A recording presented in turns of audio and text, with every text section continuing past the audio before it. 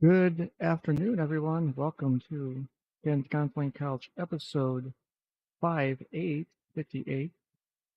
I'm your host, Kiwi Farms Ken Jennings, which for the first time in a long time, I actually had to explain to someone yesterday why I'm called Kiwi Farms Ken Jennings. It's relating to a potential guest that I am trying to get set up relating to this actual topic. So once I have a confirmation on that, we will announce it, and whether it's on my channel or their channel or platform, we'll figure that out and go from there. Today, what I want to do is kind of review the topic at hand partially. We won't go into too much depth, and kind of get an idea why it's come up as a controversial issue, and explore it and see whether or not it should be an issue. I have my take on it, and I'm curious to see others' takes on it as well. So to get this going, also first off, let me announce for those who did not read the community post or the locals post, I will be giving out 5 lucky winners today at different points during the stream, free supporter subscriptions to Ken's Counseling Couch local page. You'll get 3 months free to Ken's Counseling Couch. So if you're not a member, you can join. If you are a member and you want to enter, you can also enter as well. I'm not going to prohibit it. But if you don't want to participate, you don't have to.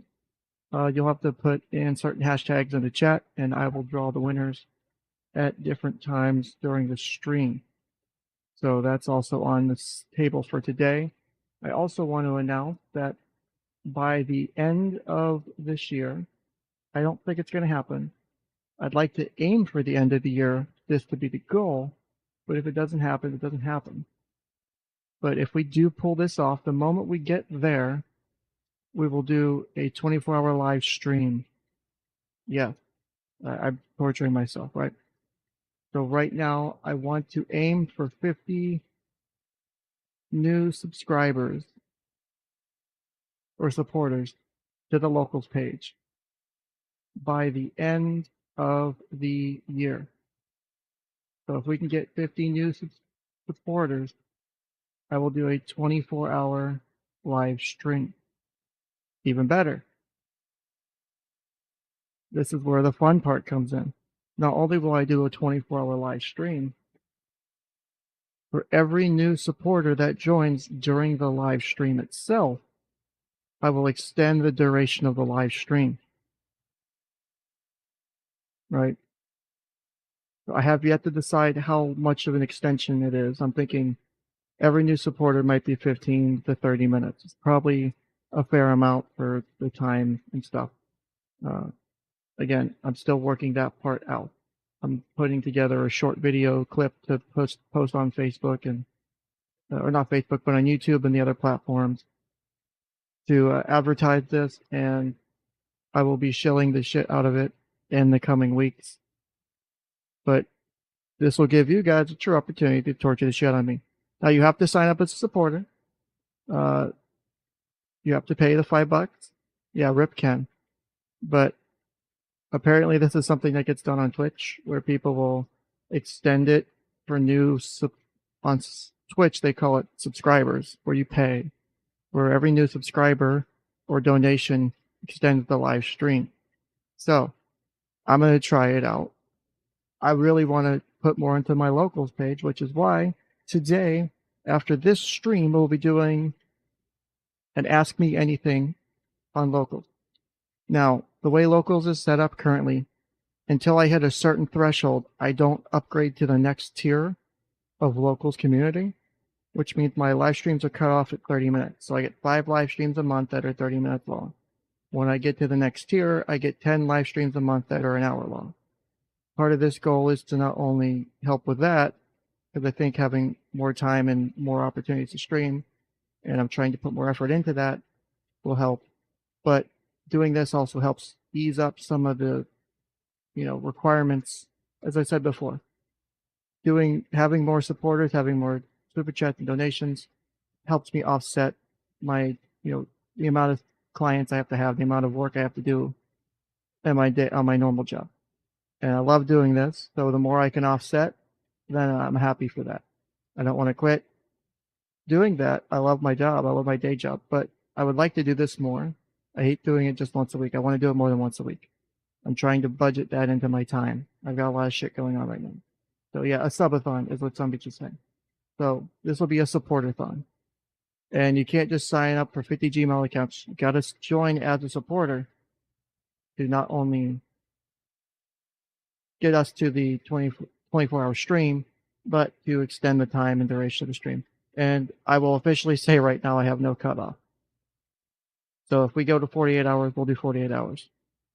But that means the supporters got to come with it. So if we hit 100 local subscribers, will you post pictures of big black couches? You know what? I might just start posting those on locals for shits and giggles. I won't send out notifications. But I will probably maybe post a few of those every now and then just for fun, because OnlyFans won't verify me. So that was the big announcements that I had to get the stream going. Right now, let me show you guys so you can see what it looks like from your perspective if you're a member of my locals. I gotta go into the view as member, but I will show you guys what it looks like. We'll share screen, Chrome tab. Let me make sure I pick the right one.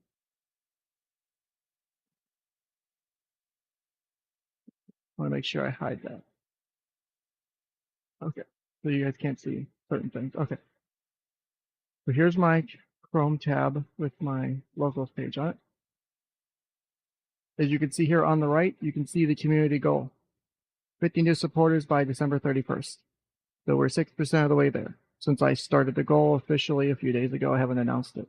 But I was messing with the new features. On locals, that's one of them, is we can set community goals. I can set new supporters or new members, but I'm going to leave it at new supporters. I'm going to set that goal for 50. So if we can get 50 new supporters in the next 2 months, then 24-hour stream. I'll probably still honor it even though. But let's try and end the 2022 off with a bang on the casting couch, as they say. So I think you guys will like the bang on the casting couch. I hope so. But we'll find out.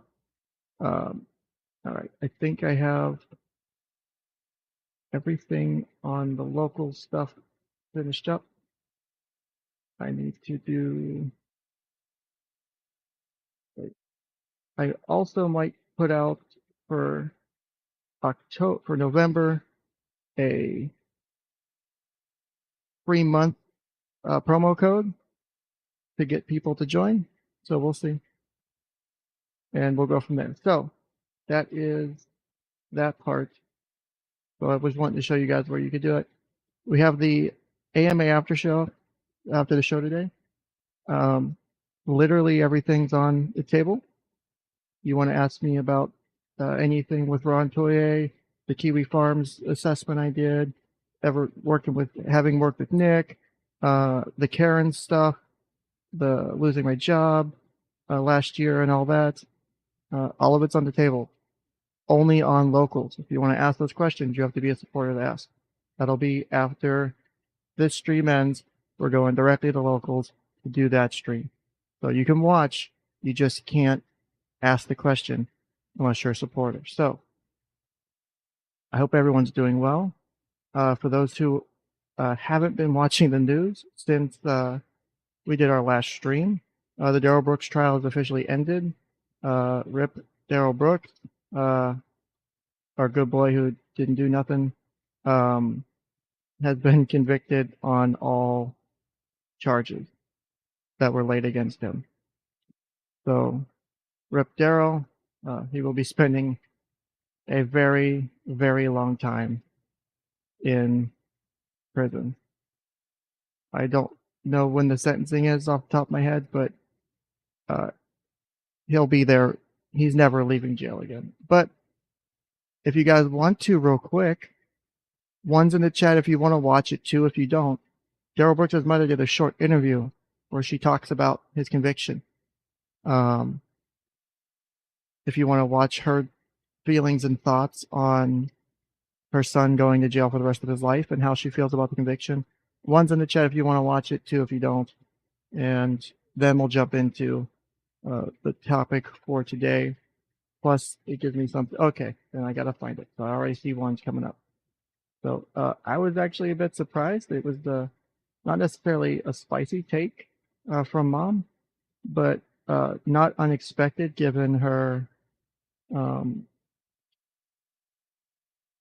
issue with the way the mental health is done in this country. So I really can't fault her for that. So let's go ahead and pull up this Darrell Brooks mother full interview.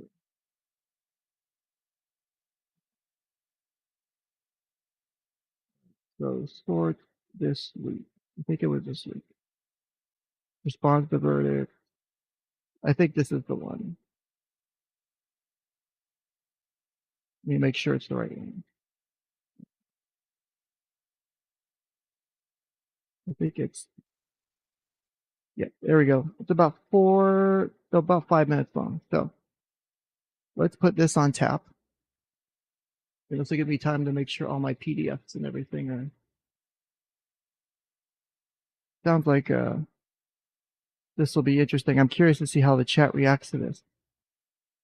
Some Beach, he was the gentleman who was, I don't want to call him gentleman. He was the man, if you can call him that, who drove through the Christmas parade last November in Waukesha, Wisconsin, and killed 6 people, one of them being a young child, and the other 5 were like members of the Dancing Grannies and other senior citizens were basically the other dead victims.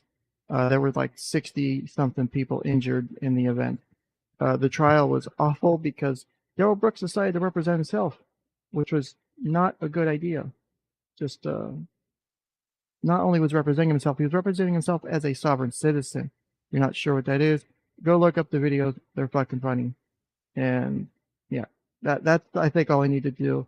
But Darrell thought Darrell didn't do nothing. Darrell, his name doesn't exist, or whatever. This is what so. Yeah, it was a clusterfuck. It was interesting to cover, clusterfuck.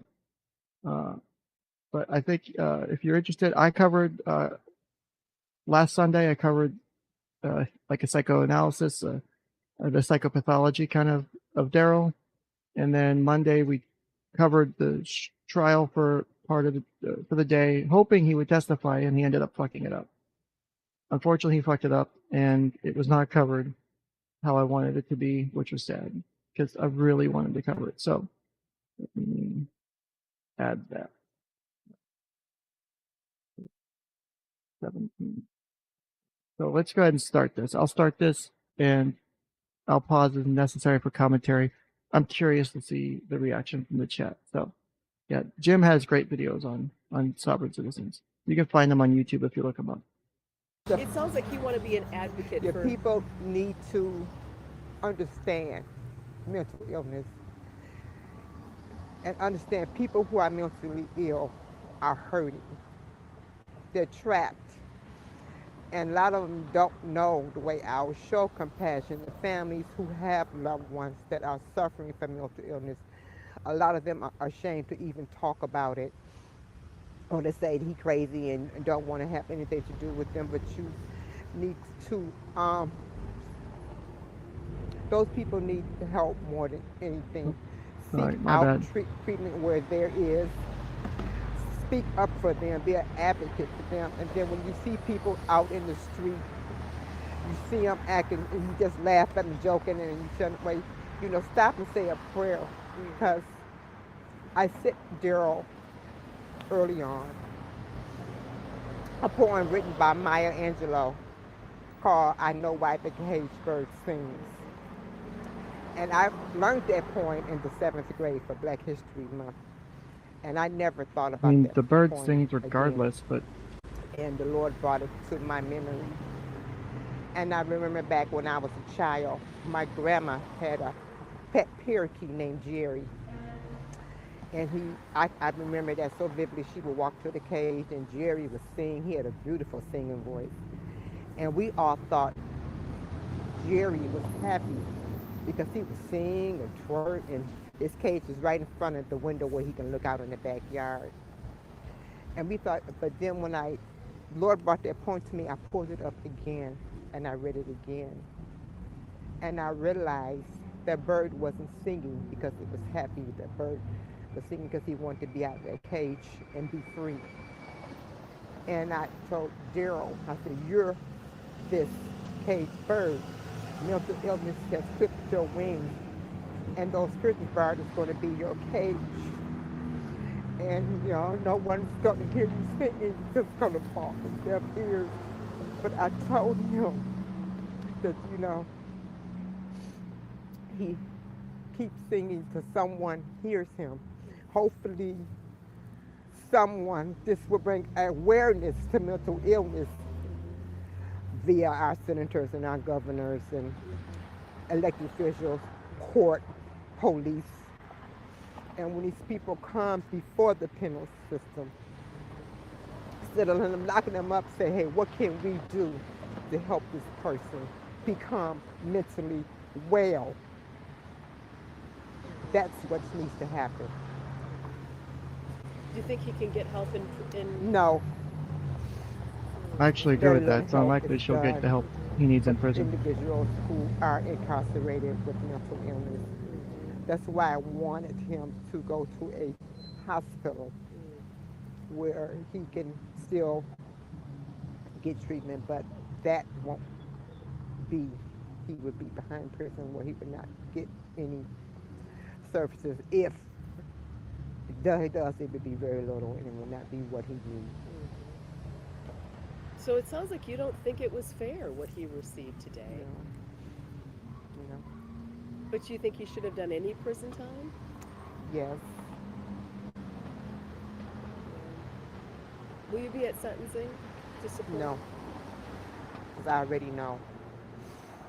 Too hard to watch. Too hard to watch.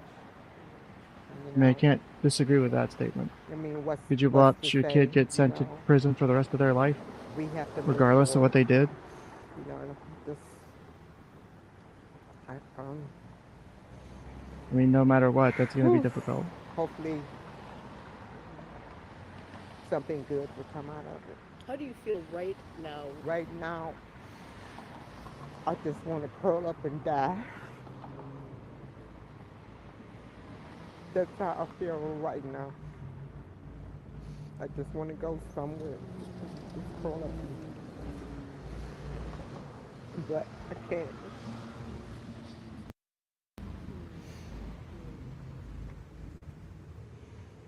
As long as my child is alive, I have to stay alive.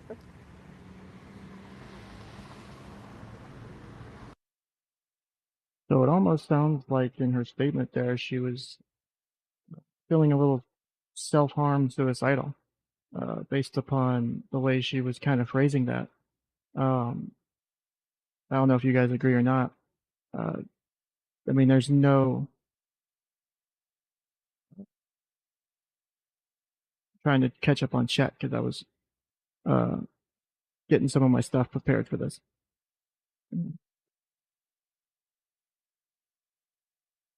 Woman who raised sociopath wants pity for the sociopath. That's great. I mean, again, that's a whole nature nurture argument. Is to obviously sociopaths more environmental, psychopath is more genetic, more biological. Generally, not necessarily all the way. It leans more one direction than the other. So, hey, welcome, Shinobu. Sounds pretty reasonable, actually. Loves her child unconditionally, but realizes he needs help more than punishment. Yeah, I think so. Okay, come on, reporter. Have the balls to ask her what would you feel if it was the other way around. Let's hear her. He needs help bullshit then. That he was ODD, the defiant disorder, and antisocial. I mean, of course, well, technically, so here's the thing is, this is something that I've seen more than once get brought up during the trial and during the coverage of Darrell Brooks is oppositional defiant. You can't call him necessarily oppositional defiant because it's likely that, well, one, because A, he has antisocial personality disorder. That's been diagnosed by at least one psychologist or more during the tendency of his proceedings since the event. We know that much at the very minimum.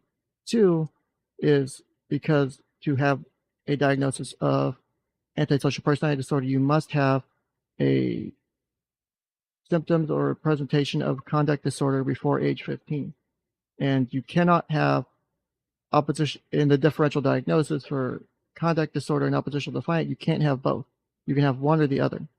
So like if I go to, I'm pulling it up real quick. So if I go down here to, in the, did I go past it? Oh, I went too far. Here we go. So we'll pull this up real quick. This is in this section for oppositional defiant, and it says the differential diagnosis section. So differential diagnosis, conduct disorder. Conduct disorder and oppositional defiant disorder are both related to conduct problems that bring the individual in conflict with adults and other authority figures, teachers, work supervisors. The behaviors of oppositional defiant disorder are typically less severe nature than those of conduct disorder and do not include aggression towards people or animals, destruction of property, or a pattern of theft and deceit. Furthermore, oppositional defiant disorder includes problems of emotional dysregulation, i.e. angry and irritable mood, that are not included in the definition of conduct disorder. So, as far as that's why when I hear it, it's one of my little pet peeves. No offense. This is one of my little pet peeves. I hear that and I'm like, I gotta make sure I lay the record down. Correct. Yeah. I don't know if it was on the record of him being diagnosed with that, but to be able to diagnose it as an adult, you have to be at least presented with that as a child before age 15, because it's pretty important for the diagnosis. It's fine. Like I said, nothing against you. Also, I'm not diagnosing anybody. Do I need to put the disclaimer back up for you, Tim? Where's the damn disclaimer banner? Nope, wrong one. Nope, that's the wrong one too. Where'd it go? This is not a professional diagnosis and personal opinion informed by professional education and experience, and does not reflect the views of any professional organization. Thank you, Tim, for requiring the ticker banner today. I haven't had to put the ticker up today. Thank you. Good job, Tim. There's your shame. No, Tim, you take your plural gang somewhere else. Yeah, I still want to hear. God damn it, guys. You're doing this on purpose. I'm triggered right now. So, shit, real quick. I was going to do something else while I was thinking about it. Where'd it go? Also, for 50 Canadian dollars, Shinobu sends nothing. Thank you, buddy. I love you. Use a man. They put whatever you want in chat. I'll pull it up and I'll read it because I don't know if you meant to send that without text. So thank you for the first super chat of the day. Shinobu. Also, make sure you subscribe to my locals if you want to be able to ask me anything after this show. Yeah, it's fake money anyway. I know. All right. So, without text, okay. If you want it without text, I'll do it without text. All right. Also, I've been thinking about working on a side project program because I've been listening to Nick and a bunch of other streamers bitch about using Odysee and Rumble and trying to multi-stream. And I know I've been having issues with trying to put all the information in different boxes. So I've been considering writing a program to make it to where you put the information in one window, like a running program, and it automatically creates the streams and pulls back your stream keys. And so all you have to do is put the stream keys in StreamYard for Rumble, and your Odysee stuff is all ready to go. And so it just automatically submits those for you from one window, and it simplifies the process because it does take, a bit of time. So it does take a bit of time to, post do the descriptions, and everything like that. So let's pull up. So for those who haven't been able to sort of guess who my potential guest is, this topic is pretty much an indicator of who that might be. They've covered this issue regarding the sex education changes in this school district, and they are very vehemently against it. And some of you will likely agree with that guy. I, however, believe that not all of this is necessarily a bad thing. And we'll go over that. So let me go ahead and, oh my God, if I can find the right thing. Wait, is this the right one? Okay. Because I've downloaded most of this on my phone, I just didn't have it readily available on my laptop. So what I think we'll first do, because this is probably just as important to the overall discussion, in my opinion, is we will read some of the documents that were used to source and justify the changes in this curriculum, right? So if I go to, where'd it go? Got like a bunch of tabs open. Wait, go back. Nope, wrong one. Wrong hole, wrong tab. Is this it? Executive summary. All right.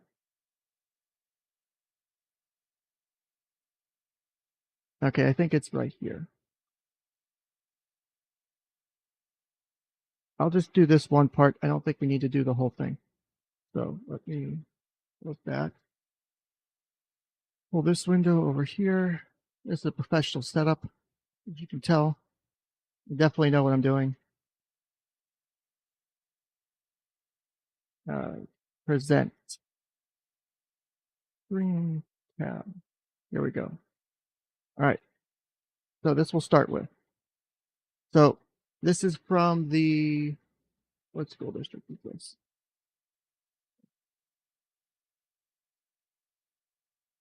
The 𝐓𝐢𝐩𝐬 School District in Wisconsin. So first, they had this executive statement and summary. It just gives a background on why they've decided, the purposes for the committee to analyze this thing and the different things that are going to be changed in it. So first off, it's not titled sex education. It's titled Human Growth and Development Curriculum Executive Summary, which is a proper way to title it because it is human growth and development, right? So we are talking about the way we grow and change, and one of the core classes in any undergrad or even graduate program in psychology, social work, mental health is human growth and development, because understanding the changes of a person, the body, the mind, they all factor in enormously into what we end up doing in therapy a lot. So what we'll probably be reading today, this will be the main thing we're going to read. Is part of this is this, we're going to read the overall calendar of the standards for the different grade levels from the National Sex Education Standards. We will be reading I think it's the board policy 2414 will be right after we go over this. And then the data from the Youth Risk Behavior Survey. This is something that gets done on I think an annual basis.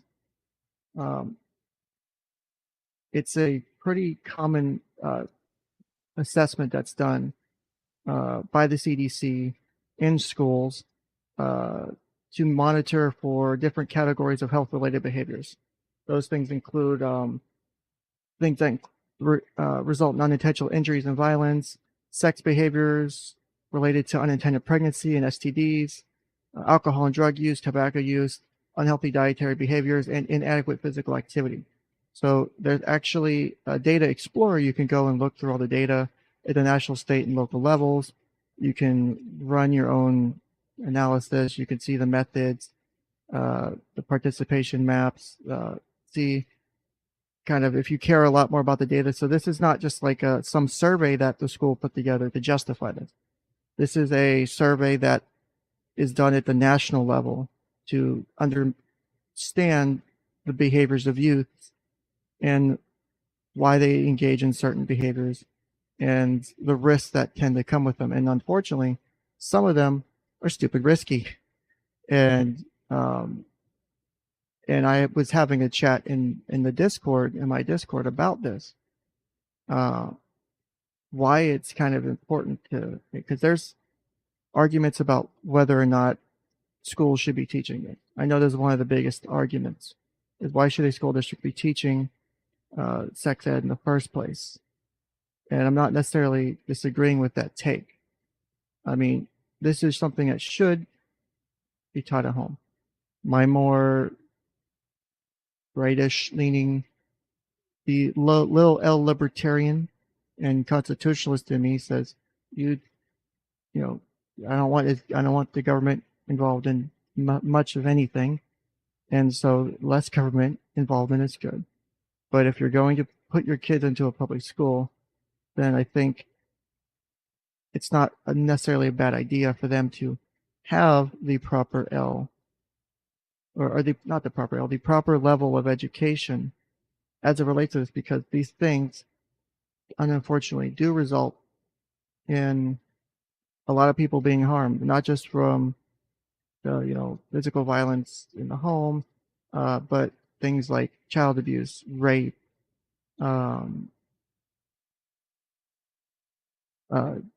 molestation. You have, and that's not just from caregivers, family, because again, if we go back over in some of my previous many shows ago, most sexual abuse is done by someone the victim knows, not stranger danger.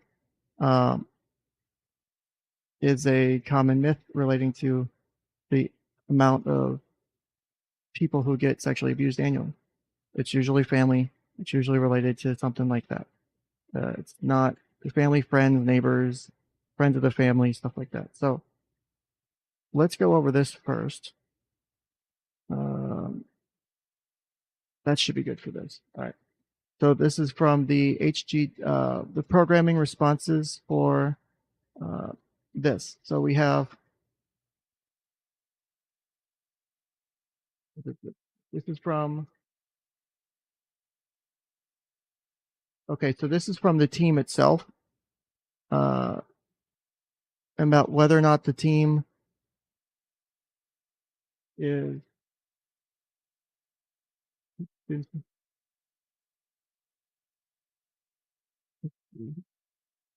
I guess this is the team and the grade levels that they believe it should be taught at. Let me verify that, because this seems weird now that I'm reading it. I thought this was a different document. All right. That was survey results. Before Mexico Community Interest Survey was sent out, responses were collected. Committee notice made.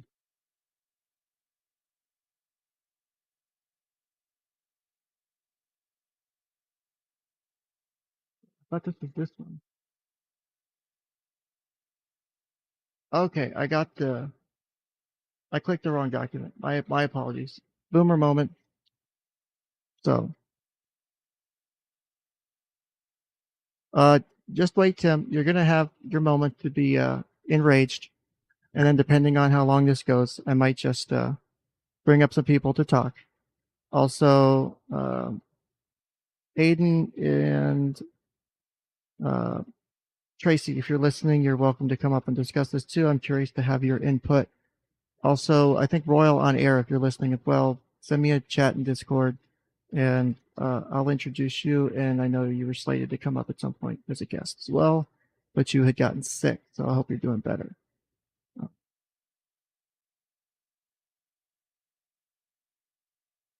Right, Rio, the statistics on how many kids get, like, if I could pull them up real quick. I guess I'll segue real quick.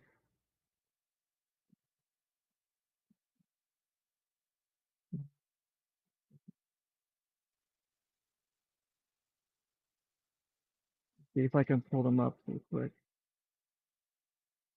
I think here we go. I won't pull it up on screen. I'll just see if I can. About 93% of children who are victims of sexual abuse know their abuser. Less than 10% of sexually abused children are abused by a stranger. That's coming from 2015 Child Abuse Statistics, Rape Abuse and Incest National Network, so RAIN. Let's see. Here, let me pull up that real quick to go to the source. About 1 in 6. About 93%. Where is this coming from? Where's the sources on this?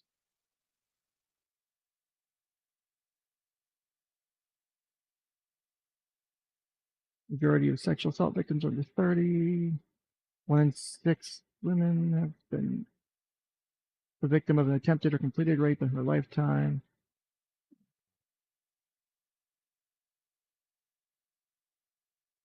I think this is from.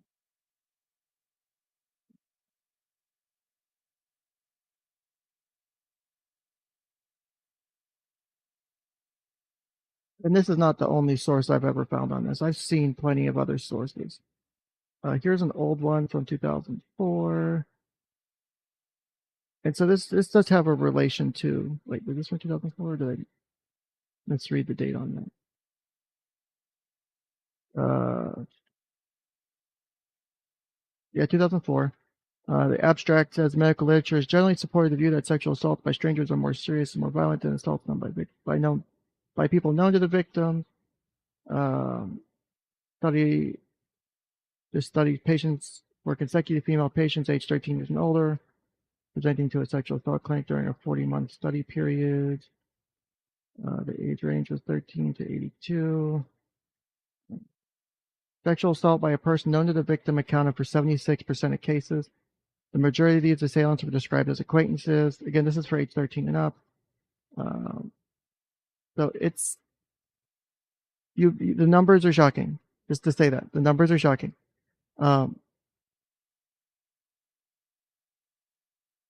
That's kind of the take where I feel on this. We need to teach more about suspicious and concerning behaviors than so much stranger danger.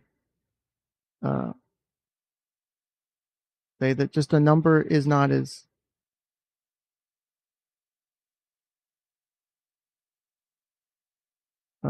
could being sexually abused without being battered or hit as a child once cause memory issues as an adult. I guess it depends on the circumstances because everyone's interpretation and how they relate to their sexual abuse is different. For example, some people will, and this is not as uncommon as you think it is. It's not rare. A lot of people, to them, their sexual abuse wasn't severe. They didn't find it as a traumatic thing. They found it interesting or pleasurable at the time. Obviously, they didn't know any better as far as it being something that's not supposed to happen, that you're not supposed to engage in this. But there's a lot of times you'll have guilt over having enjoyed it, even though it was not the right thing, it was wrong. Those kind of things. And also, Spectre, that is a lie. You know you would. So, I mean, I would probably disagree. I think because we have done nothing but try to helicopter parent for the last few decades, and it has done, I think, nothing to really change things. In my opinion, I don't think it's done shit. It's probably made it worse, because now, instead of being out and about and having opportunities to tell friends, and parents are afraid to leave their kids alone. I mean, just the other day I saw a meme on Facebook about and people in the comments arguing about back when we were kids, we could go trick-or-treating door to door, but nowadays a lot of parents prefer the trunk or treat thing, where you'll line up in the church parking lot or the school parking lot and go from trunk to trunk and do trick-or-treating. It's much safer, because we're worried about what will happen to the kids if we go, outside of, if we go somewhere else. Because apparently, if we do that, that's not safe. We must go trunk-or-treating, when in reality, it's more likely that the people that are hurting them are the people that are standing right next to them than the other way around. Kind of morbid, I know, but it's how it works. Yeah, helicopter parenting damages the ability for kids to be resilient too. Absolutely. That actually might be an interesting stream. I don't want to. Oh fuck! I think my Adobe's crashing. Give me just 1 second while I fix this. That's what happens when you totally use legitimate copies of Adobe and have unsaved work pending in your RAM, and haven't been running Stable Diffusion for hours and hours, creating new art. Yeah, I've been building new hobbies recently. One of them is playing with Stable Diffusion and novel AI. It's fucking amazing. The fucking way that works is so cool. But I'm not going to geek out on that now, because I'll geek out on that for a while. After I'm done with this and the AMA, I have to fix my 3D printer, because I accidentally wiped the firmware on my 3D printer, one of my 3D printers. So I have to redo my firmware. Yay me. It's not too long, but I needed to update it anyway, because the new firmware I have will actually, the new firmware update that I have to install will allow me to do different features I could not do previously with my printer, and I'm excited to be able to do that. So, all right, open this data. I've got so many PDFs of interest surveys, scorecards, assessments, because I like keeping all that stuff on hand, because you never know when it'll be good for clients, or for even doing live streams or stuff like that. So, you don't want to know the AI generated stuff I'm making. Just leave it at that, buddy. If I make anything SFW, I'll be sure to share it with you. I did, however, create on, I think it was on the DALL-E website, not my custom installation of Stable Diffusion on a Google Colab instance. But yeah, so this was just a shitty one. I did a Ken Jennings hot tub DALL-E request and got some really funny results. Yeah, so Chanel, but that's exactly the new 2.1.1 Marlin firmware supports linear advance with the stock TMC 2208 drivers, so you can actually do that now. So it's pretty cool. So, all right, now I've got this finally working again. Here we go. So this will be part of what was used. Let me do it this that way. It doesn't change the size too much. All right, so this is the Youth Risk Behavior Survey data for Human Growth and Development Review for the school district winter, spring of 2022. So This is last year. This is used to help create, not recent, like, but about a year ago. So last winter, early spring, and this is used to help formulate the creation of their new human growth and development.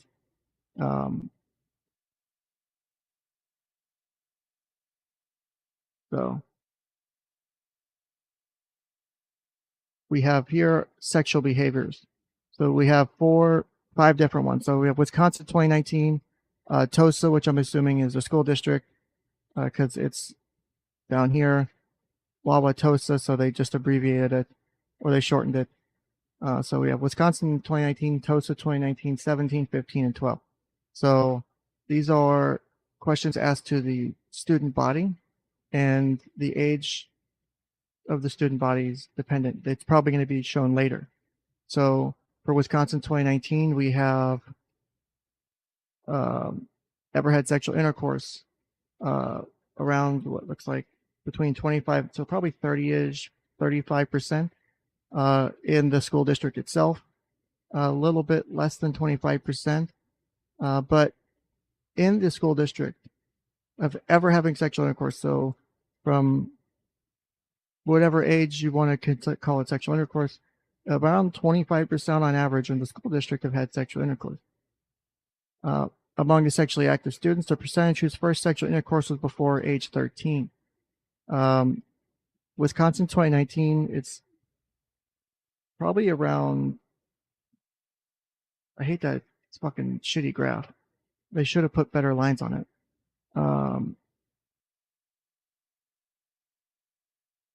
Looks maybe around 8 to 10%, maybe. It's not, or maybe like 8%. I'll give it like 8, maybe 7, 8%. In the school district, maybe 4 to 5%. So their first sexual intercourse was occurring before age 13.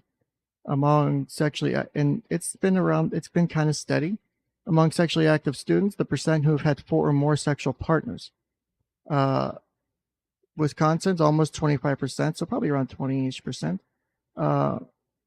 TOSA school district in 2019, probably a little less than that, but it's gone up significantly between 2012, 2015, 2017 to 2019. You've had a huge spike. So this isn't 2020 Corona, this is 2019. You've had a huge spike in sexually active kids and teens, and a lot of them are having more than 4 sexual partners. That's a problem if it's done wrong. Current sexually active within the past 3 months, Wisconsin around 25%. Probably 15-ish% here in 2019. 2017, there was a huge drop when they did the survey, but depending on when they do the survey and other factors, who they survey. But sexually active past 3 months in 2012, 2015, pretty consistent with the current data. Among sexually active students, the percentage who used a condom during last sexual intercourse in 2019, overall Wisconsin, a little over 50% are using condoms. Probably around 60-ish% in 2019 in the school district are using condoms, around 2/3, I would guess. But that's a drop from 2012, where between probably 85 to 90-ish% up here are using condoms. It's dropped. That's a lot of it. That's a big drop. Right, that's a big drop. So let's go to the next one. Sexual violence. So from Wisconsin and the school district in 2019. Ever been physically forced to have sexual intercourse when you did not want to? 7% in Wisconsin, 4% in the school district. Ever been forced to do sexual things you did not want to do? Wisconsin, 20%, school district, 22%. Ever been forced to do sexual things that you did not want to do by someone you were dating or going out with in the last 12 months? 13% for both the school district and Wisconsin. Ever been physically hurt on purpose by someone you were dating or going out with in the last 12 months? 8% Wisconsin, 7% school district. And then for this sexual violence chart, composite measure, any sexual trauma, sexual or dating violence, including rape, sexual assault, dating violence, or physical dating violence. 24% Wisconsin, 25% in the school district. A fourth of the students who are sexually active or who've had sex, I would guess who have had sex, have been some sort of sexual trauma. That's a big fucking number. Sexual violence by gender. Percent of Wauwatosa High School students who experienced sexual violence by sex. Youth Risk Behavior Survey 2019. 2% have been raped were males, 5% females. 4% of males experienced sexual dating violence in the last 12 months. 11% of females did. Ever experienced sexual assault? 11% of males did. 32% of females in the school district have experienced sexual assault. Again, that's high school students, not just sexually, like, just doesn't say have requirement of it. So 32% of the females have had sexual violence or sexual assault experience ever in that school district. That's a lot. Sexual violence and reports of suicide ideation. So one of the areas I work in is dealing with, I've worked with several kids who've had suicidal ideations, and it's not a fun thing to deal with. Figure 9% of Wauwatosa High School students who report suicide ideations and attempts by whether students have experienced sexual or dating violence. So it basically determines have you ever considered suicide and whether or not they've ever had sexual or dating violence. So it's basically seeing if there's a relationship between the having had sex or dating violence and suicidal ideation. So 11% who have not had sex or dating violence have considered suicide. 30% have. So again, that's back to that, if we use the 11% male, 32% female, 30% of those females, 30% of those males have considered suicide. 7% who haven't had any of those sex or dating violence have had a plan. 24% who have experienced it have had a plan. 2% have attempted suicide who have not experienced sexual or dating violence, and 11% who have experienced sexual or dating violence have attempted suicide.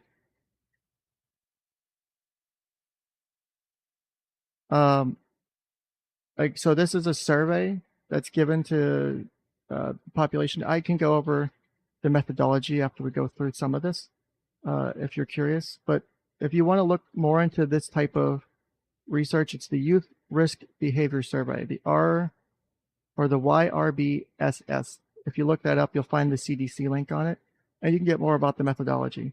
It's actually something I was considering covering long before I discovered this article and this controversy that's been going on. Demographics by sexual identity. So it doesn't say percentage, but it looks like a super majority identify as straight cisgender, with the decent wedge of the pie here in 2019 identifying along the LGBT spectrum somewhere. Mental health concerns, LGBT versus straight cisgender. So figure 10 is percent of Wauwatosa High School students who report mental health concerns in the past 12 months from the 2019 Risk Behavior Survey. LGBT students are in red and straight cisgender students are in orange. It's a weird color combination, but whatever. So significant anxiety is almost 80% in your LGBT population, around 50% in the straight cisgender. Prolonged sadness, 55 compared to 20, probably 23. Non-suicidal self-harm, so cutting would be non-suicidal self-harm. Cutting with just to feel pain relief, not cutting to try and actually kill yourself would be something like non-suicidal self-harm. LGBT, it's around 45%. Non-suicidal for self-harm, around 12 to 13% for straight cisgender. Seriously considered suicide, 35% or so for LGBT versus probably 12% for straight cisgender. Made suicide plan, 27% for LGBT versus less than 10%, almost 10% for straight cisgender. Attempted suicide, about 12% versus maybe 3%. And then reported any of the previous mental health concerns, 80-something% of the LGBT have versus 58%, I would guess, of straight cisgender students. So let's see, let me scroll back to the right window here. Do suicide ideations count if they're drunk suicide ideations? Are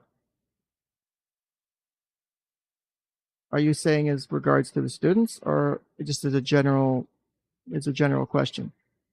Suicide ideations, like the moment anyone presents to me with a statement of self-harm, like I immediately lock it down and I go, okay, are we joking or not? Because I need to, like, and I don't ask it like that, but I've got to determine, is this a joke or is this a subtle request for help? because a lot of people are afraid to ask for help, unfortunately. And sometimes that ends with people ending their lives. And that's not okay. I definitely don't find that okay. So that data was used to help the school district determine the changes in their curriculum. And I think it's an interesting observation because some of that information is pretty important to know. They say drunk words are sober thoughts. Well, because, I mean, alcohol reduces your inhibition, so it makes you more likely to say things that you might not. So people who are drunk will, people who are intoxicated will tend to be sometimes more honest. They might just be musing about the world. That's why having those conversations when you're intoxicated doesn't help. But finding the information out, just in Nick's Discord a week or two ago, someone mentioned their kid broke up with a boyfriend, and the boyfriend was sending messages about self-harm and wanting to kill themselves, and asked if they should contact the mom or if they should take it seriously. I said absolutely you should take it seriously, considering the second leading killer of children and adolescents is suicide, behind accidents, over cancer, guns, all of that shit combined. Suicide, or homicides, suicide is the second leading cause of death in children and adolescents. Take it deadly serious. Do not fuck around with it. The worst thing you do is you piss off the kid and you piss off the ex-boyfriend, and maybe the mom's not happy. The other mom's not happy that you were in their kid's life, but you may have saved their kid's life. Worst case scenario, that. Best case scenario, you did something to keep the kid alive. So, I'm trying to figure out what this other survey was. I'm assuming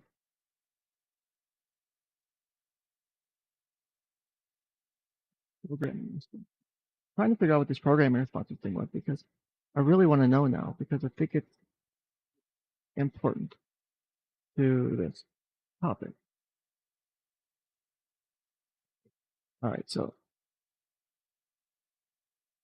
the interest survey was sent out to the greater community. Respondents were selected. Following criteria 9140 inspection. Ad hoc advisory committee whose role is to advise the school board, parents, teachers, and school. The other residents of the school district should compromise the committee. No one category of members will have people not thank the committee. Let's see.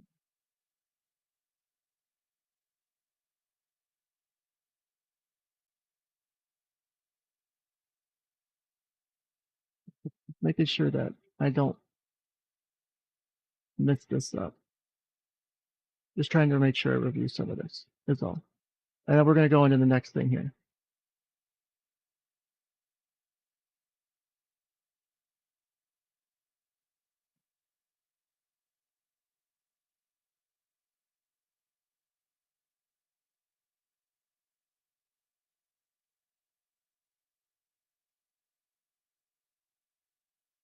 Okay.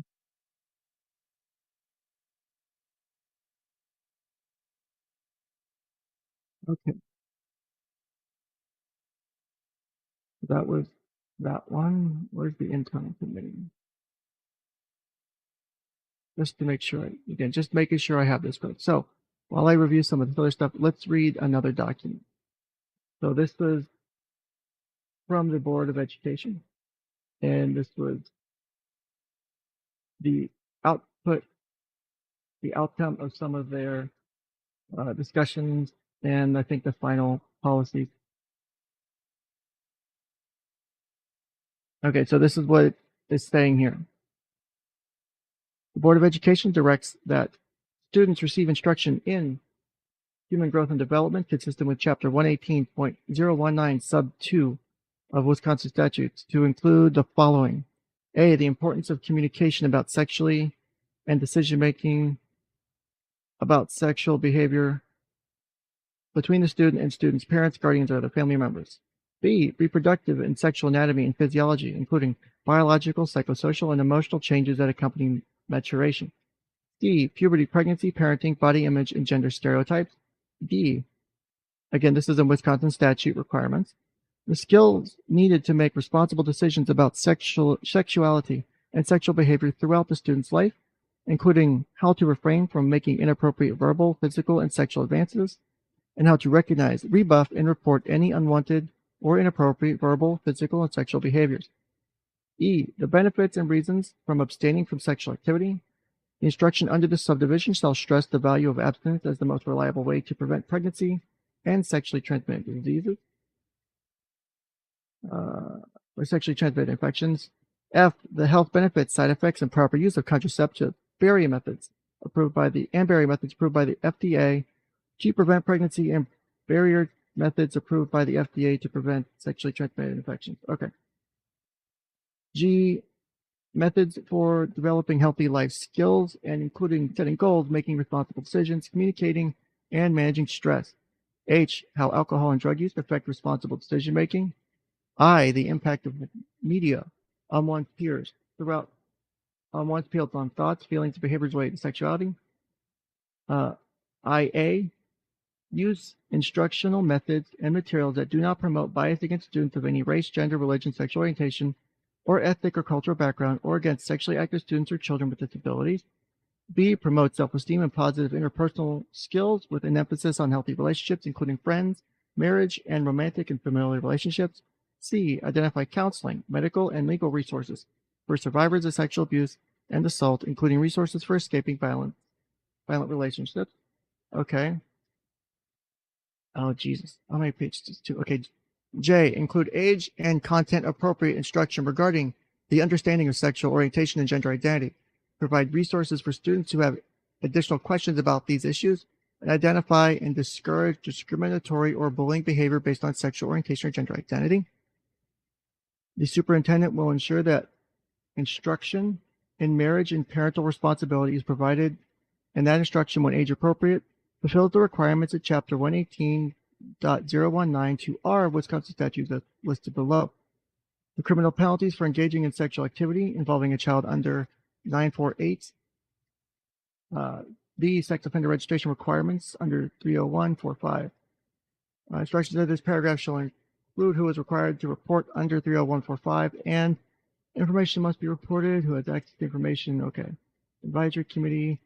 The parent committee shall review the curriculum at least every 2 years. The district shall provide parents annually with an outline of the human growth and development program used in their child's grade level, as well as information regarding how the parents may inspect the complete program and instruction materials. Prior to use in the classroom, the program shall be made available to parents for inspection. The district shall notify the parents in advance of the instruction and give them an opportunity prior to instruction to review the complete program and instructional materials, and of right to have their child excused from the instruction. Okay. So that's what the expectations are being set. Now, we get into the standards that were set by, okay, so let me go back a bit to where, so we can either A, go over the standards, or B, we can start diving into some of these grade level lessons on sex education / human growth and development. So this is, okay, I got the kindergarten one here. There's the first grade one, second grade one. All right, where's the third grade one? Okay, that's grade 2, grade 1.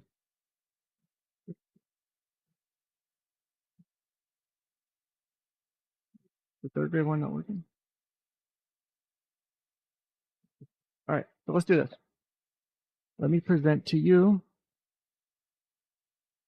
the next document. So this will be an interesting one.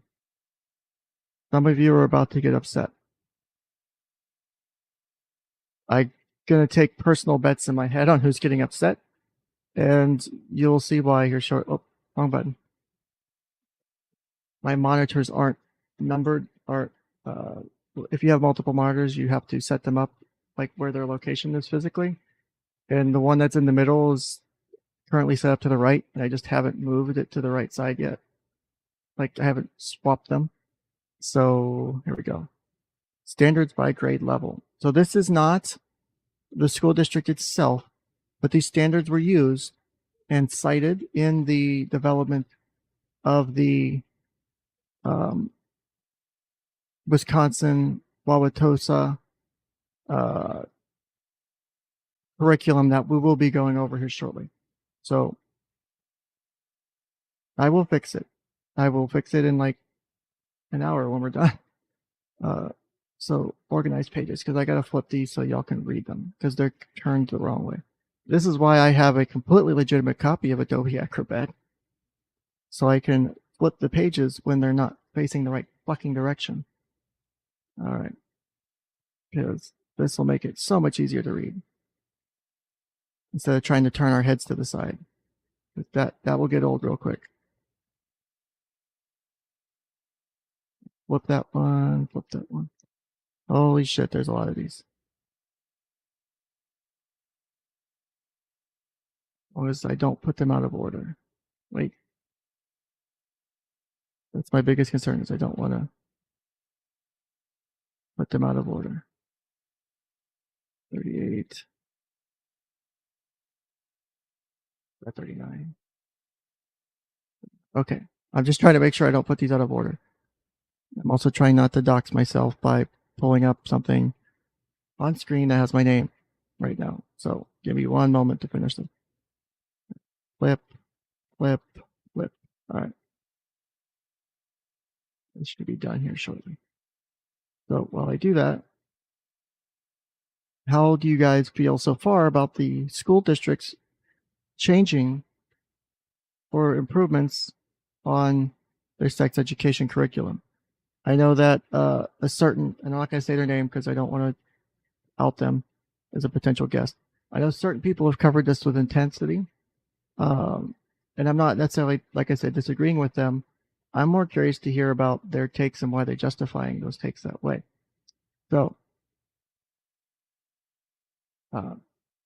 this whole court is out of order. Okay, you're out of order, Mr. Jen Kennings. I know, we all know. All right.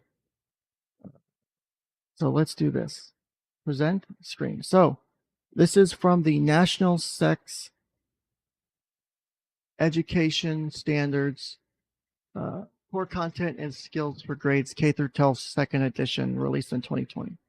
So this document was helped to inform what would become part of the Wauwatosa curriculum. And I'll be the first to say on here that a lot of this information isn't necessarily bad, right? It's going to come back to, in my opinion, people's personal beliefs on the teaching of sex ed in school. So we will start out with the standards by grade level. So let me real quick put a marker here on my YouTube thing. All right. So we will start with the standards by grade level for grades K through 2. And as I zoom in here, you have, and they'll be abbreviated, and you'll see these citations later when we go through the curriculum, like the different grade curriculums. As you'll see, like CC, INF, AI, ICDM, GS. And these are the different core areas, the different areas of teaching, and the citations to the different standards in this document you'll see. And you'll also see citations to some of the Wisconsin law is to the development of the standards. So for your core concepts, analyzing influences, accessing information, interpersonal communications, decision-making, goal setting, self-management, advocacy is your main area. So let's start with consent and healthy relationships. By the end of the second grade, students should be able to, and so I'll read each column and then we'll go to the next column.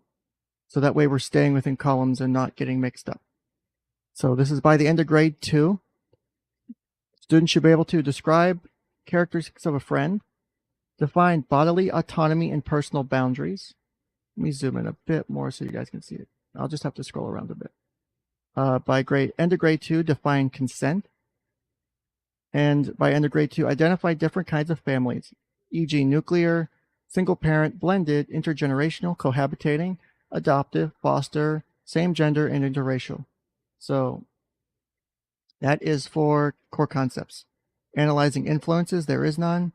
Accessing information for K through 12, there is none. for this specific thing. So for consent and healthy relationships. So that's the category and then the different sections within it, right? So interpersonal communication. Demonstrate how to communicate personal boundaries and show respect for someone else's personal boundaries. Explain why it is important to show respect for different kinds of families, such as nuclear, single parent, blended, intergenerational, cohabitating, adoptive, foster, same gender, and interracial. And that's that. And for self-management, identify healthy ways for friends to express feelings both physically and verbally. So that is the standards for K through 12 on consent and healthy relationships. We move down to anatomy and physiology. By the end of the second grade, students should be able to list medically accurate names for body parts, including the genitals. And then a citation here to other things. And then that's all we have for K through 12 on anatomy and physiology. Puberty and adolescent sex development. There are no items for grades K through 12. Grades K through 2, or grades K through 2, I'm sorry. Grades K through 2, gender identity and expression. By the end of second grade, students should be able to define gender identity, and gender role stereotypes. Discuss the range of ways people express their gender and how gender role stereotypes may limit behavior. And there's no other parts for gender identity and expression, just the core concepts here. We move on to sexual orientation and identity. There are no items for grades K through 2. For sexual health, by the end of the second grade, students should be able to define reproduction and explain that all living things may have the capacity to reproduce. 4 core concepts and no other columns involved. For interpersonal violence, grades K through 2, students should be able to define child sexual abuse and identify behaviors that would be considered child sexual abuse. There's an asterisk here. Okay, so then we move on to accessing information. Identify situations that may be uncomfortable or dangerous, such as bullying, teasing, or child sexual abuse. Identify trusted adults, including parents and caregivers, that you can talk to about situations which may be uncomfortable or dangerous, such as bullying, teasing, and child sexual abuse. And then for interpersonal communication, we move over to this one.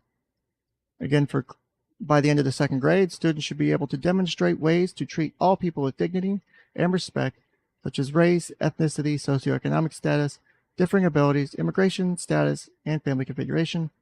And this last one is decision making. Yeah, that's the last one for this part. Demonstrate ways to start a conversation when seeking help from a trusted adult about an uncomfortable or dangerous situation, e.g. bullying, teasing, child sexual abuse. All right. So that is the standards for grades K through 2. How do we feel about that? Do we dislike? Those are the national standards set forth by, I forget the name of the body.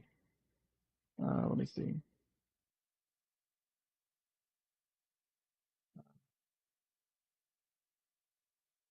I think it was the Sex Education Collaborative that helped form this standard. I think, I could be wrong. Well, this is human growth and development. That's probably something else. I would agree that that's important to know, but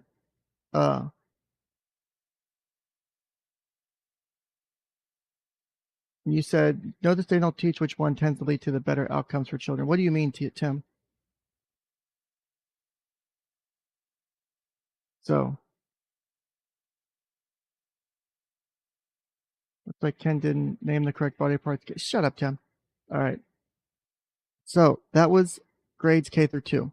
So by the end of the second grade, those are the expectations using the national standards, which were cited pretty significantly in the 𝐻𝐨𝐿 school district curriculum. So, nuclear family. It's not necessarily, again, Tim, you're thinking as an adult. You have to think, you can't teach and expect a 5, 6, 7-year-old to understand that. They won't get it off the bat. Those require metacognition skills, which you don't get until adolescence, sometimes late adolescence, right? That's adult levels of thinking. You're kind of getting ahead of Again, we're starting with kindergarten through second grade. So K1, 2. Kindergarten, first, second grade. So roughly age 5, 6, 7 is what you're talking about for this, plus or minus a year on either side of those, depending on how smart your kid is, development level, and when their birthday is, because that'll fuck up when you get to start too. So that was grades K through 2. Yes. God damn it, Rio. Unfortunately, you're really right on that one, because sometimes they never get them. So grades 3 through 5. Consent and healthy relationships. Tim, I disagree with you on that. That is beyond their comprehension skills. They don't understand. If I start citing statistics to a fucking 5-year-old, they don't understand what the hell you're talking about. You have to put it in the cognitive level. Again, children at that age are very concrete thinkers. Rio probably could speak well to this, as having taught. Children are very concrete thinkers, especially at a young age. It has to, like, they will not, if you tell them that, they'll, again, because they're taking your word when you teach them that this thing is the fact. Right? You can, hence why it's easy, for example, to groom kids at younger ages. As they get older, it's a little bit harder. Also depends on their cognitive skill, because they have the trust and ability and lack of ability to process things beyond a certain capacity. Teaching gender affirming therapy versus doing gender affirming therapy is different. I have my own issues with that. It's a therapist in the field. I have my own issues with it. Trust me. It's someone who has my own issues with that issue personally and my own mental health. I can tell you I'm not along the major agreement of many of the people there. So Greg says maps and the people wrote this on the wall. Well, we're not done. We still have to get through the other grades. And I'll wait till you see some of the lessons that we're going to be looking at in a little bit. So let's get through the standards, and then we can jump into the lessons themselves, because I would like to make this a 3-hour stream so we can do the AMA. It'll probably be, depending on how long and how many people join the after show AMA, we'll do that. And maybe go from 30, because again, each stream is limited to 30 minutes. So if we have enough people, enough questions, I'll do a follow-up to do 60 minutes worth of AMA and just general shit talking. Grades 3 through 5, back to consent and healthy relationships. By the end of the 5th grade, students should be able to describe the characteristics of healthy versus unhealthy relationships among friends and with family, explain the relationship between consent, personal boundaries, and bodily autonomy. For core concepts, for consent and healthy relationships, accessing information, identify trusted adults, including parents and caregivers that students can talk to about relationships, communicating in interpersonal communication, communicate personal boundaries, and demonstrate ways to respect other people's personal boundaries. Hey, Tim, you can use that as also property being personal boundaries, just to poke fun at you. All right, anatomy and physiology for grades K 3 through 5. By the end of the 5th grade, students should be able to recall the human reproductive systems, including the external and internal body parts and their functions, and that there are natural variations in human bodies. And that's it for 3 through 5 on anatomy and physiology. Puberty and adolescent sexual development. By the end of the 5th grade, students should be able to explain the physical, social, and emotional changes that occur during puberty and adolescence, and how the onset and progression of puberty can vary. Again, we're in core concepts. Describe how puberty prepares human bodies for the potential to reproduce, and that some healthy people have conditions that impact the ability to reproduce. Explain common human sexual development and the role of hormones. So, example, romantic and sexual feelings, masturbation, mood swings, timing of pubertal onset. We're still in puberty and adolescent sexual development. And describe the role hormones play in physical, social, cognitive, and emotional changes during adolescence, and the potential role of hormone blockers on young people who identify as transgender. So that is under puberty and adolescent sexual development, core concepts. Now we move over to, what is it? Accessing information. For puberty and sexual development, by the end of the 5th grade, Identify credible sources of information about puberty and personal hygiene. Identify trusted adults, including parents, caregivers, and healthcare professionals whom students can ask questions about puberty and adolescent health. And that's it for that one. And so we have on goal setting, make a plan for maintaining personal hygiene during puberty. And that's the rest of that for puberty and adolescent sexual development. Now we move on to gender identity and expression. By the end of the 5th grade, students should be able to distinguish between sex assigned at birth and gender identity and explain how they may or may not differ. Define and explain differences between cisgender, transgender, gender non-binary, gender expansive, and gender identity. Explain that gender expression and gender identity exist along a spectrum. Describe gender role stereotypes and their potential impacts on self and others. And is that the same section? Yes. Okay. Same section. By the end of the 5th, that's the end of the gender identity and expression. Okay. Then we move on to accessing information. Identify adults, trusted adults, including parents and caregivers, whom students can ask questions about gender role stereotypes, gender identity, and gender expression. Identify trusted adults. Oh, I'm sorry, that's the wrong one. And then this is advocacy. Demonstrate ways to promote dignity and respect for people of all genders, gender expressions, and gender identities, including other students, their family members, and members of the school community. So that is the grade 3 through 5 gender identity and expression curriculum standards. Grade 3 through 5 continued. We are now on to sexual orientation and identity. By the end of grade 5, students should be able to define sexual orientation, differentiate between sexual orientation and gender identity, accessing information. By the end of 5th grade, students should be able to identify trusted adults, including parents and caregivers, whom students can ask questions about sexual orientation. And for advocacy, demonstrate ways to promote dignity and respect for people of all sexual orientations, including other students, their family members, and members of the school community. That is the sexual orientation expectations for by the end of grade 5. Now we're on to sexual health.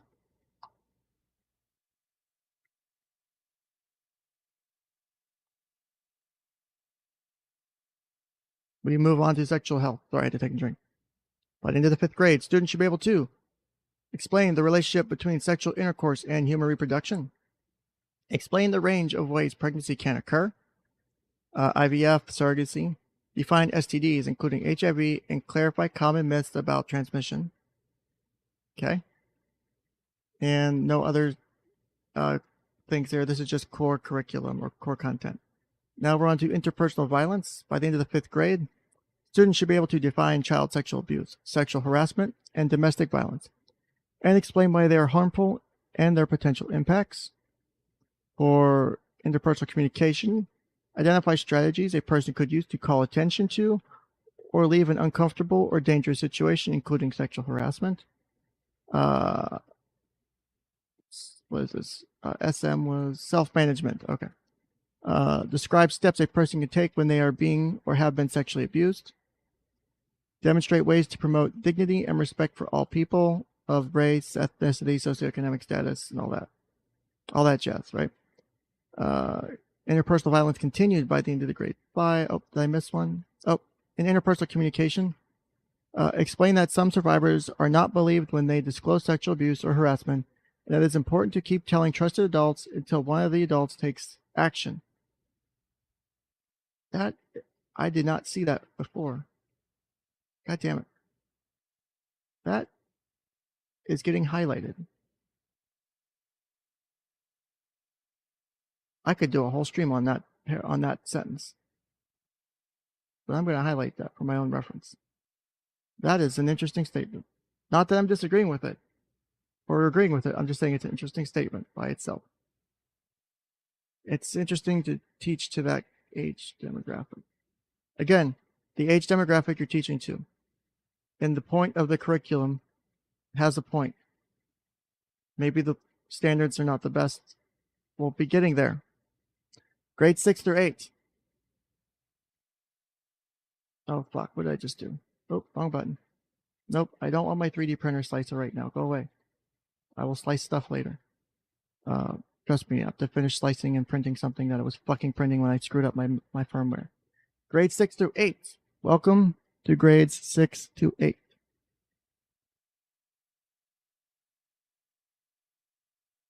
Rio, you said you were a teacher. What grades did you teach, or where did you teach? Was it elementary, middle, high school, college, teaching in another capacity?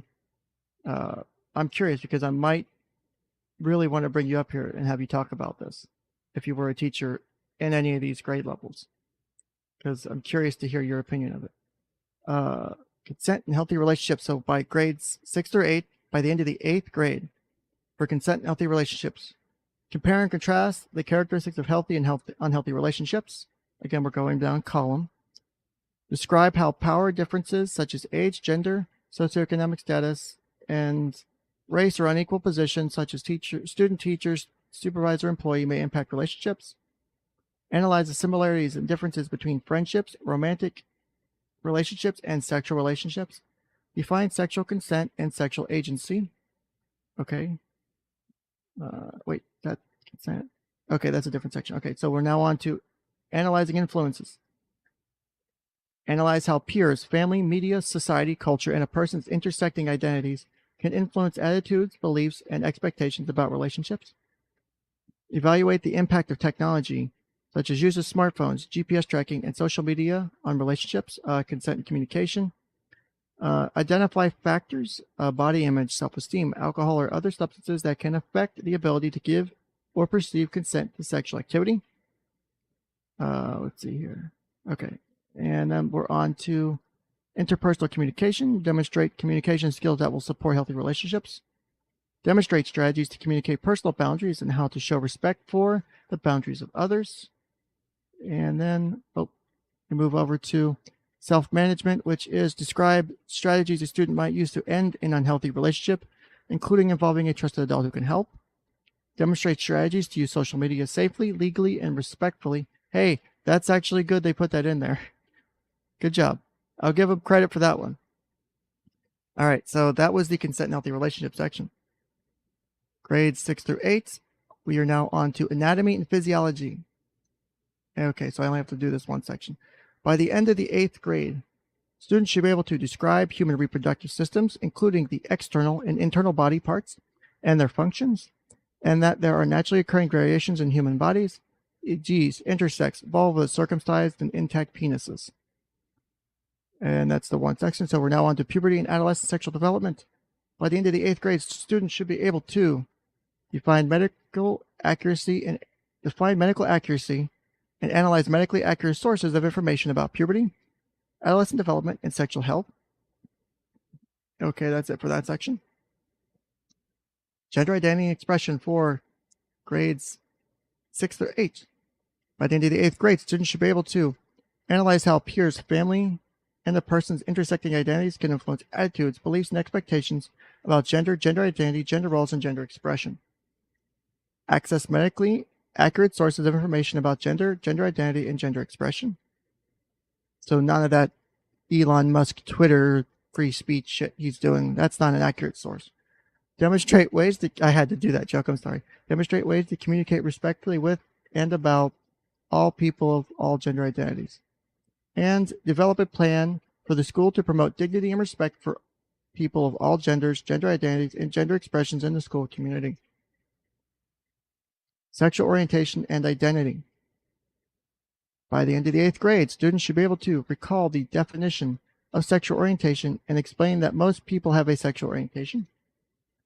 Analyze how peers, media, family, society, culture, and a person's intersecting identities can influence attitudes, beliefs, and expectations about sexual orientation. Access credible sources of information about sexual orientation. Demonstrate ways to communicate respectfully with and about people of all sexual orientations. Develop a plan for the school to promote dignity and respect for people of all sexual orientations in the school community.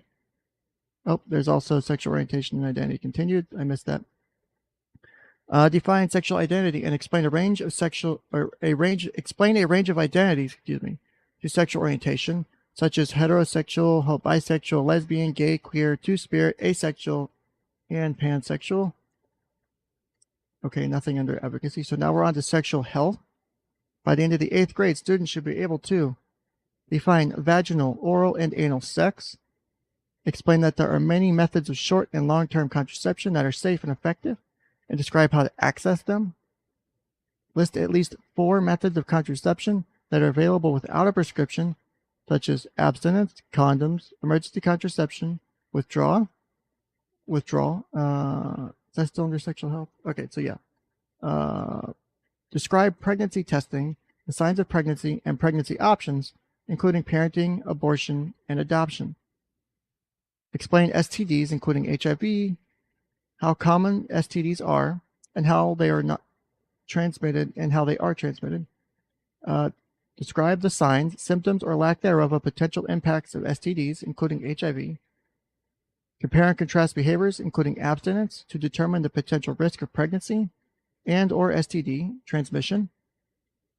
Discuss current biomedical approaches to preventing STDs, hepatitis B vaccine, HPV vaccine, and HIV through PrEP or PEP medications. Holy shit, this is a huge section on just the core concepts. Explain medical breakthroughs in HIV prevention and treatment and why HIV can now be considered a chronic condition. Describe the state and federal laws related to minors' access to sexual health care services, including pregnancy and STD, HIV prevention, testing, care, and treatment. Define racism and intersectionality and describe their impacts on sexual health. Explain the impact that media, including sexually explicit media, can have on one's body image and self-esteem. Holy shit, that's a huge section. Okay, and just core concept. Now we have to read the other columns. All right. I'm just going to zoom out for this one because there's a shitload of stuff to read. I don't want to get lost. I'm just going to go for this section left to right because I don't want to scroll through 3 pages again. Analyze how alcohol and other substances can influence decision making. Identify medically accurate sources of information about STDs, including HIV, such as local STD HIV prevention, testing, and treatment resources. Demonstrate ways to communicate decisions about whether or when to engage in sexual behaviors and how to reduce or eliminate risk for pregnancy and or STDs, including HIV. Identify factors that are important in deciding whether and when to engage in sexual behaviors. I think that's a good one. Develop a plan to eliminate or reduce risk of unintended pregnancy and STDs. Describe the steps to using barrier methods correctly, such as external and internal condoms and dental dams. Now back down to here. I'll describe the state and federal laws relating to age of consent, minors' ability to consent to health care, confidentiality in a healthcare setting, child pornography, sexting, safe haven, and sex trafficking. Define prenatal care and identify medically accurate sources of information about prenatal care. Let me do that. Okay. This is all by the end of the 8th grade, so we're still on grade 6 through 8. Okay, next one. And then those are just core concepts. Okay. Oh, wait. We still core concept on sexual health? Okay. There's no other columns for that. So those are just core concepts. Okay. All right, now we're on to interpersonal violence again. Oh, too far. There we go. This is turning out to be an interesting read.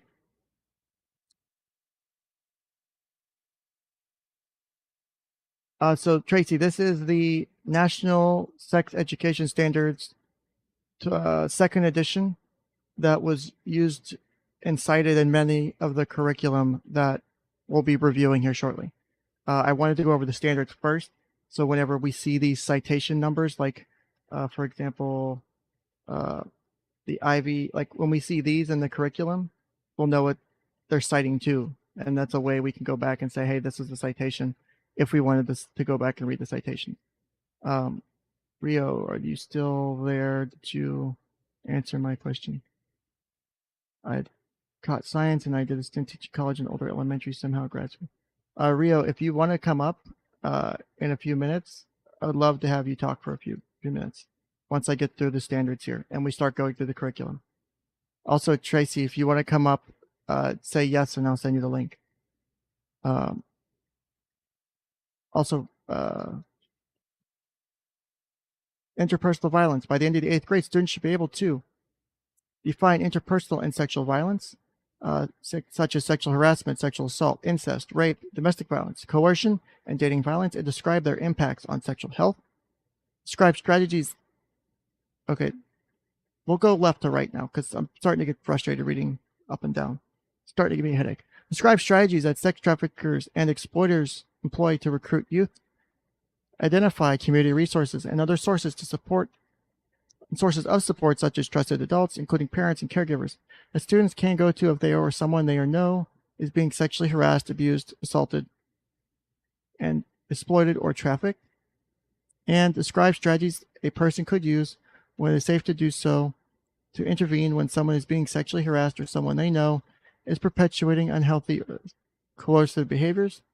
Develop a plan for the school to promote dignity and respect for everyone, e.g. race, ethnicity, socioeconomic status, differing abilities, immigration status, family configuration. All right, and then we're back down to, now we're down to this. So we're still in interpersonal violence.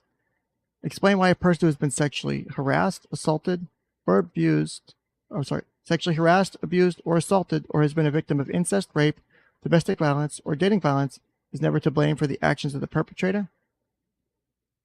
Define sex trafficking, sexual exploitation, and gender-based violence.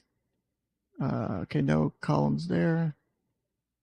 Okay, that's the end of the interpersonal violence section. So that was grades 6 through 8.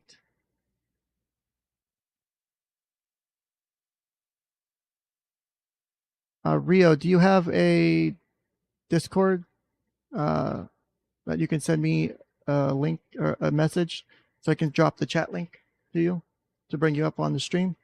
I don't want to necessarily drop it in live chat because last time I did that, people were trying to post porn on the backstage.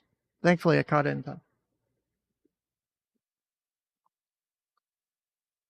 And thank you, Tracy, for hopefully you get your taxes done and it's not a problem. So grades 9 to 10. Dear God, my throat hurts from just reading all this shit. I'm only an hour and a half into the stream.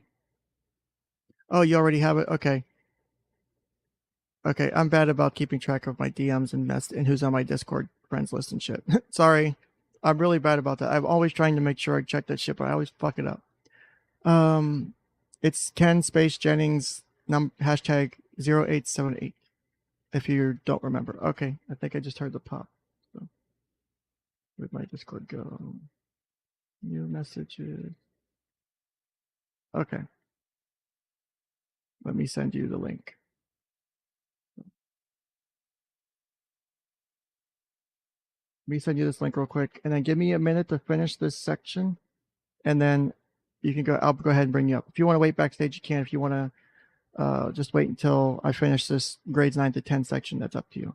And then we'll talk it over before we get into the curriculum, because I really want to see your reaction to the curriculum. So by the end of grade 10, for consent and healthy relationships, students should be able to, let's see here, compare and contrast characteristics of unhealthy and unhealthy romantic and or sexual relationships. Describe what constitutes sexual consent, its importance, and legal consequences of sexual behavior without consent. Explain the impact media, including sexually explicit media, can have on one's perceptions of and expectations for a healthy relationship. That's a pretty good one. I'll give them that one.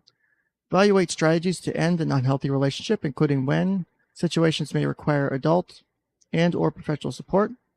Analyze the potentially positive and negative roles of technology and social media on one's sense of self and within relationships. Analyze factors such as body image, self-esteem, alcohol, and other substances that can affect the ability to give and receive sexual consent.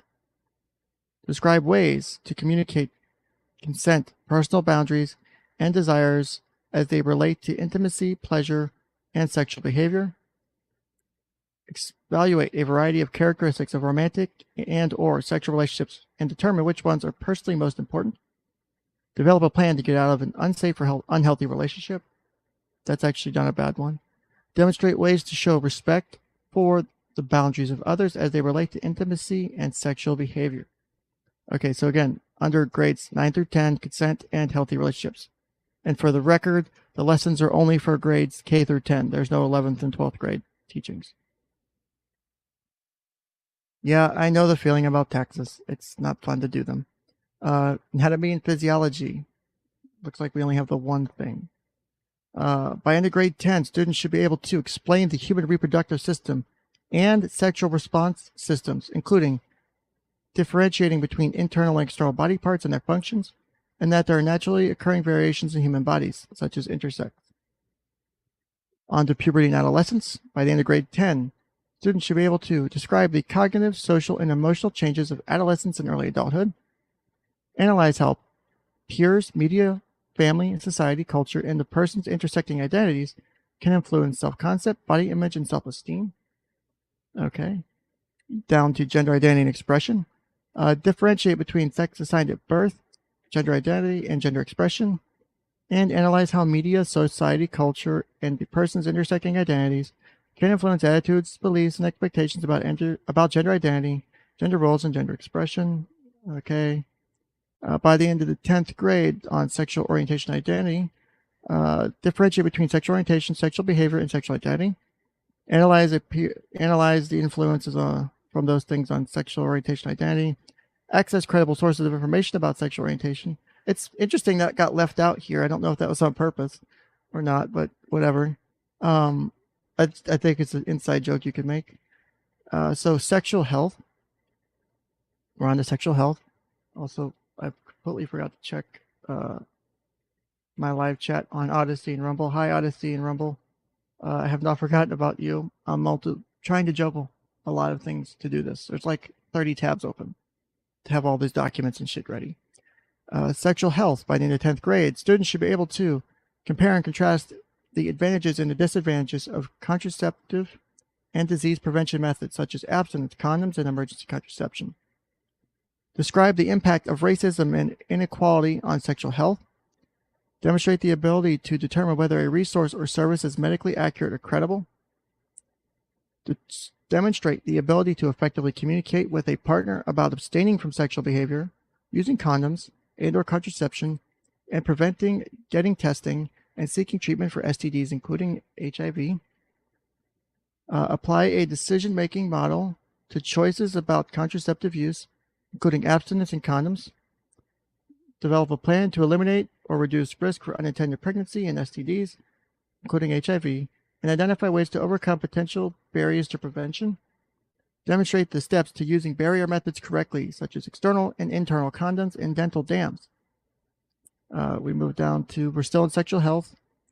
Identify factors that impact the risk of unintended pregnancy and potential transmission of STDs, including HIV, from a variety of sexual behaviors, including vaginal, oral, and anal sex. Analyze state and federal laws and guidelines, e.g. the CDC, that address sexual health care services for minors. So contraception, emergency contraception, prenatal care, adoption, abortion, STD, including HIV prevention, testing, and treatment. Identify medically accurate sources of information about local services that provide contraceptive methods, including emergency contraception, and condoms and pregnancy options, including parenting, abortion, adoption, and prenatal care. Describe the steps for how a person living with HIV can remain healthy. We move on to describe common symptoms or lack thereof and treatments for STDs, including HIV. Explain the federal and state laws that prohibit the creation, sharing, and viewing of sexually explicit media by minors, e.g. sexting. Hey, they did a good one. Again, identify, not that any of these other ones aren't good, it's a good one to put in there. Identify medically accurate sources of information about and local services that provide prevention, testing, care, and treatment of STDs, including HIV, including the steps to obtain PrEP and PEP. List the major milestones of each trimester of fetal development using medically accurate information. Interesting they put that in there, as it's phrased. I'm not going to say why yet. Explain the state and federal laws related to safe haven, parenting, and sterilization, including the impacts on oppressed communities. Define reproductive justice and how its history and how it relates to sexual health. Okay, that's that one. And now we're on to the last section, interpersonal violence. Oh, thank God, my throat's about to give out.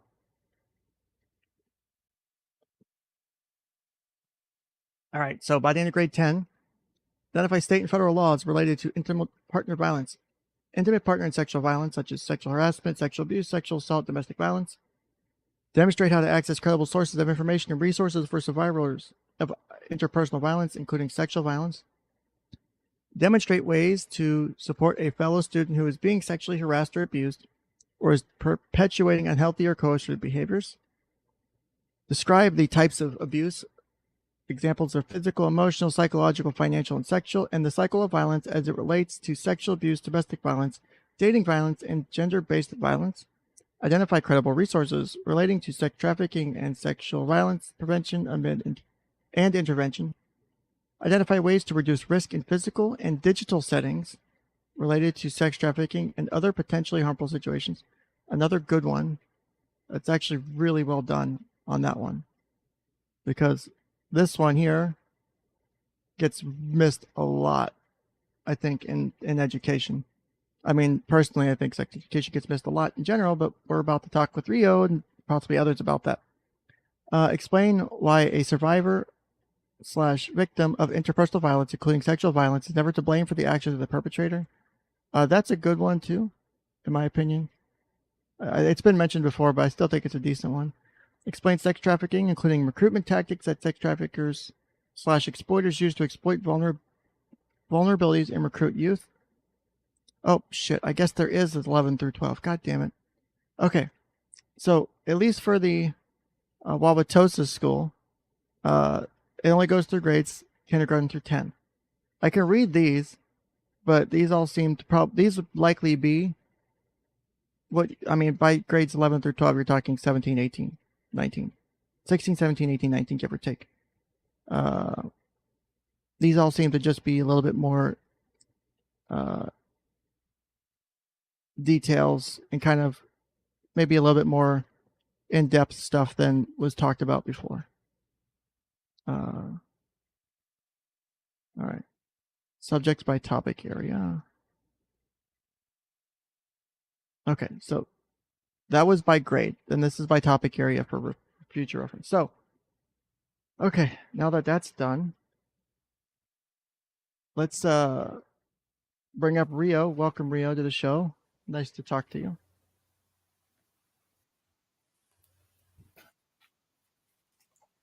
Can you hear me? Nice to talk to you too.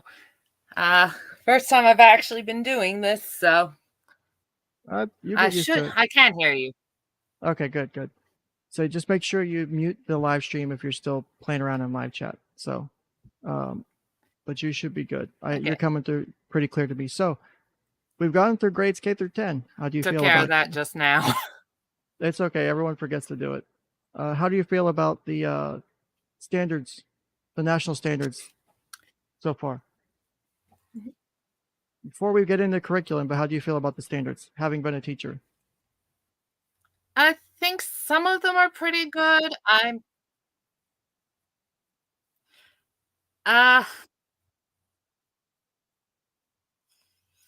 think the best way to describe some of the standards is they're vague. I'd hate to be trying to teach somebody from them, and I've had an abusive teacher or two, so the advocacy makes me really, really nervous, because I had teachers who, if you didn't toe the line of beliefs they wanted you to, you were dead meat. Okay. I've heard of stuff like that happening, unfortunately, with whoever's running certain programs or who's overseeing certain curriculum. All right, so I'm going to put a poll up in chat real quick to see which curriculum we should cover first. So I only have 4 options. I had a teacher who hated everybody who wasn't black enough to her. Really? How did that go? Like, no. For which curriculum? I got her fired. Oh, damn. As for which curriculum, I would say I'm most familiar with the later section. Okay. So what, like grades 9 through 10, or so? I didn't do much young kids.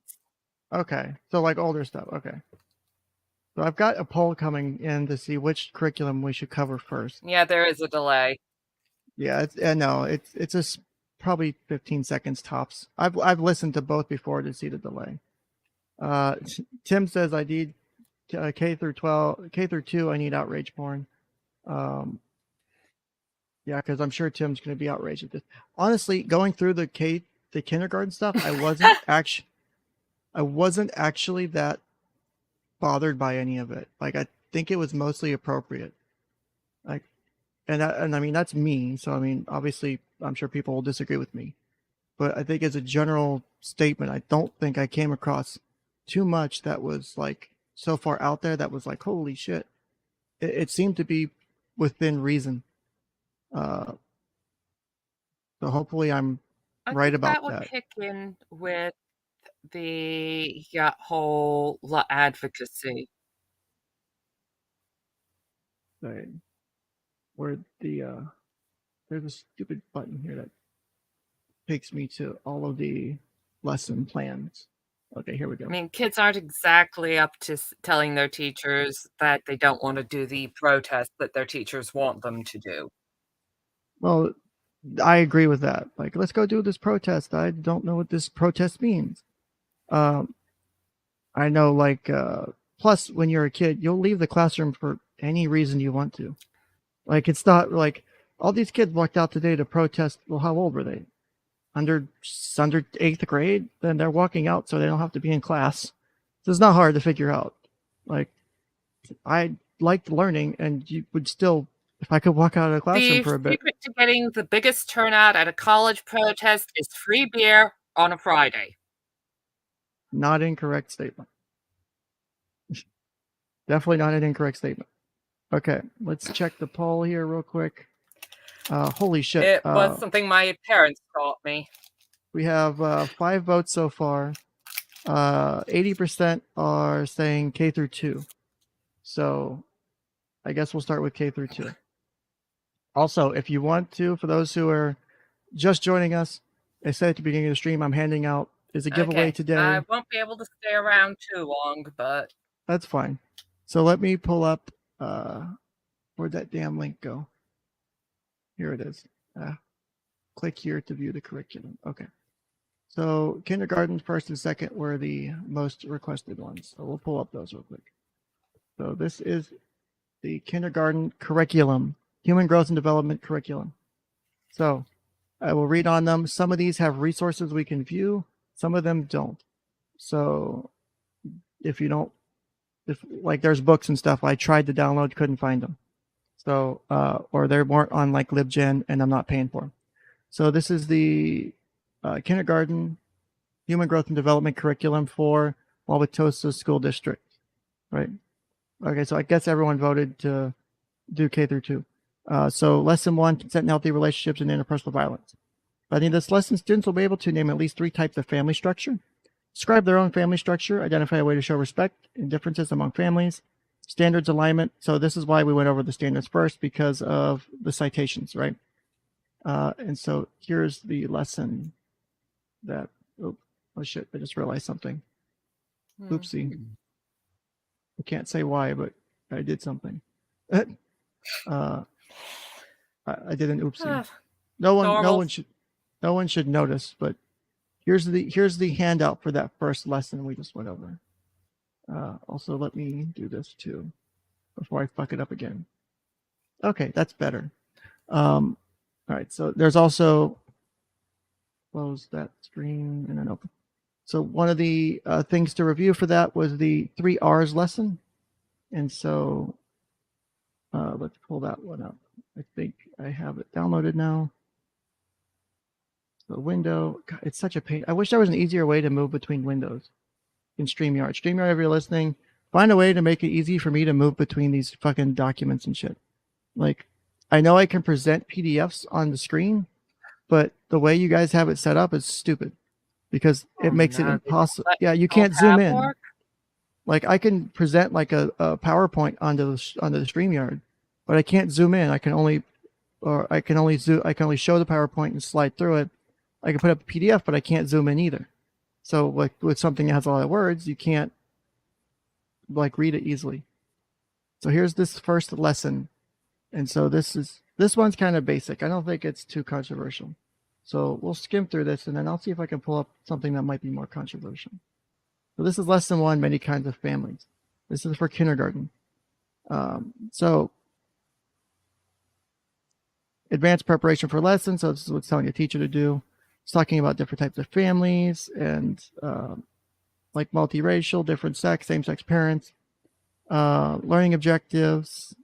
So you'll one option is to create a 3R journal. Let's see. By the end of the lesson, students will be able to name as a group at least 3 types of family structures, identify a way they can value and show respect for differences among families, writing and drawing prompts, stuff like this, like I guess note to the teacher. Family just, I guess the book that is cited explains different types of family structures, and so these are questions you can ask. Who would like to tell us who's in their family? What makes a family healthy? Possible answers: families love each other, families take care of each other, families respect one another's differences, families celebrate special events together. So this all seems kind of basic. I think it's going to be getting into that more. Let me pull it up here. It's probably going to be this one. I think it's going to trip people up like Tim, because I think Tim's going to get pissed off at this one. Although I will probably say right now, I'll go out on the limb and say I'm going to disagree with Tim's likely issue with this one. So let's see here. If I can switch to the right fucking thing here. Sorry, I'm a boomer today. It's just not work. Nothing's going to fucking work today. There we go. Okay, here we go. I think it's working. I think it's working. Oh, what the fuck is this? That is not what I clicked on. Nope. Go back. Wrong fucking thing. Okay, there's that. All right, so this will be the controversial one. I'm gonna call it now. Tim, this one is gonna be Tim's thing. He's gonna hate. This is kindergarten, Tim. So if you want to get your hatred ready, get it ready. I will disagree with you on the outset because I think it's mostly okay. So let's see. How do I download this one? I'll download as a PDF. Okay. So when you were teaching, how much in depth did you teach as far as sex ed goes? And human development? It's just a general. Well, when I was when I covered that, it was usually when I was covering college level psych and grad level psych somehow. When you were let me ask this question. So I'm going back to working as much with that small kids there, but rather. How much would you say that the people that we've got a really one? It's okay. How much would you say that the delay kids kills us right now? Yeah, I'm not sure what. I don't know if it's on my end or not. But when you were teaching these topics, how educated were the kids coming into those classes, and the kids and young adults coming into those classes? How well did they know the things that were? Did they know all this stuff by them? Were they generally uninformed? Were they, like, when they talked about their experiences, did they have parents who were involved in teaching sex ed when they were kids? Were their parents very hands off? Did they figure it out on their own? Were they sexually active young? Like, did those types of questions get brought up or discussed in those contexts?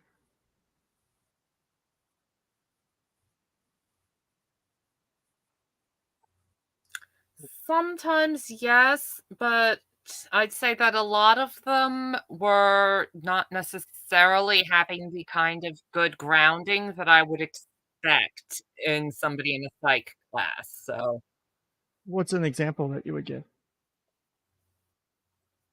Like, what kind of lack of grounding would you say was there? Like, just so myself and others can make sure we understand. I think what we just covered in that book for kindergartners would have been in some ways more advanced than they came in with. Holy shit, really? Was it that bad? That's actually interesting. Yeah, some of them basically I was dealing a lot with people who needed things filled in. So they were turning up with weird gaps, and that was what I was filling in a lot.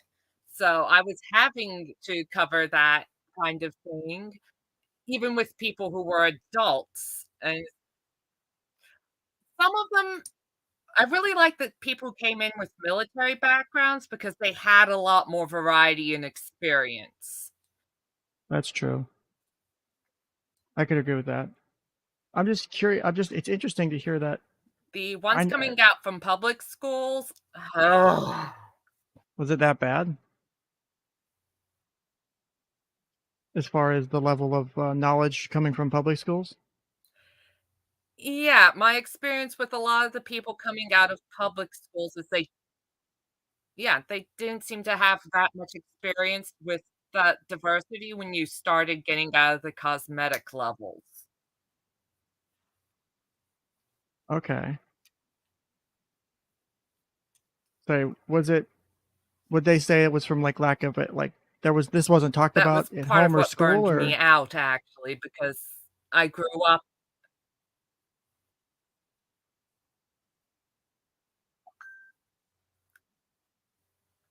yeah, I didn't get the feeling it was talked about in school beyond the superficial level.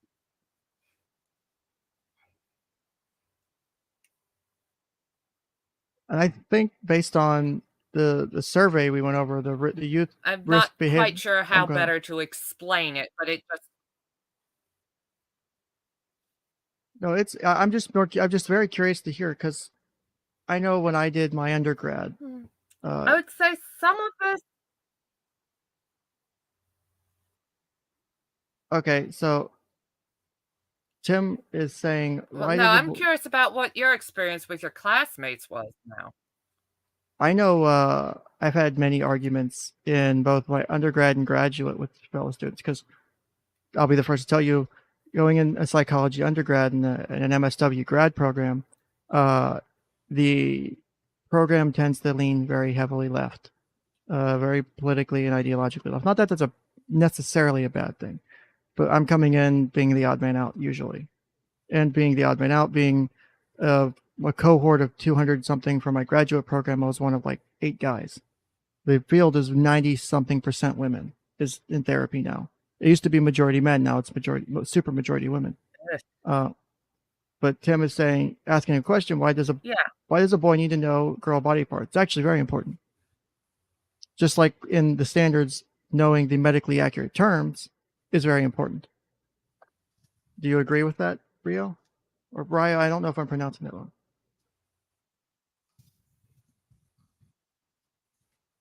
Oh God, yes. Some guy went viral lately for an interesting calculation on how many tampons a woman needs a year, and you knew he wasn't getting laid. So Tim is saying that it's okay to know your own part, but why do you need to know the other sex's part? So so we'll go through this as I and you can chime in and stuff, and as you want to, and I'll stop talking. Well, but if you don't want to get kicked out of bed, I think so. This is for, again, kindergarten curriculum. By the end of the objectives are by the end. On a general level, you probably need to know if she tells you to put it somewhere. I think he means on it. Then again, this is kindergarten. Why does the kindergartner need to know boy versus girl parts? Would be the question. Is, I think, what Tim's asking. So why would I have an answer for it. I have multiple answers for it. At the kindergarten level, I just leave it as the proper names. So as we go through this lesson here, is lesson. I mean, getting more detailed. Yeah, and I don't see a problem with, because one of the things I've run Wait, across what? is I can't, I there's a definitely really know my human anatomy. there's a real, I can't tell if the delay is because This is confusing. yeah, there's a significant delay. I don't know if you have, is it your internet connection or if the stream's open too, and it's also, or if you're listening to the stream versus listening to the StreamYard. It's probably my internet connection today. Okay, I'm not sure because I know there's a delay. But I am listening. Okay. Well, Tim, I think it was there's a delay on between what Ryo and I can say, and so I am on Wi-Fi, so that might be it. That could be it if your Wi-Fi's not doing so good. So there's like a long delay between what I'm hearing and what Rio's hearing, and so we're kind of talking over. Or when Rio's speaking, it's probably at the beginning of a question I asked when I was making multiple points. I don't think that Rio meant that. I think Rio was talking about what Rio's answer was as a general why you should know the body parts of the other sex. But at the adult level, I think the question, I think it might have been, and I'm not speaking for Rio, but at the kindergarten level was the intent of the question. I don't think it was the outcome of it. So I'll go ahead and say that. I think it was an accident. I don't think that was the intention. Also, commenting the cat says, if you have YouTube open and muted, you can talk to you through StreamYard. You're right, Ken. So, let's see. DP says our sex ed is not very good as compared to the rest of the first world. Who does it best in the world, or at least an example of top sex ed in the world, if such a thing is measurable? Honestly, it's a good question. All right, so let's do this. Teachers. The parents teach their kids about their parts at a young age. Twisted saying, I don't think it's a bad thing. Also, hi, Twisted. So the learning objectives of this lesson, again, it's a kindergarten lesson during the human growth and development, is by the end of this lesson, students will be able to correctly identify at least 3 body parts of a female assigned person, namely the nipples, vulva, and anus. Knowledge 2, correctly identify at least 3 body parts of the male assigned person, namely the nipples, penis, and anus. 3, describe why it is important for them to know the correct names of the genitals. All right. So question is, does chat understand the learning objectives before we get into it? Or what does chat think the learning objectives are? Because I think that's a good question. I think the learning objectives are important. The last one is. Also, Twisted says, careful responding to chat if you're on voice because of the delay and stuff. So the procedure is writing drawing prompt. My favorite body part is draw your body and label your favorite body parts. So let's move on. So this is part of the curriculum. Step 1, introduce a topic by saying, today we're going to talk about bodies, including parts that everyone has in common, parts that we have that are different, and parts that are usually covered when we are in public. It's important that everybody with a body knows how their body works and how to take care of it so we can all be healthy. Everyone deserves to feel good in their body.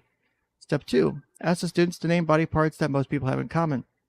Students' answers might include everyone has arms, legs, feet, fingers, heads, eyes, mouth, etc.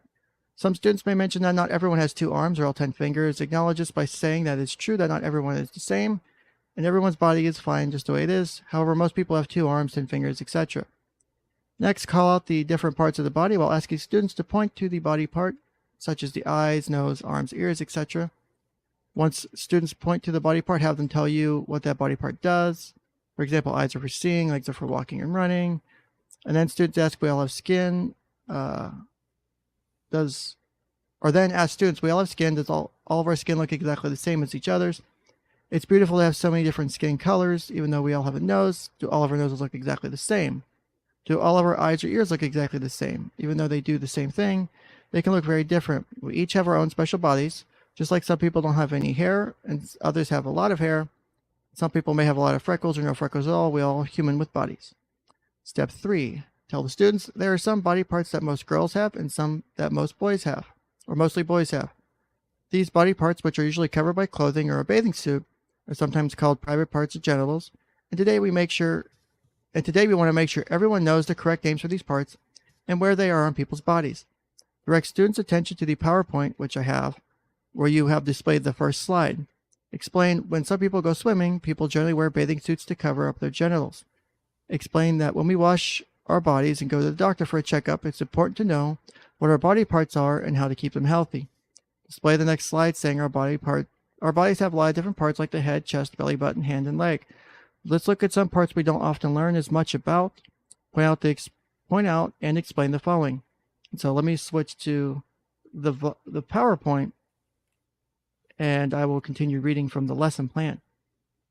This again, Tim, I think this is where you're going to get mad. So get ready, Tim, to be mad. All right. So this is this first slide.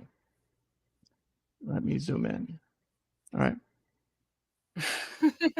Like I said, Tim's going to get mad. All right. So point out and explain the following. I'm just looking at the art and thinking you could have hired somebody better. Yeah, a little bit better artwork would have been helpful. Just a good point. So point out and explain the following. So that was slide 1. So now we're supposed to move to slide 2. So this is slide 2. Most girls have a vulva, which is the name for the area between the legs. The vulva describes the whole area. The small hole where urine or pee comes out, called the opening to the urethra. The hole that below that, which is a little bigger and is called the vagina, that can be used when someone has a baby. And the hole below that, where a bowel movement or poop comes out of, called the anus. Therefore, a person with a vulva has 3 holes between their legs and a very sensitive little area at the top, called the clitoris. Often girls wearing a bathing suit that also covers their nipples on their chest. Their chest will develop into breasts when they get older and go through puberty. Breasts and nipples can be how some people feed their babies. So it's like it says like 8 meds to present all this. So as we move to slide 3, which, let me get back to here. So we move to slide 3. It removes so it takes away the names, and I guess it gives the opportunity for people to fill them in.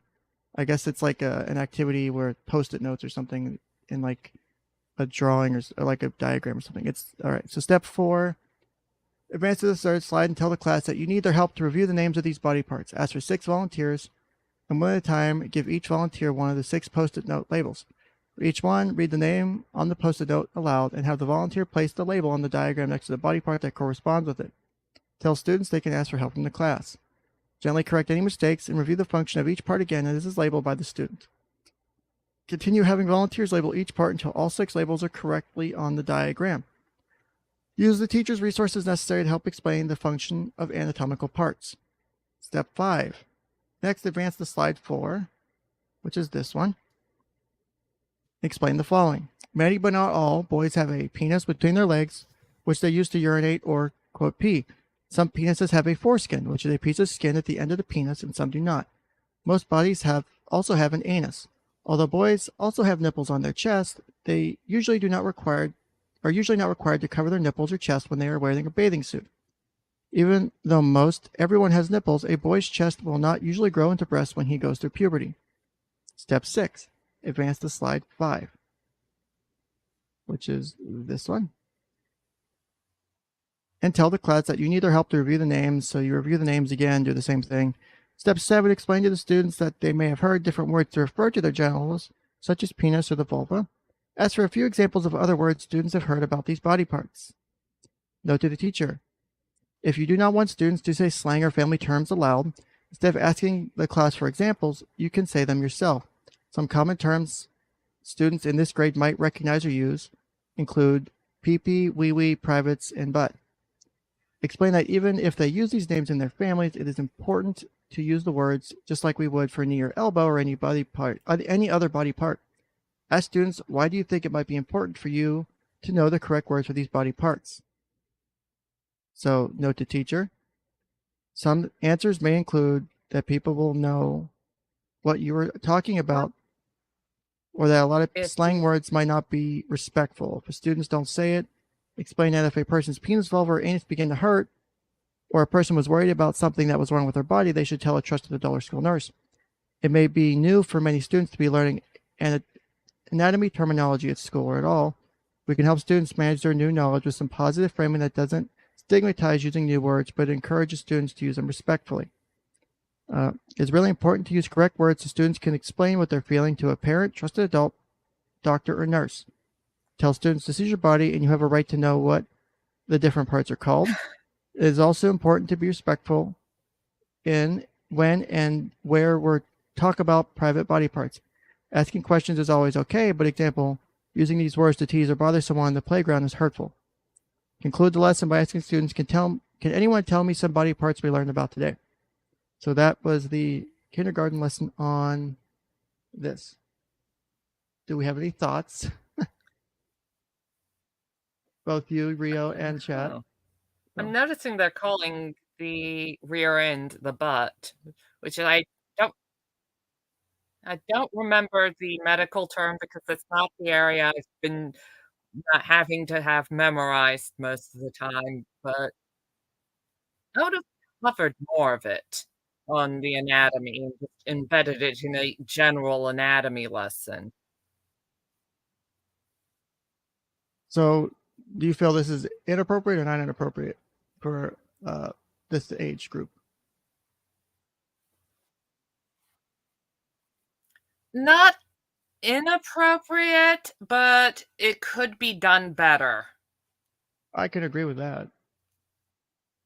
I have a feeling that other people will disagree. So let's do. I mean, you want the kid to know what to tell the doctor if they decide to land crotch first on an iron fence. That's true. That's one of the reasons.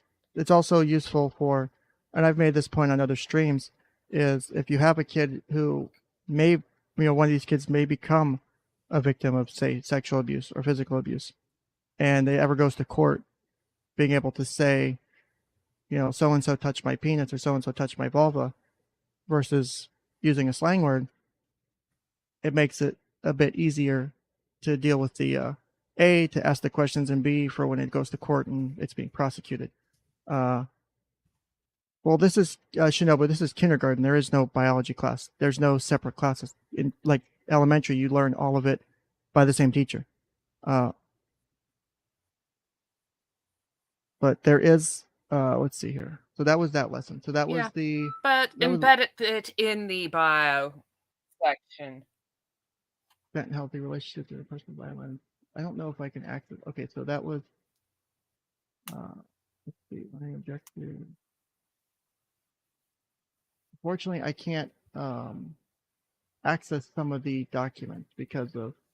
I think some of the things for the education stuff is on like a website that's for students only, and I can't access it, so I can't go over some of the other kindergarten stuff. So actually, let me do this. I want to have some interesting fun. So let me go ahead and I'm going to drop the link in the chat. And anyone who has questions or thoughts about this, please feel free to join the stream. Don't do anything stupid or I will kick you off the stream. So while I pull up some more, so that was the kindergarten lesson. Where is the second grade lessons at? I'll probably be bouncing soon myself because I have to fetch dinner. That's fine. If you got to bounce, I appreciate your time up here. So feel free to leave when you're ready. I was just trying to get some varied viewpoints on this because I know that this is a hot topic. And when my potential guest, kind of big guest, if I can get them, or I go on their show or stream, I think this will be an interesting discussion to have. So there's that. We had joined by...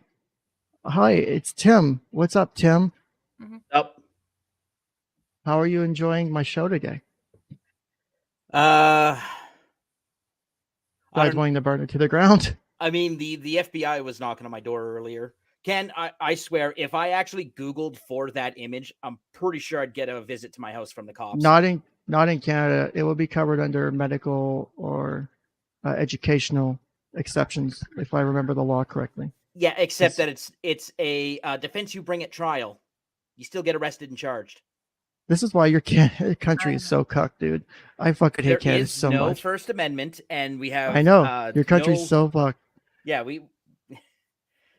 Sorry, our I just tell it like it is.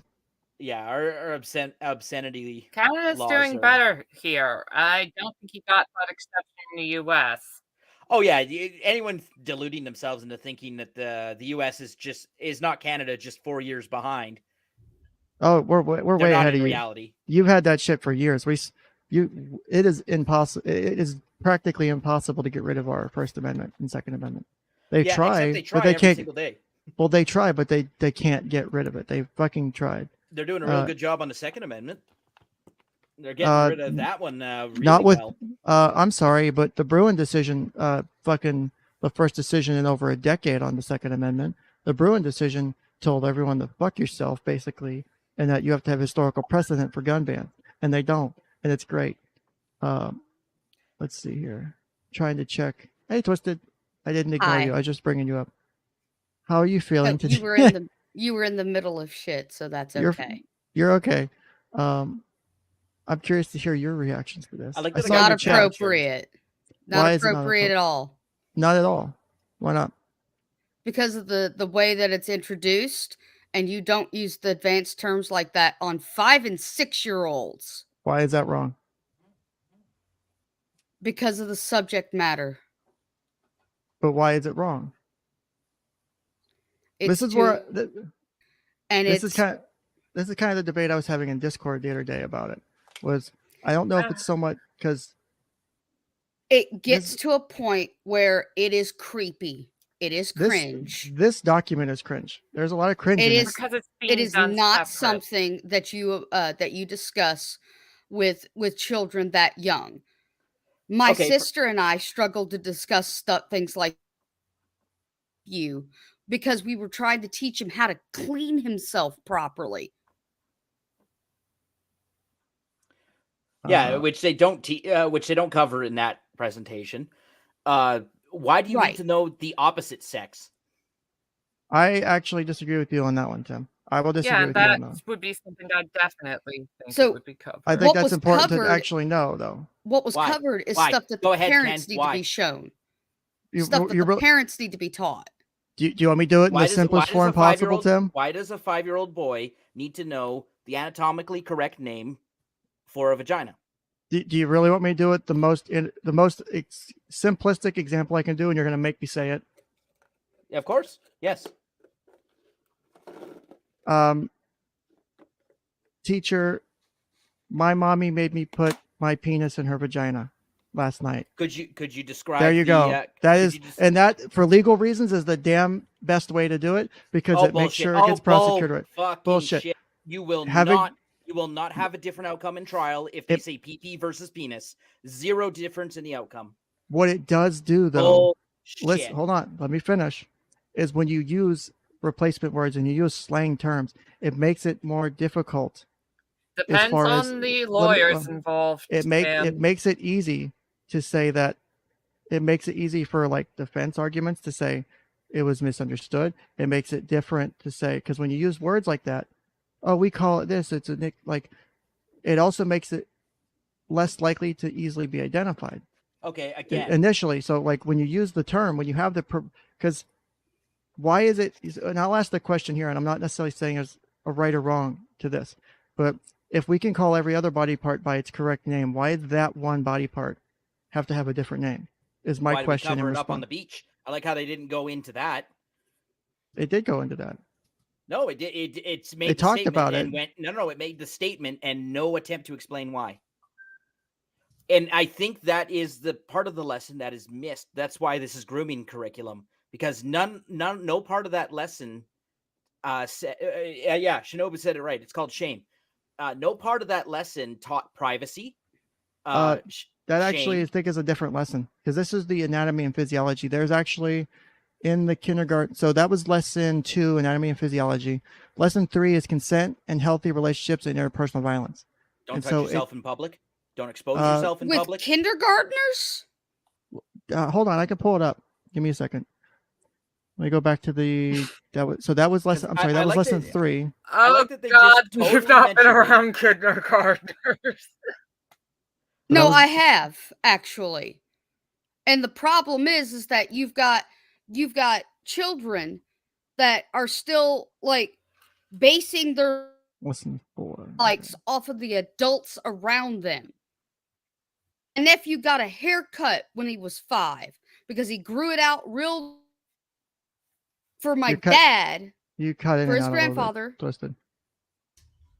Yeah, your internet. I don't know if you're cutting in and out. peaking or if it's the mic or something, or if It's you're probably peaking or whatever. I don't know. I put the mic closer to my mouth. Stop deep throating. My nephew got a haircut after growing his hair out real long for my dad because my dad's Native American. You know, the whole family's Native American. Had his hair. My sister had my nephew grow his hair out. Well, they get it cut, and my nephew's all and everything else. But they get home. My dad doesn't like the fact that the hair was cut, and then all of a sudden, my 5-year-old nephew doesn't like his haircut. Because of what? I think because my dad didn't like it. So these are children at that age are still basing all of their likes on the adults around. I'm not disagreeing with that. I agree that this curriculum could have definitely been done better because I haven't really deep dived into a lot of the specific curriculum. I've been skimming a lot of the objectives. To be taught by parents, not by a teacher. So what happens when your parent doesn't teach you? Darwinism. Darwinism. Yes, Darwinism. You can bring the so that Darwinism. Tim. Hang on. That Darwinism. What happens? All right. Darwinism answer is saying that if a parent doesn't teach a kid, then again, I don't like this logic, but if a parent doesn't teach a kid about their body, consent, healthy relationships, then if they end up in a situation like that, then it's okay for them to not necessarily get the easiest way out if they get exposed to a situation like that or end up in a situation like that because the parents didn't teach them.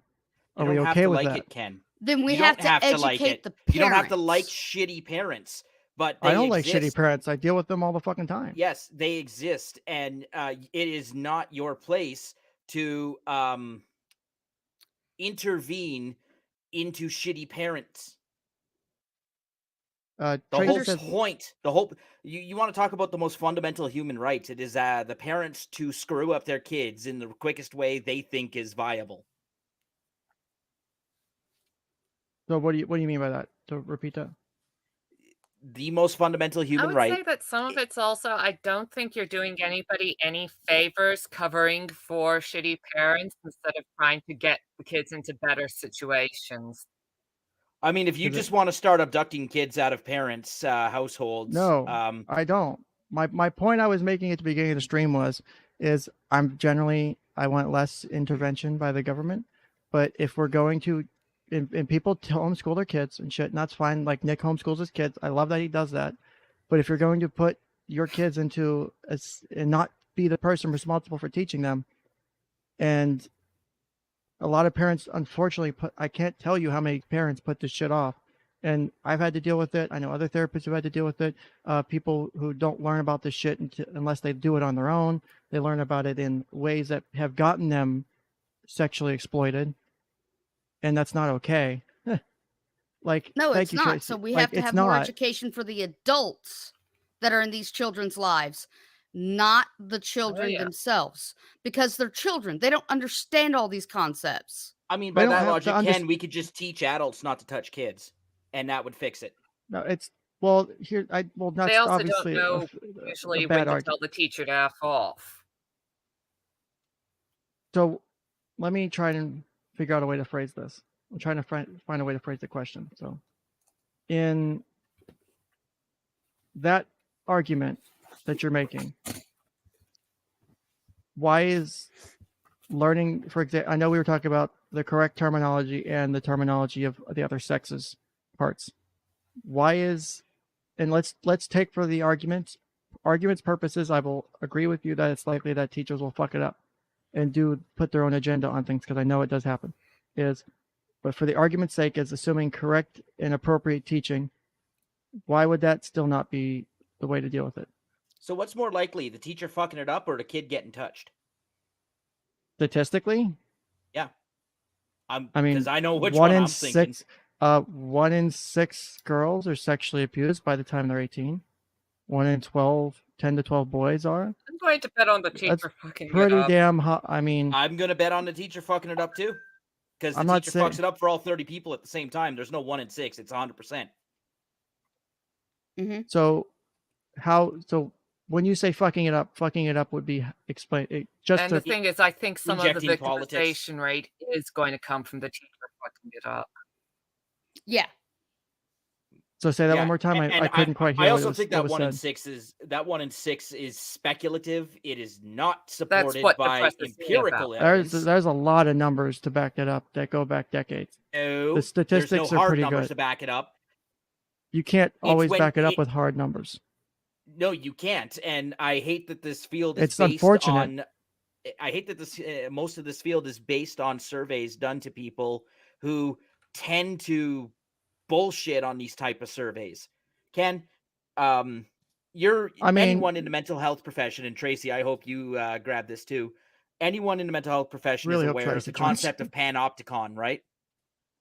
So refresh my recollection just in case I don't So know. the panopticon is the concept. I forget who came up with it, but the classic scenario is prisoners with a central guard, and the guard cannot watch all prisoners at the same time. But at any time, the guard may be watching you, and it is empirically proven that you will modify your behavior based only on the assumption that they can be looking at you, not that they are looking at you. Okay. And so most surveys are done anonymously. In fact, I think all surveys are done anonymously. No, not necessarily. I mean, the results are anonymous, but I mean, yeah, as far as who the survey, as far as who the, for example, if I'm putting together a survey, I decide the population. It still might be random blind, sample. right? Like no, it depends on how your surveys are done. Okay, so there's different, like the Kinsey studies. You know, that was done with an interviewer going to people's houses, sitting down and doing like in-depth interviews with them. Fun. The Kinsey studies are really cool if you read them. Like you can find the original documents and read the original surveys and shit. They're really neat.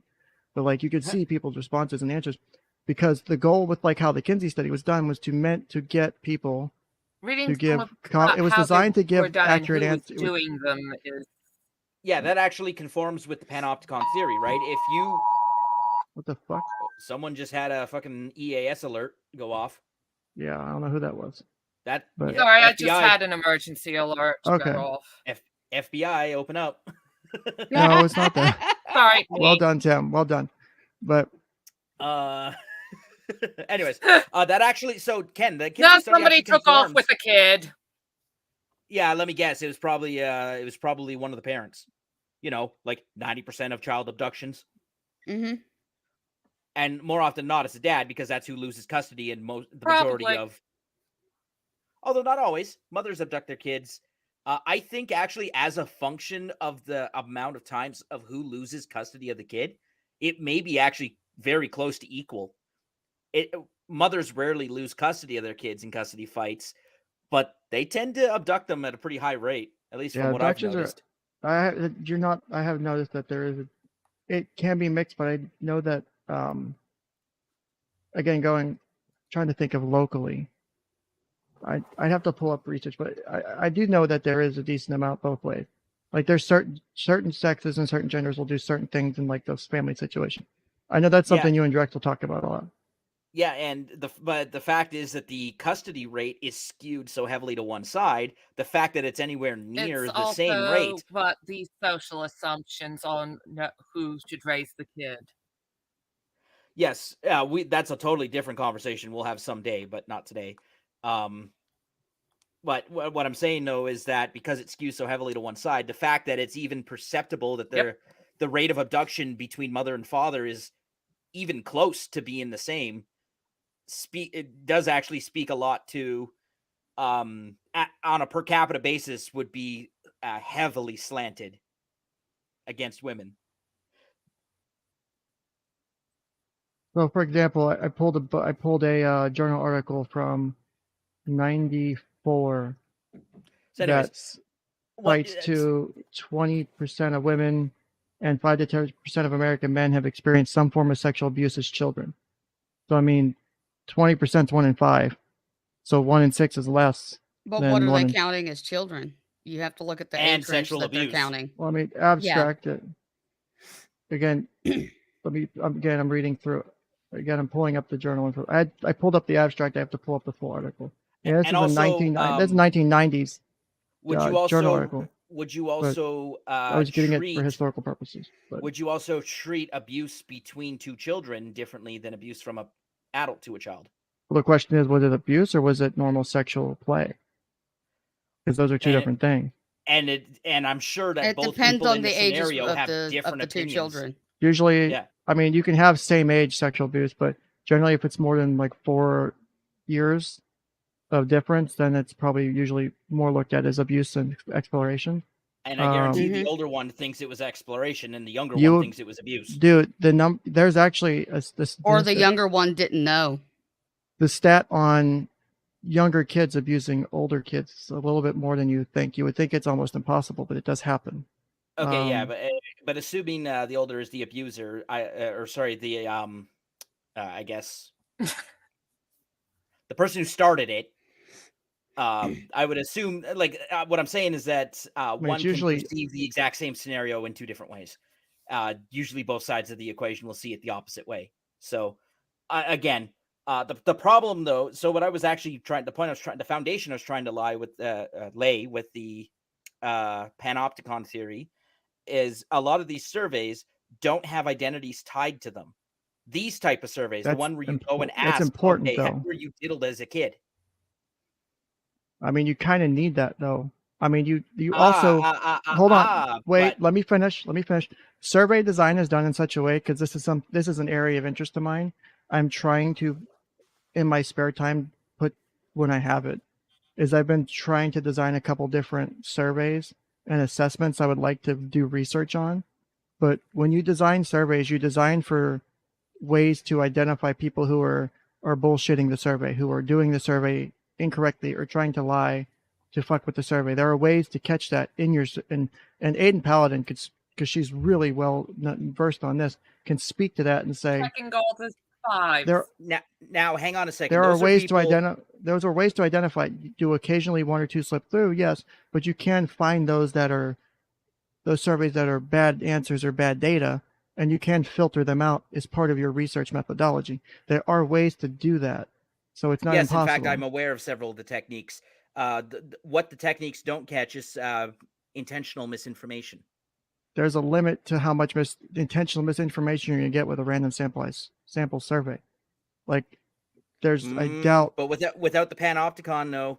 See, that's Are the thing. Are you gonna get? Hold on. Are you gonna get that many people? I think it's a bad argument, Tim. I love you, Tim, but it's a bad argument to say that you're getting so many people in a random sample to get over that, to get to that point where you have that number. You would have to have hundreds of people purposely, actively fucking with the survey. That's unlikely. The problem very is unlikely. it's not people fucking with the survey. It's the people writing the survey that is Or you fucking have the to have survey. a significant I mean- number of people who don't know how to answer.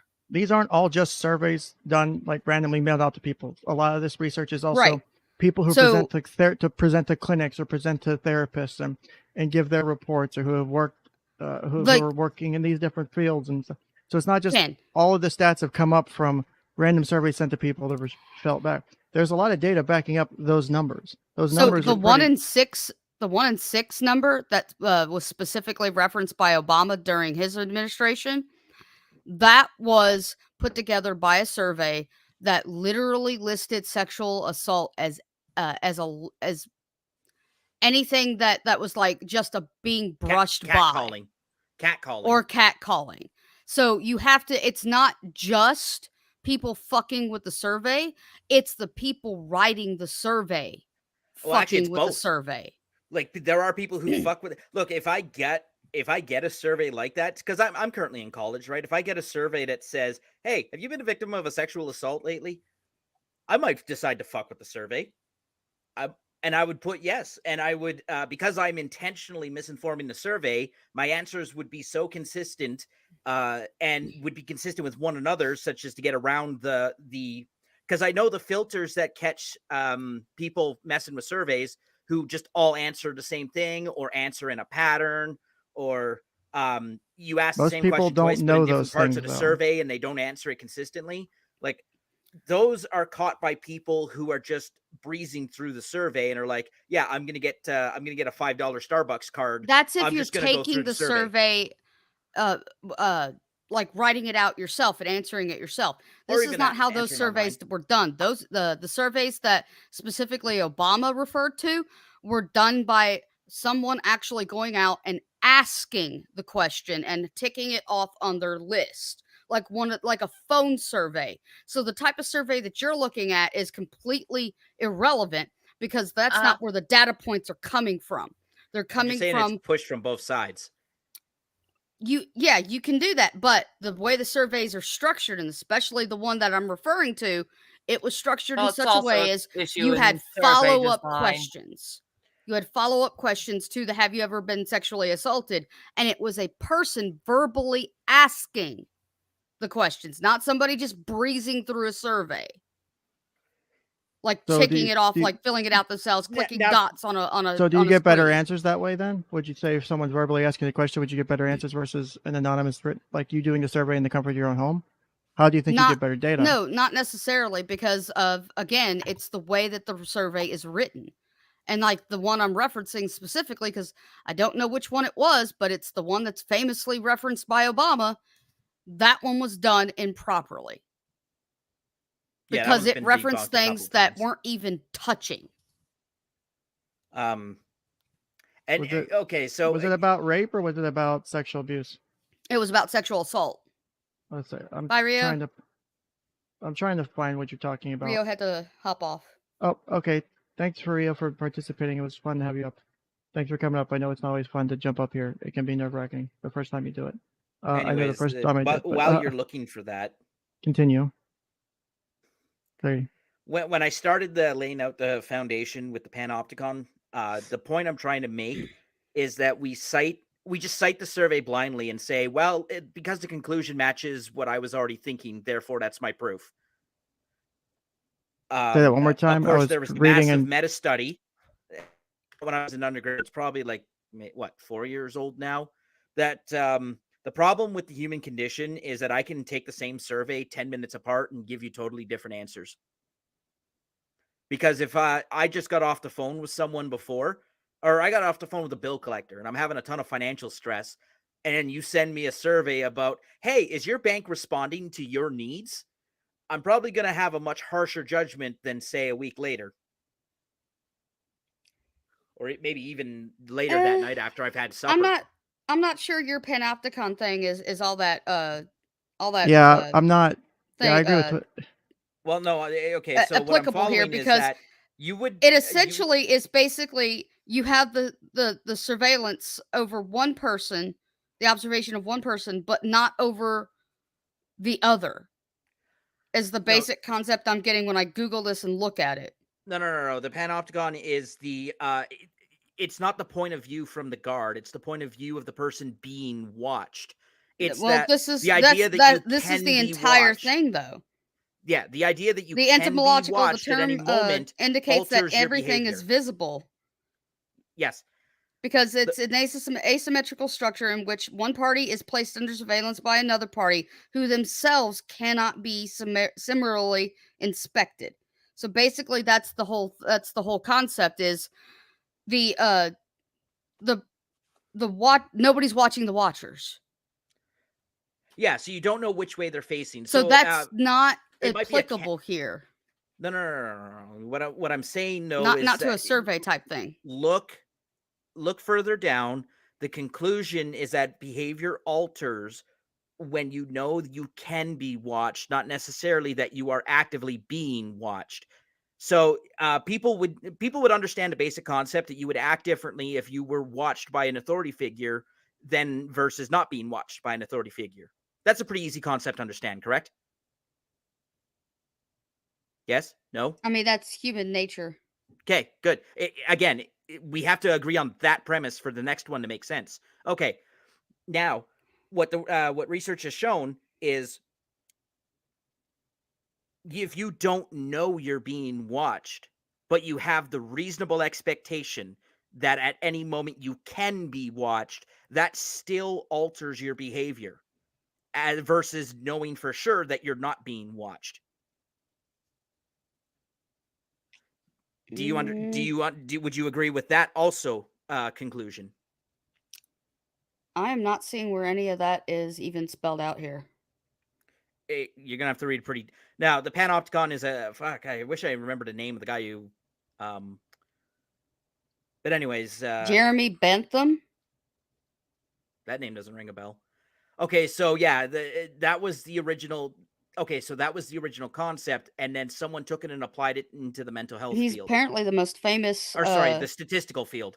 He's most famous as a statistical foundational study figure field. in the ethical theory of utilitarianism, Okay. which is a theory that holds the actions are right insofar as they promote the greatest sum total of pleasure for everyone affected by the action. Okay, yeah, that has nothing to do with survey taking. All right. So I did some digging on. Yeah, neither does that. So here's the thing: is Twisted. The thing you're talking about, I found it. I found an article about it, about the citation and the issues that were with it, and reading because this it was article, a huge deal during Obama's thing, and there was Yeah. a lot of conservative outrage about it. So here's the issue, and I was still a Democrat at the time, though. As much as I dislike the source of this information, I think the presentation of this information is mostly accurate, and so at face value, I'm going to take it. It's a Washington Post article by 𝐋𝐨𝐜𝐚𝐥𝐬 that talks about this, and and one of the things that reading this article, that's why I was silent, is talks about the Justice Department versus the CDC estimates, and it also talks about the way the data was drawn. And for But example, does it talk about the actual study that it came from, the Yes. survey that it came from? Yes, studies Does it link actually, to it? There's a link to questions from the study. So it says here, The questions are the important part because those defined how everyone answered. so here's a reading. Here's a couple paragraphs from this article. I'm not going to read the whole thing. Both surveys were drawn from many interviews. The Justice Department survey was based on interviews with more than 143,000 people with a response rate of 88%. The CDC study was based on interviews with more than 14,000 people with a response rate of 33%. The Justice Department survey is a classic example of a criminal justice approach. It asked how someone was attacked and if a rape was mentioned. The survey asked a series of questions about the incident. By reference, the actual number of reported forcible rapes and attempted rapes was under 85,000 in 2012. So even under this approach, researchers uncovered far more rapes than are reported. The questions in the CDC survey are much more open-ended, never using terms such as rape or sexual assault, which actually has a purpose. I'll explain that in a second. The full questionnaire is embedded at the end of this column, but here's an example of one section. The first part is the introduction, which is then followed by the actual question in bold. So I'll read this. Sometimes sex happens when a person is unable to consent to it or stop it from happening because they were drunk, high, drugged, or passed out from alcohol, drugs, or medications. This can include times when they voluntarily consumed alcohol or drugs, or they were given drugs or alcohol without their knowledge or consent. Please remember that even if someone uses alcohol or drugs, what happened to them is not their fault. And then here's the question in bold. When you were drunk, high, drugged, or passed out and unable to consent, how many people have ever, and then there's a series of statements describing various sex acts that follow, right? This If you're question, passed out, how the hell do you know? I mean, you can know. There's ways to know. It's not impossible to know. Like, Well, also at the I same mean, time, I can I'd say, explain like, it if I fully- have to, but I mean, there's ways to know. It's not I impossible mean, to know. also half of them are probably lying because we know they lie and make it up all the time. Even if you assume because it's it- lying, Because they got caught being a hoe, and There's- their current here's the- boyfriend is like, "Look, No, I got no, this no. video of like Tim. 18 men running a train on you." hold on. I'm gonna call out a little bit of bias here at the moment. That's different than when you talk about dealing with that socially, when you're talking about with friends and your peer group and family, versus for research and being, accurate. When someone's doing, hey, we're doing this research, we need to ask these questions, we need you to be honest with you. For the purpose of the survey, we need you to give your best answer. There's no incentive to lie on the survey because no one knows that you not necessarily. Yeah, there is. Oh, there's the 100% average person- incentive to lie on this survey.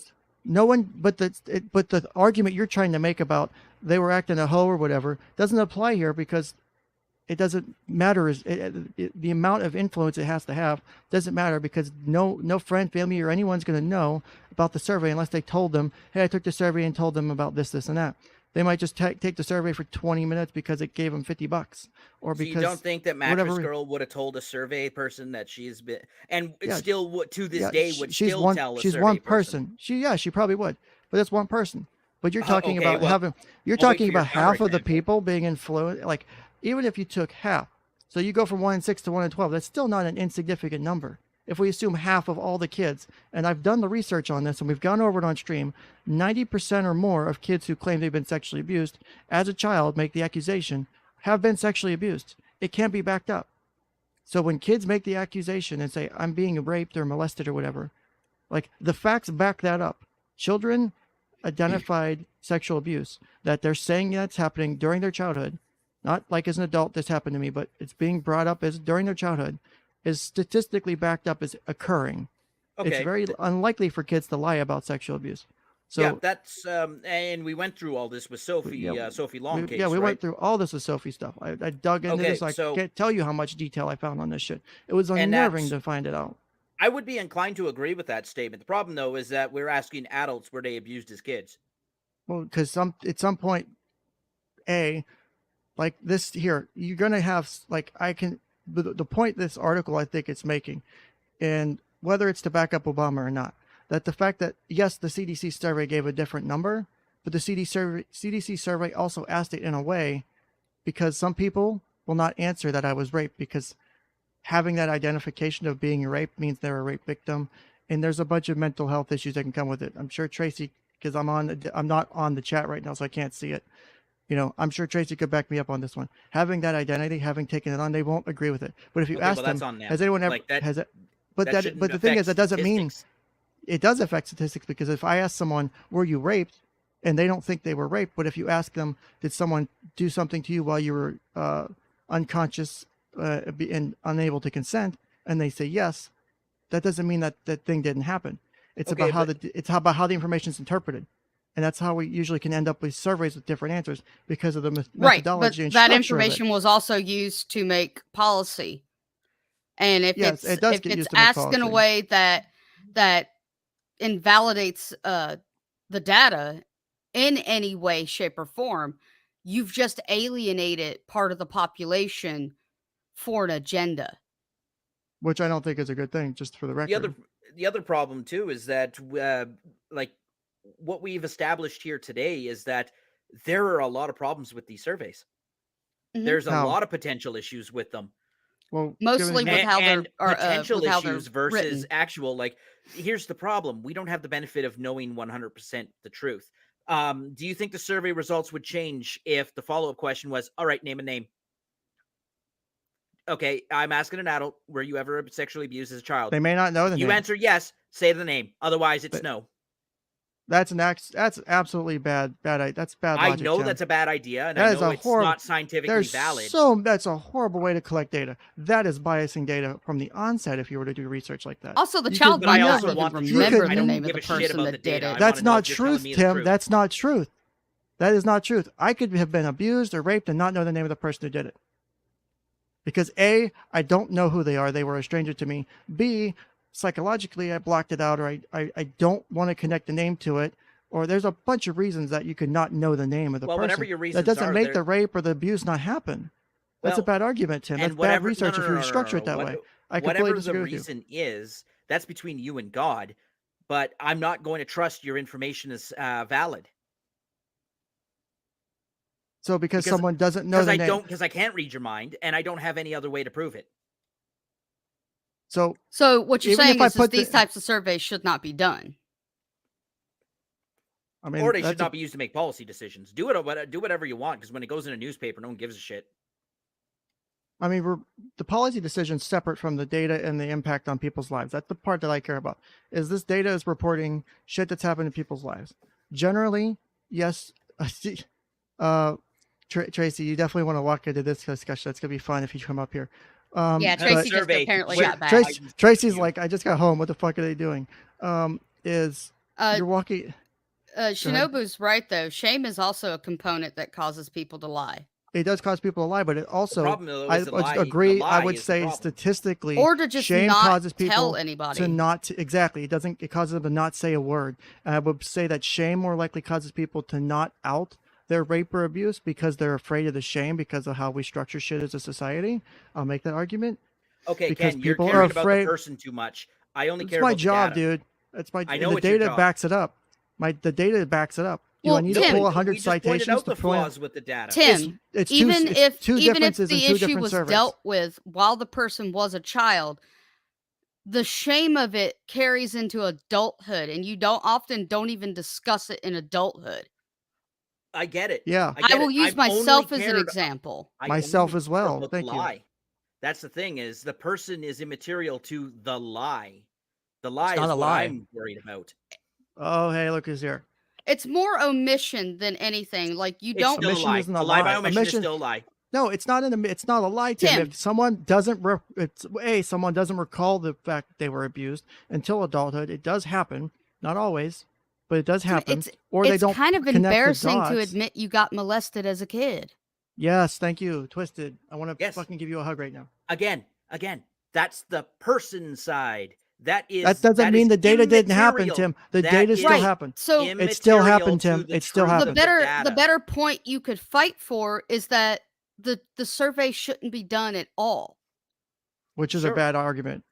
I would Well, agree that's and I a bad mean, it argument. also could bring up childhood trauma, which is a whole other thing in itself. And you don't the people giving the survey, going out and doing the survey, don't necessarily have the right abilities or skills to deal with somebody that might have had trauma as a child from stuff like that. Yeah. And believe me, I study data for a living. I get paid by people to study data.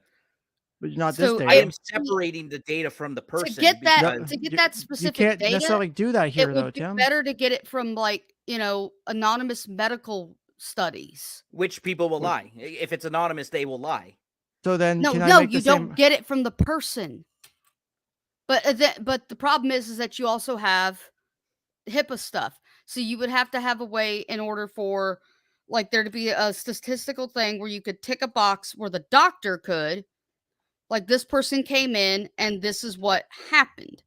You base it off of actual reports that came in, not the person actually giving anecdotal evidence. Hey Ken, is there a law that if you go to a hospital and say I was sexually assaulted, does the doctor has to call the police, right? Oh yeah, they do actually have to call the police. They're Doctor like, does. I don't. Yeah, unless it's a child. there's no discretion. If you come in and say, look, I think I was the victim of a sexual assault, can I get some medical care? You have to call the police in many But that's states, if you right? want to pull the data later. That's where it becomes a little bit hazy and you run into HIPAA. So then I just call the police. Because the police are mandated to be called, I'll just pull the police records. That doesn't give you because then the argument would be, and I can already see where this is going, and I know Tracy will back me up on this, is just because the police were called doesn't mean that there's no conviction was done. Doesn't mean an investigation was done or a conviction was the outcome of it. Doesn't mean that the actual act didn't You could happen. also run data from stuff like that if Funny, child you're agreeing with services me. kept better records. Well, we're not even going to start with them. With But what? it's Oh, funny by 'cause the now you're way, starting to agree once with me. Data sucks. once the child turns 18 in my home state, they destroy the record. That's so fucking stupid. No, this I is better to do know. with taxes, right, Tracy? Aren't you Well, glad you joined us? hello. Hi. Yeah, this has taken so many twists and turns. I'm not even sure where I'm at on the road. I don't That's why even. we call it Also, Twisted Puppet.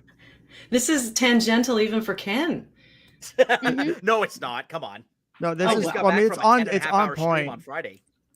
Yeah. Well, Wow. because also real quick, KTB had said that kids will lie. Yes, kids do lie, but statistically, I have evidence to prove it. I've done streams on it, where the Yeah, rate look at of the young Sophie Mom kids. stuff. Look up. Ken's covered all that. I've covered stuff on it. Basically, the rate of kids lying about abuse is damn near almost non-existent, and it's usually older kids, like teenagers, who lie about it. The younger kids usually don't lie about it when the children themselves are making the accusation. To clarify, as far Yeah. as parental cases and shit, that causes different stats. When kids are making the accusations, it's very much likely that it's occurred.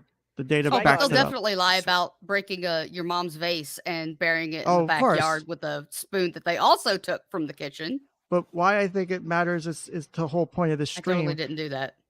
is like this curriculum, right? Is this and I don't know how Tracy, I know you were listening or watching while doing taxes. I don't know how much you were able to see or listen or do, but as this curriculum relates, it gives, I think, a better opportunity for younger kids to because I know a lot of kids who grew up and still are growing up with poor understanding of their bodies, poor understanding of sexual development and their body's development. And it causes so much shit that they engage in so much dumb stuff that could have been completely avoided had someone said, here's your body parts, here's what happens to them, and here's how to do things the right way.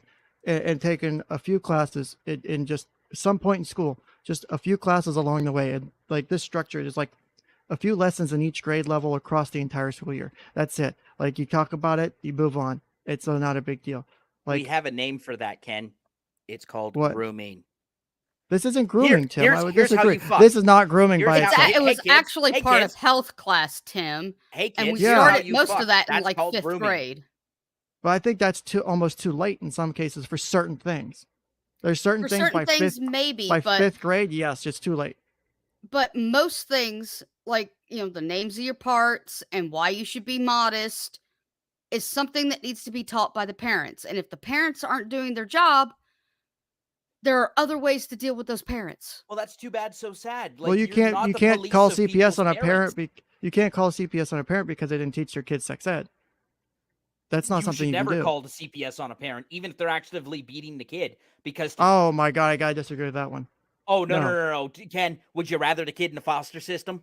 Tell me. Go ahead and tell me that the foster system is better. Would I than rather the kid Honestly, Sophie would- Long should have been in the foster care system. Would I rather my client be beaten or raped or abused than be in the foster system? Do you really need where to they'll answer be that question? beaten, raped, and abused? No, the statistics on that are not as high as that. Well, one, Okay, they're what's already- higher? Of course, hold on, higher, hey, but hey, it's not hey, that hold often. on. What's higher? Hey, they're already in a situation where they're being beaten, raped, or abused. Right? I have to do something about it. I can put them in a foster system, in the foster system, or because the way that the system, at least in Florida where I live, is designed, is if the first thing is another parent. If another parent's not available, a relative or a friend of the family before we go to foster care, if we can. Or if it's in foster care, they go there until the family member, friend, or whatever gets a home study done to then go place there until either the family completes their case plan, or B, the kid gets adopted. It's basically the end way it works out. So I love what Shinobu says. Give the kid a gun. The trash will take itself out. even so, you're telling me you would rather leave a kid in abuse, in being beaten, in being raped, in all that stuff, Not raped. than That's the one. That's so the one exception. But Ken, what do you think is higher, the 1 in 6 stat on college campuses, or the rate of physical, emotional, and psychological and sexual abuse in the foster system? Abuse or damage? Because the active abuse No, abuse, like actual abuse, like a foster parent, let's- like a foster parent actively abusing their kid versus the system itself, because they're two different. They're two different. I The know there are system's two gotten different better things, at and- weeding out those types of We have gotten people. so much better at dealing with that. It's not perfect, but we have gotten a lot better. I've gone through emergency foster care system, like the It's fucking not shared house. I don't know how that they you do go it to. there. No, it's not like that here. At least I could speak to Florida. Yeah, this is definitely family The therapy. United although States in general doesn't do stupid shit like Canada. we do. We fuck up in other ways. No, we don't. I don't think there we have. are. Oh but- no, so yeah, we do have. We have do have- emergency shelters for. We have group kids. homes and shelters Yeah. and stuff like that. But Okay, they're not so group the first homes line. is what I That's was not where. referring That's to. not where you go to. Normally, the way it works is you have, I've gone through the foster care classes and the adoption classes. I went basically the whole way through them. You're talking dozens of hours of classes to become a foster parent. You have to have a background check that has basically no felony. There's certain exceptions. You cannot even have a misdemeanor DV, I think, ever, to be able to foster or adopt. You're constantly being reevaluated. If you're doing medical foster care, which is a higher level of foster care, you have to have certain training to deal with medical issues. It's not just like a random person walks in and says, "I'll take some kids in for some money." It is not how it works. Also, And in the United anyways- States, group homes are done differently than what they might be done in Canada. They're That's always actual been there. government-run homes. Look, the government shouldn't run anything. This is true, but they're a last resort. They're usually reserved for older children, like teenagers Yeah. specifically, and it's for those that are about to age out of the system, basically. Yes, I've heard of it. We have those in Canada as well. In fact, that's actually a huge sore point in this country for Native kids. Well, I mean, that's something. That's a totally different thing. problem Yeah, in and that's of not- itself because yeah, that's Canada not is just comparable here. blatantly fucking racist. Oh, believe me, the U.S. don't treat the Native American Indians much better. We don't take them from their homes anymore. No, we stopped you know, doing that. Anymore. I'm not saying we didn't do shit wrong. We stopped that a whole lot earlier than Canada did. Yeah, tell me about it. And anyways, we went way off track on that one. We're off track of the off track. Well, the point is because we got to go back to the idea that calling CPS is always a bad thing. I'm not saying it's always a good thing, but sometimes it's better than what the kids at home, right? A lot of CPS, the bad CPS may be better than the terrible home situation, but don't pretend that CPS you're still is juggling the odds good development. I didn't say CPS is perfect. I've worked with bad CPS workers. I've worked with good CPS workers. I've fucking seen CPS workers bend over backwards to give shit to their kids and the kids that are in their care. And I've seen foster workers languish to give me fucking Medicaid for people I've been working with. When I was a guardian ad litem, it took months to get a fucking Medicaid card so a kid could get a doctor appointment because the CPS worker, A, is overworked, but B, just don't get me wrong, there's issues, but in general, for foster care and for kids who are in the system, who are in dependency system where there's abuse or neglect alleged and have been taken from their parents or with relative placement or family friends or in foster care, the case manager has to see them at least once a month. So they're putting eyes on the kids at least once a month. They're usually transporting them to appointments and shit. They go to the schools, they have to talk to teachers and shit. They're eyes on a lot of the kids' lives when they're in the system. Things still slip through. There's overworking. There's a lot of overwork with the amount of caseworkers and shit. Like there's more kids to a caseworker than there should be. But I still think you're more statistically likely to get out of a bad situation than to end up in the same or worse going into foster care.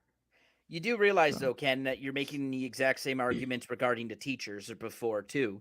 This is how it's supposed to be, but that's not how it is. We know that CPS is negligent in many cases. I'm not going to say a majority of them, but many cases certainly is many. Sounds high, though.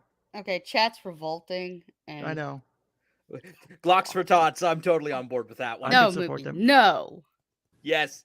No. Bad movie. Look, Ken, do you remember the video? There was a video of a shooting in Pennsylvania over snow shoveling, where like a husband and wife start yapping at the guy over a dispute of throwing snow across the street onto his yard, and then the guy runs into his house, grabs a gun, and puts them both down, and then takes himself out. What's it relate to?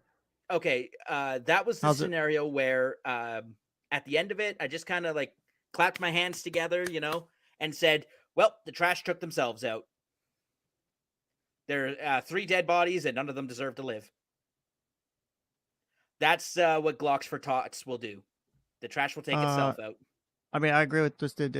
Well, one, I could have a whole stream on teaching gun safety to kids, but that's a whole nother stream. We're still teaching sex. We're still teaching human development and stuff. And no. We're teaching grooming to kids. How is this grooming, Tim? Explain to me how this is grooming, because I don't think that by itself is grooming. You have to put in other pieces to make it grooming. And I don't think the pieces are there based on what I've seen so far. I haven't gone through every part of this curriculum. I've gone through certain parts of the younger stuff because I knew that was going to be where the most controversy was going to come in, was going to be like the kindergarten through like 4th grade stuff, was going to be where the backlash came in. Was those first two, the K through 2 and then 3 through 5 was going to be where the biggest backlash on the curriculum is. And I'm not saying I like all the curriculum. There's good parts in the standards. There's bad parts in the standards. There's good parts in the curriculum. There's bad parts in the curriculum. The intent of the curriculum versus the actual outcome of the curriculum. There are goods and bads to it. We haven't even gotten to the part yet that most pisses me off. I literally stepped in as soon as we started naming body parts. So why does that piss you off? Because it sounds like that's pissing you off. Tell me more about it.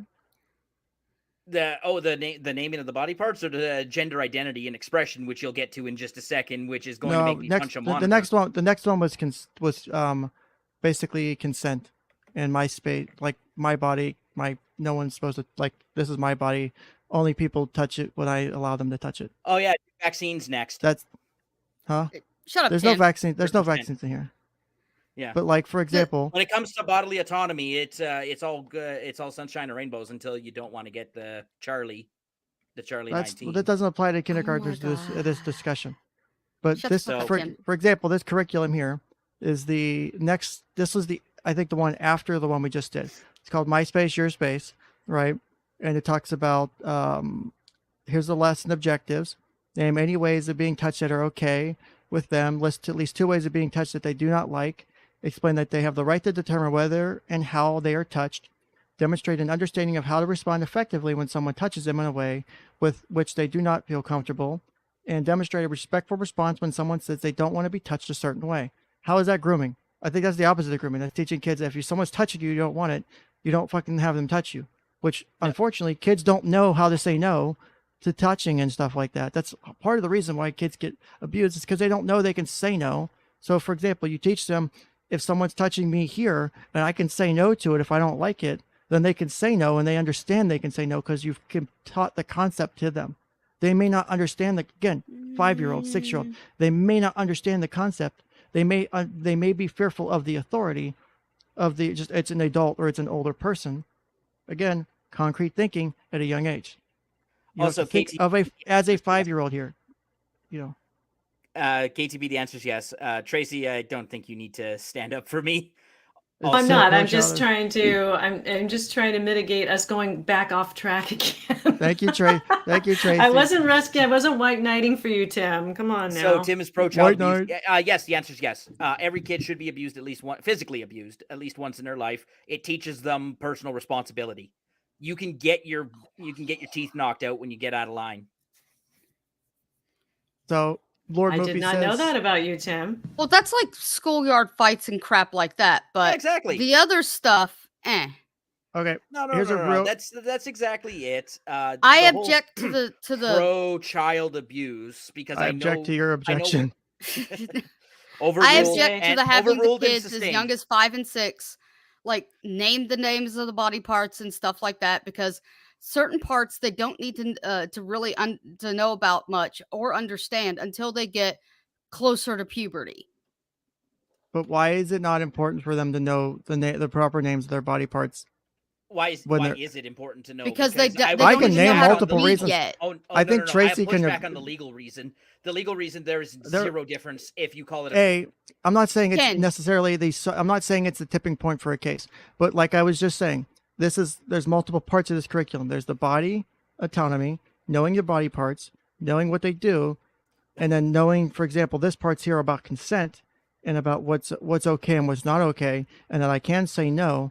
They tie together to say, if someone's touching me and I don't like it on parts that they're not supposed to be touching, or that they're not a doctor, that I can say no to that, and that's a problem, and I can go get help if it's a problem, and I can go talk to this person if someone touches me on the spot like that. That's all part of this lesson plan. That's all part of the curriculum.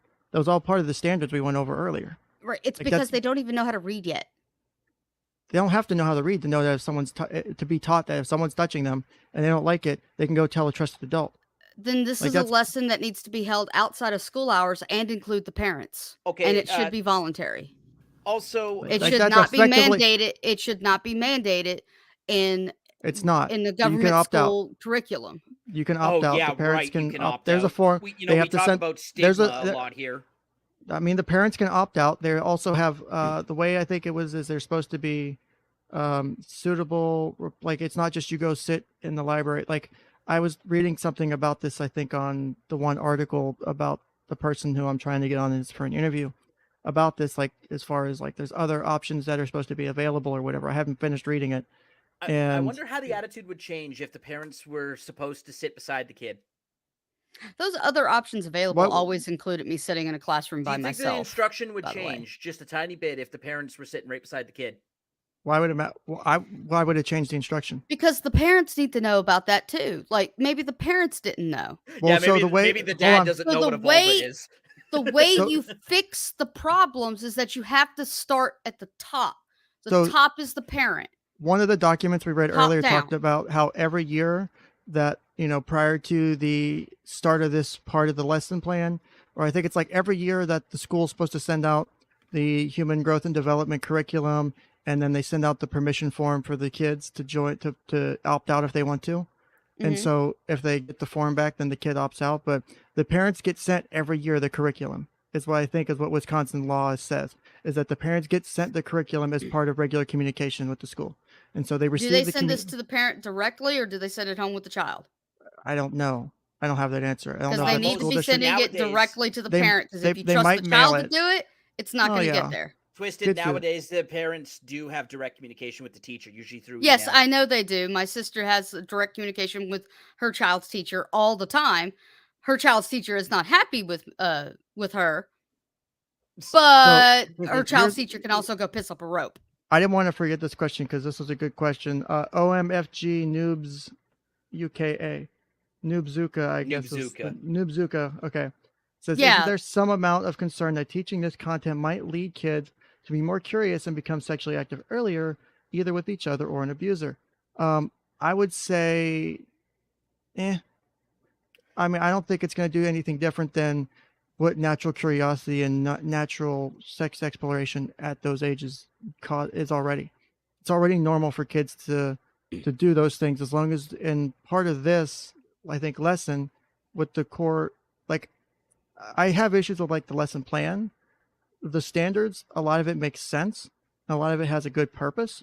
We're like teaching kids, like, where things like sex, like, childhood sex play, sex exploration can sometimes get to become abusive, is because kids don't understand where they can say, okay, I don't want you to do that anymore, or that's uncomfortable, and that they don't know if they can tell an adult, where they understand, okay, because they still might do this class and see the graphics and go, okay, yeah, so hey, Bobby, Billy, Mom Felicia, can you show me this? You show me, and do the normal thing. But they now have the learning thing. They have the learn part of, okay, if he touches me there or she touches me there and I don't want that, I can say no.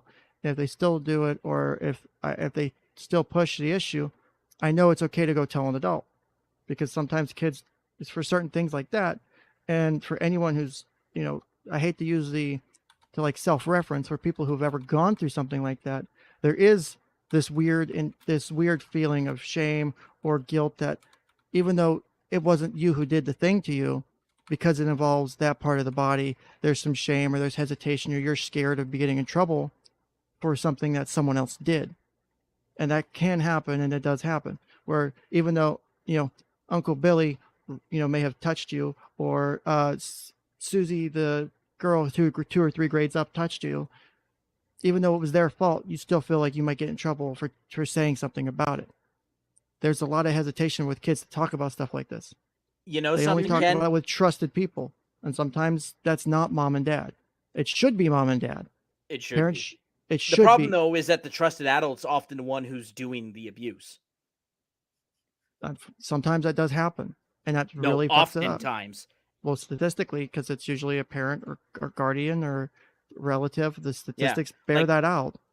Like, a lot of kids would, okay, name the list of adults you trust, and okay, my family members, possibly the teacher, maybe the next door neighbor who watches me sometimes. I'd never trusted my teachers. I know, neither did I, but that's different. Like I said, some may say their teacher, but Well, that's the problem, though, is that list also correlates with who's actually going to abuse them, and a very high percentage. So, well, I mean, it's also like your doctor. It's also no, kids like- don't trust doctors. Have you Well, ever tried it- bringing a it- kid it- to a doctor's appointment? it teaches that kids should be like, if you need to tell someone, you can talk to your doctor. They I trust a think it police teaches- officer more than a doctor, and I would say that's changing a little bit now, depending on what race you are. I mean, that's a whole another argument, but I think that, I mean, that's a whole other discussion. That's hours of discussion we could get into. Yeah, exactly. But- No, but what I'm saying is that the list of trusted adults is almost perfectly overlapped with who's likely to abuse them. So hey, can we maybe teach the kids that you can talk to the police? But I know we don't want to do that because defund the police, BLM, blah blah blah. That's a whole other argument, Tim. I'm more He concerned is so about trying to derail the derail. Tim is we're like we're on like 3 different rails from the first derail. So like we're on 16 gauge Ukrainian tracks right now. I got completely lost and bored with what Tim was saying. What was he saying? Well, Go ahead, Tracy. okay, so body parts, right? You didn't understand, Tim, why it was necessary for, if it's not your type of genital region, you're not supposed to know about. Is that what I'm understanding? The other type of genital region when you are a certain age? Is that what the argument you were making? Yeah, That was so the initial K-2 covers ages 5 to 7, mostly. Give or right? take. Plus, Okay. Yeah. Plus or minus. Well, okay, 5 so to I 7 is got not the right age to learn the opposite gender's genitalia. Why? Well, okay, so I just have to bring this up because this happened in my family. I have a brother who is 11 months younger than I am, and we took baths together. Of course, we knew that we were different, right? We knew our makeup was different. And yeah, nothing wrong with that. Okay, then why so does it matter about the name? but I knew, and my mom explained the difference between us, and we were, whatever. If you took the shame out of it or whatever, I just because don't know. that's the point, is that the parents were involved in that, not a government entity. Now, what age did you stop bathing with your brother?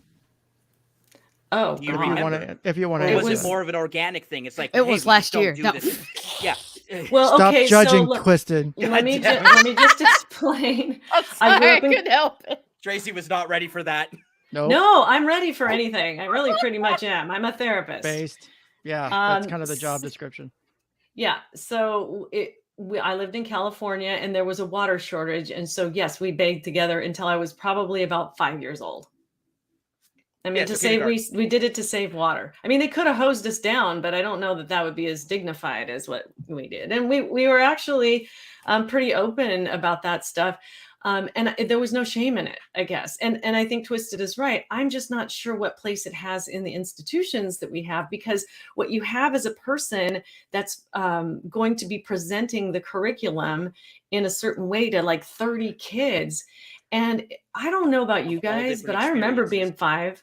And I remember being 5 in a room with 5-year-olds or 7-year-olds and stuff. And it's like, it would be complete, like, oh my gosh, like embarrassment. It would be weird to talk about that stuff. Would you? I would push on the point of, it's currently, and even when we were kids, it was awkward and embarrassing to talk about that stuff. But I'll make the point of, should it be? Because this is should this be something that is that embarrassing to talk about, that's so like awkward? And I think that's the biggest issue we have in the U.S. is that we freak out so much when it's sex, but violence and shit's great. We can beat the shit and blood and all that, like that's great. We can put that everywhere. But you show a nipple and people fucking lose their mind. Yeah, that's the Christian caliphate that the U.S. currently is. And that's influenced the fucking reason we've gotten to here, where the fact that just changing this in a Midwestern state, just changing to and I'll make the argument, a somewhat sensible sex ed and human development curriculum, even with issues, has fucking made people lose their minds. Honestly, I'd rather no sex ed curriculum versus the comprehensive sex ed. It's Look, not if I had to necessarily choose between the this two, isn't even sex ed. At this age, this is just human development. This is just human development in kindergarten. It's sex ed because you're getting this is not sex genitalia. Ed. The moment you get graphic genitalia, it doesn't mean it's sexual. Yes, you're talking about. I mean, it kind of counts as sex ed because that's the. You can call it sex ed. Classic sex ed is talking about like, this is your body parts. This is a penis, this is a vagina, that whole type of thing. The other thing too is that it's context in specific, and for we're doing it because of efficiency, and through the efficiency we lose efficacy. Tracy actually cited. I love that Tracy brought that up because she cited a context specific scenario in which it was appropriate to have that conversation, and I think that is the preferred outcome in every scenario. Now, obviously, the school can't do that with 30 kids in the classroom. We have so for maximum efficiency, we lost all efficacy. Well, I mean, you do have a limit to what as a school teacher, you're going to break this down into a certain block of time. See, Does the it thing make is, it? though, Is it is that perfect? No, but I think it's potentially a step in the right direction. And I don't like some of the structure of this. I think it could be done better. I'll be the first to say that. well, But I think that's we the problem, though, is that this is assuming that the government is taking authority over raising the child, and that's not what needs to be done. here. Well, So then my this po- type then of topic don't put is your something kids that in needs public to. school. Would be the So, argument. well, 'cause I don't mean, like. I would I don't. love that argument. I would love that love argument for my too. nephew to not go to public school anymore because they only treat him as a disobedient girl. When he's a little boy, he's gonna be rambunctious. He's gonna want to not sit down. There's nothing wrong with him. He's a boy. Speaking of surveys, hey, survey the 15 boys in that class and ask them what kinds of things would they rather be doing than watching the slideshow presentation on people's body parts. You could ask that for the girls too. They would give you like They'd we'd rather. give you slightly different answers. No one's. The girls so would what- probably rather what be is the- playing with their dolls So wait a second, we're teaching about or consent. with the boys. So you're going to tell me that most people, most reasonable kids in this classroom are going to be like, hey, can we talk about something else? This is really uncomfortable. And yet the very next thing you talk about consent. The kids aren't even paying attention. At this point, No, they're paying attention. All right. you're talking about 5 years old plus or minus, right? Mhm. 5 so, to 7. 5 to 7, right? So And believe me, if that's the argument, then if they don't want to consent to the class, that means they can never go to school. Because what kid's going to consent to being in class, and what kid's going to consent to wanting to learn? Like that's Yes. the argument. So you so just that's don't the go to school. context in specific format that creates, and most kids don't have the mental capacity to be like, oh, this is inconsistent thinking. So then why the hell are we trying to push it on them? Well, Movie apparently they says have You're they assuming can it's- opt out, right? If they can opt the out, parents that's can opt out. parents' No, no, no, choice. no, Parents the kids can- cannot opt out. The parents parents can opt Kids out. can't. Moopy Right. says the solution is to abolish the school system. I agree. I'm not Totally agree. necessarily against it. Everyone homeschools. Well, I'm telling you, I've had a couple ideas pop up as I've been listening to you guys talk, and one of the things is, maybe even considering having a counselor, like the school counselor, or a specialist in this area to present them. If it's going to be presented, it needs to be presented well, and because I can see what Tim, I think you had said something about grooming. I could see that possibly in the wrong situation with the wrong teacher who maybe has a little bit of challenges in this area, bringing this Or an up, agenda. or an agenda, agenda. that it could result in that. And so I really do believe that either the counselors need a counselor, or teachers or whatever need to communicate with the parents. If you can give them a homework assignment, if they're willing to do it, fine. If not, then we do need to get more specialists out there, people who actually, like Ken can talk really well about these sorts of things without it being shameful, like people like that who can talk about it, or counselors to present it well. What if it was a normal thing? Like this would be really, really hard to implement and probably a fantasy, but what if it was a normal thing to have, how you have like a schedule of vaccines for most kids, right? What if you had a schedule of, I don't know, really uncomfortable talks, and immediately afterwards, so your schedule of vaccines, right? You get the vaccine and you have a follow-up appointment with your doctor to watch for any adverse reactions. Yeah. What if we had a similar system for, okay, whenever your kid is ready for the uncomfortable talk, you immediately schedule an appointment with a therapist within 1 week. And then the therapist says, okay, you had this talk. Do you have any questions? Your mom's not here, not listening. Do you have any questions? Or I can be present with you to help you through the talk. I can be present with you to help you. Yeah. And if the kid does have questions, he's like, my mom said this and I didn't understand, but I couldn't ask her, like, I was too ashamed to ask her to make it more clear. Then you can call the mom in. That's a conversation that has to be had between the child and the parent, because that's something that's just been tradition. And I mean, my sister and I have struggled with how to do this with my nephew, and we've been doing it step by step. When issues come up, like him playing with himself in the living room or at school, we've had to explain to him, look, you can do that, but do not do it in public or like in the living room or at school. Because you explain that there's appropriate places to do it. See, Twisted, you know when he starts taking 30-minute showers, you know. The thing is, here's the thing. He's been told not to do it in the shower too. But here's the point. I don't know, though. Okay, hang on. Never mind. Because that's the concept of that grosses his mom out. No. My I'm dad not had even do it. My dad had a girlfriend when I was a kid, and she had a son who was 5, 6, 7-ish, somewhere around there, and and this isn't to bash religion or anything. She was very religious, right? My dad and me, not so much, or at least he didn't actively practice. But anytime he would because it's normal for kids that age to touch themselves, like reach down and touch her. And so he would be touching himself a lot. And she would constantly berate him for it. Don't do that. That's bad. That's a sin. And I was like sitting there as a teenager, because I think I was a teen at the time. And I'm like, I can already see this kid having a bunch of issues when he becomes an adult, because you're making it a problem. And so like that, and again, not to say that it's the government or school system's place to replace that, but it also, I don't think it's necessarily the worst to have the ability to give this information. Again, like Tracy's saying, done properly. So mothers are fucking boys up. Yes, that's not a new concept. I mean, that's fucking boys up too. Yes. I mean, a lot of abuse of males as children is usually done by the mother. Twisted, I mean this in the utmost respect as possible, but women cannot teach boys how to be men. I understand this. I'm not disagreeing. You do need to plan ahead. I mean, I'm fortunate enough that I had a stepfather in my life, although he was probably more beta than my mother was. My nephew had my grandfather up until earlier this year, so he got a somewhat of a foundation of what a man should be.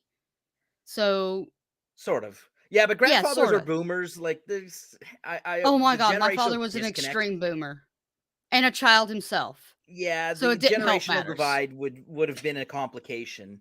So I don't know if you have like a Big Brothers program. We where do. Your sister is. We have Big Brothers, Big Sisters. Probably, but basically every state has one. It's safer than camp or counselor, sending them off to camp or scouts or whatever. It's definitely safer. Dude, he didn't even want to do scouts, so it's okay. I've jumped to grade 3 curriculum stuff now. So we're in grade 3 curriculum, and Tim, you're about to get pissed off again. So this is from not from this document, but from the next one I'm going to show. So this is from the grade 3 talking about trusted adult. Who's a trusted adult? Someone you can talk to about anything, someone you feel happy being around, stuff like that. Or sometimes the things you can tell a trusted adult about. What would a trusted adult do if you told them that something was okay? So like, honestly, this probably needs to be taught younger. And then there's like a handout that's like adult helpers in the school, family, me. So and nowhere then, like, on there is cops. Well, adult helpers in the school and community. That's cops that are part. adult helpers. No kid of that age would understand that means cops. That's again a whole. You would have to tell them. You would have to then say, you did hey, did you think about cops? This is the grade 3 consent form. So explain the terms consent, personal boundary, and bodily autonomy and how they relate to each other. Demonstrate how to communicate clearly about personal boundaries. Demonstrate how to respect other person's personal boundaries. And so this is kind of related to that. Let's see. Oh shit! Brazil's presidential election is today. So this is like here. So for a personal boundary might mean you're okay with being hugged by one person but not another, or maybe that you don't like hugs at all. If you do not have someone's consent, you need to ask for it to hug them or touch them in any way. Someone tries to touch you when you have not given them permission to, you have the right to tell them to stop, and they have a responsibility to stop. If they don't stop, it's important to go tell someone right away. Like this shit right here, I think needs to be being taught.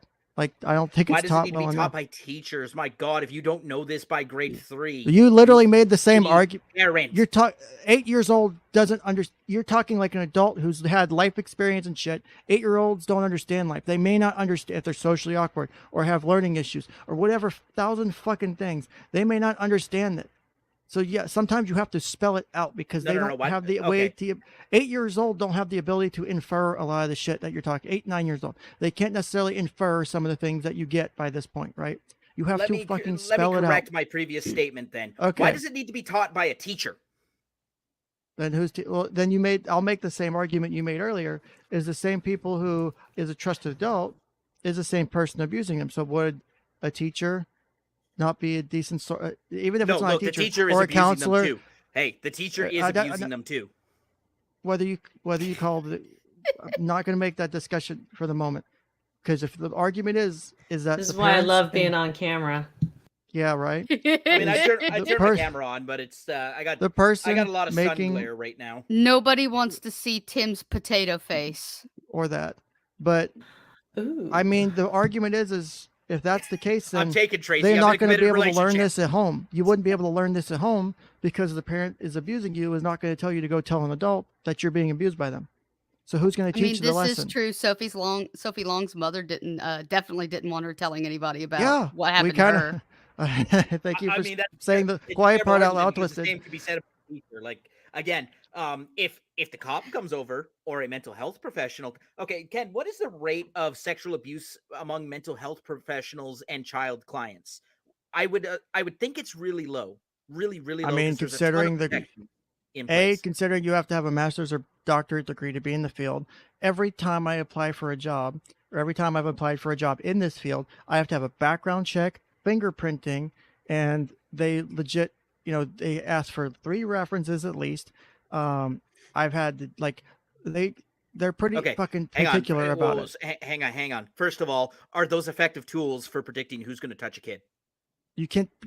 At this It's point, we can't necessarily effective tools predict for knowing who's doing it. Who we have- has? who correct. you can never, at this rate, we don't have the ability to predict. I'm You actually can't looking. predict anything. That's some Okay, I have- fucking I have thoughts of research to do the potential prediction, but I have no idea the accuracy rate Well, it'll come out. okay, so move on from that's that. some from the Minority tools Report of shit, the Tim. job. Come on. No. Just You move on from cannot the tools predict. You can because only- those- So yes, is it likely that there's the potential to exist? Yes. You want to know one of the things I have to battle with every time I work with a client is the fact that I've had to have my boss come and say, and I fought them on this. He's like, "Babe, when you have a client, make sure you leave the door open." And I'm like, "Why?" They're like, "You know why?" And I'm like, "No, tell me why." So that way there's no one assuming anything inappropriate. I'm like, if anyone's assuming anything inappropriate, they can come talk to me about it, or they can file a complaint. My clients deserve the privacy of the conversation because I don't want shit going down the hallway because I've worked in an atmosphere. It's not like I have people are moving up and down the hallways or standing outside my door. So where conversations can be overheard. I'm shutting my fucking door. If you want to write me up for it. But if anyone's got a concern about this, it's relating to, because I've got to deal with this as a male in the field, is automatically people are going, "Oh, you're a male." I've had people make the assumption of, and I've had these discussions as, "Oh, you're a male in the field. That must mean you're wanting to do XYZ, or that you I have mean, that's this." kind of why you got fired in the first place from the previous place. Yeah, it's bullshit because I'm a male and because of the whole Sophie shit. And okay, you want to do that? Fine. Anyways, what I was It saying still relates to my point, though. is that is- the threat of a mental health professional to a child is much lower than a teacher to a child. I So mean, why it can't could the pull health up this. professional be the expert? Are here? you worried specifically about sexual abuse or just physical, emotional? Specifically sexual abuse? I mean, we could pull the numbers and do this, and I don't know the rates. I know teachers do sexually abuse kids, but I think as a general rule, it's a bit harder to do that because Actually, you haven't. if I recall, Oh. Ken, the stats are that the rate among teachers and Catholic priests is identical to every other part of society. It's consistent across the board, regardless of job, income, class, see if I can possibly find something. race. I forget that part. I Damn it. think it's actually really uncomfortable, but there's not a higher rate in just about any other job. Well, when you're talking about kids in general, though, you're always going to have to consider power imbalances because the kid Yes. has the less power, right? So, Mhm. so we're physically talking now. We're speaking, on to 8-year-olds, right? And we're talking Yeah. about 8, 9-year-old, trust 8-year-olds, right? So 5, 6, we're 7. talking about consent and boundaries, and I agree with Ken. I do believe that this sort of needs to be. It does need to be brought up because I know this is I hated being tickled, and I didn't know that I could say no to that. Thank If you. somebody had at least said something about like, well, hey, if just kind of even in casual passing, if a teacher had said something like, if we want to make sure, like, say there's a real life example, like Joey is like throwing an eraser at Timmy, and we want to have a little bit of a discussion about like, oh, well, that's a boundary. That's like, so if that's not okay with you to get hit by an eraser, and maybe other things are not okay with you either when people do them to you, and make it in generalities. You don't have to go into a bunch of details about it, but you can at least get the kid to think like, well, I kind of don't like it when I had an uncle too. He used to, I love this uncle, but it made me uncomfortable when he came up to me. He had a huge beard and he would give me a huge kiss and he would rub his beard all over my face. I'm like, ugh. I felt like it hurt. I didn't like it. He was doing it very affectionately, but I didn't like it. I didn't know I had the power to say no. Like even to tell my mom, like, Mom, when Uncle Bob does that, like, I don't like it. But I didn't know I had the power to do that. I think that maybe at least letting kids know that they have the choice, or at least they could speak up, is important. How that's going to be presented, I'm not sure. Yeah. If Joey throws an eraser at Timmy, you should show Timmy lawofselfdefense.com, pull a Glock, and put Joey in the hospital. Oh, for crying out loud. But for serious discussion, Timmy would go to jail. The point is, if he's under the age of 12, no. You need to come to this. You don't necessarily know the state's laws on some of that. Every state has a different age, yes, but there is a minimum age of criminal culpability. It's called juvenile hall, sir. Yes, that's for 12 to 18. Okay, this is where Tim gets to get upset again. So this is grade 3 reproductive anatomy. Okay, so Ken, describe what I Look, have. Tim's got some issues that he needs to Tim, I see agree. a therapist about himself. Tim has some underlying issues regarding this stuff. Maybe. Yeah, this actually might be Tim's self-diagnosis stream. After we've talked to you in person, so now we can diagnose you with paranoid personality disorder after this. Yes. Tracy, we have corrupted you. Welcome to the fucking I'm so happy right now. Plural gang, rise up. God damn it. The term boy and girl are used intentionally in this lesson to make it accessible for students who are more concrete learners than students in middle or high school. While we use the terms male or female when referring to particular anatomy, it is important to remember that someone can have a penis even if they don't identify as a boy or oh my fucking God. Well, damn it, Tim, wait. The use of more inclusive terms related to gender identity and biological sex is introduced in subsequent grade levels. So learning objectives: correctly identify at least 2 parts of the biological male reproductive system. 2, correctly identify the functions of at least 2 parts of the biological male reproductive system. 3, correctly identify at least 2 parts of the biological female reproductive system. 4, correctly describe the functions of at least 2 parts of the biological female reproductive system. 5, identify at least 1 reliable, accurate source of information about reproductive anatomy. So let's see here.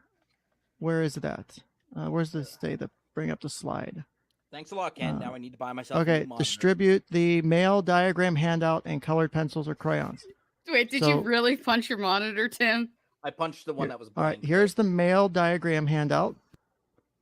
That it gets handed out during the class. What age is this? This is wait. That's my home province, Alberta House Services. Grade 3. So I guess this is the handout. 8 to 9 usually. Hey, now wait a second. That is not an 8-year-old, is it? Wait, what?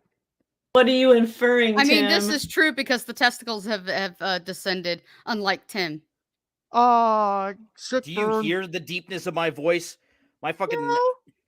I don't know. It's a nasally, high-pitched voice. I thought you were a woman there for a minute. All right. Okay, so first of all, we're showing adult anatomy to 8-year-olds. I mean, it's the same anatomy, but I do like that there's a bladder in there. Although I don't think the prostate gland really truly needs to be pointed out because most adults don't even know what the hell that is. Hang on a second, because if this is a grooming tutorial, you definitely want to know where the prostate gland is. Now, do you think that this is a grooming tutorial, or is this a biological? I know you don't get it twisted, but no, because I don't have male butt sex. Again, you're on a like roll you. today. Again, you might want to pay attention to who's having the male butt sex. If this is what they're teaching the 8-year-olds. I mean, I don't know why you're having male butt sex, Tim. Jeez. I mean, you do how does this you, relate to but male- like, honestly, if I showed this picture to an 8-year-old on the street, I'd probably go to jail. I mean, there would be a lot more reasons why you would go to jail, but that's beside the point. Anyways, I'm having a hard time reading some of these words through the cracks in the screen. No pun intended. By the way, Alberta Health Services, go fuck yourself. Somebody's got some. Oh, that says teaching. That says teaching at the bottom. I thought it said touching. Somebody's Oh, got don't some worry, anger it's still issues. accurate.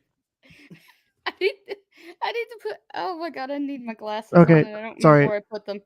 I had to take care of something. That's okay. I was sitting That's here okay. ribbing I Tim was for like 5 raging minutes. at the I fucking could screen I for could the hear last you 10 guys minutes. reading, but so that's the male one. This is the female one. So these are the handouts that get handed out during the class. Again, 8-year-olds. That I don't like, Why? because you can do it from the side like you did with the male. Because Are I've you- seen that in 3rd grade books before, because it was in my 3rd grade book, like that. But for This the is why- female, but that I don't particularly care. Wait, is it And the boys are advocates seeing for this you? too. Okay, they're 2 different handouts from 2 different organizations. That's stupid. This is Alberta Health Services, and then this one's from the people who are doing the Advocates for Youth, who's done most of the lesson plan so far. So Yeah, which holy sounds spread like eagle, a grooming organization. holy spread eagle, Batman. No kidding. Is this really given to 8-year-olds? This is Part of the new curriculum. This is you can go to the Oh, school's God. website. I'm getting this from the school's website. This is on the school's Google Yeah. Drive. Are you sure you're not going to get like a copy or not a strike, but a Oh, he's definitely getting a strike. complaint He's or demonetized. something? I mean, you might Oh my God. you might get a freaking community guideline strike. I This don't shouldn't know. be. If this is a community guideline strike, I'm going to appeal the shit out of it because this is educational as fuck.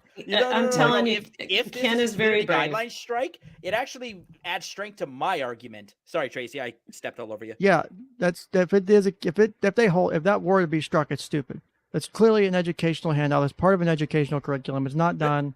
Nope, I might have YouTube to- disagrees. That was not educational. Say we'll find out if I get a strike for it or not. Say why did they need to put pubes on there? That's actually a good question.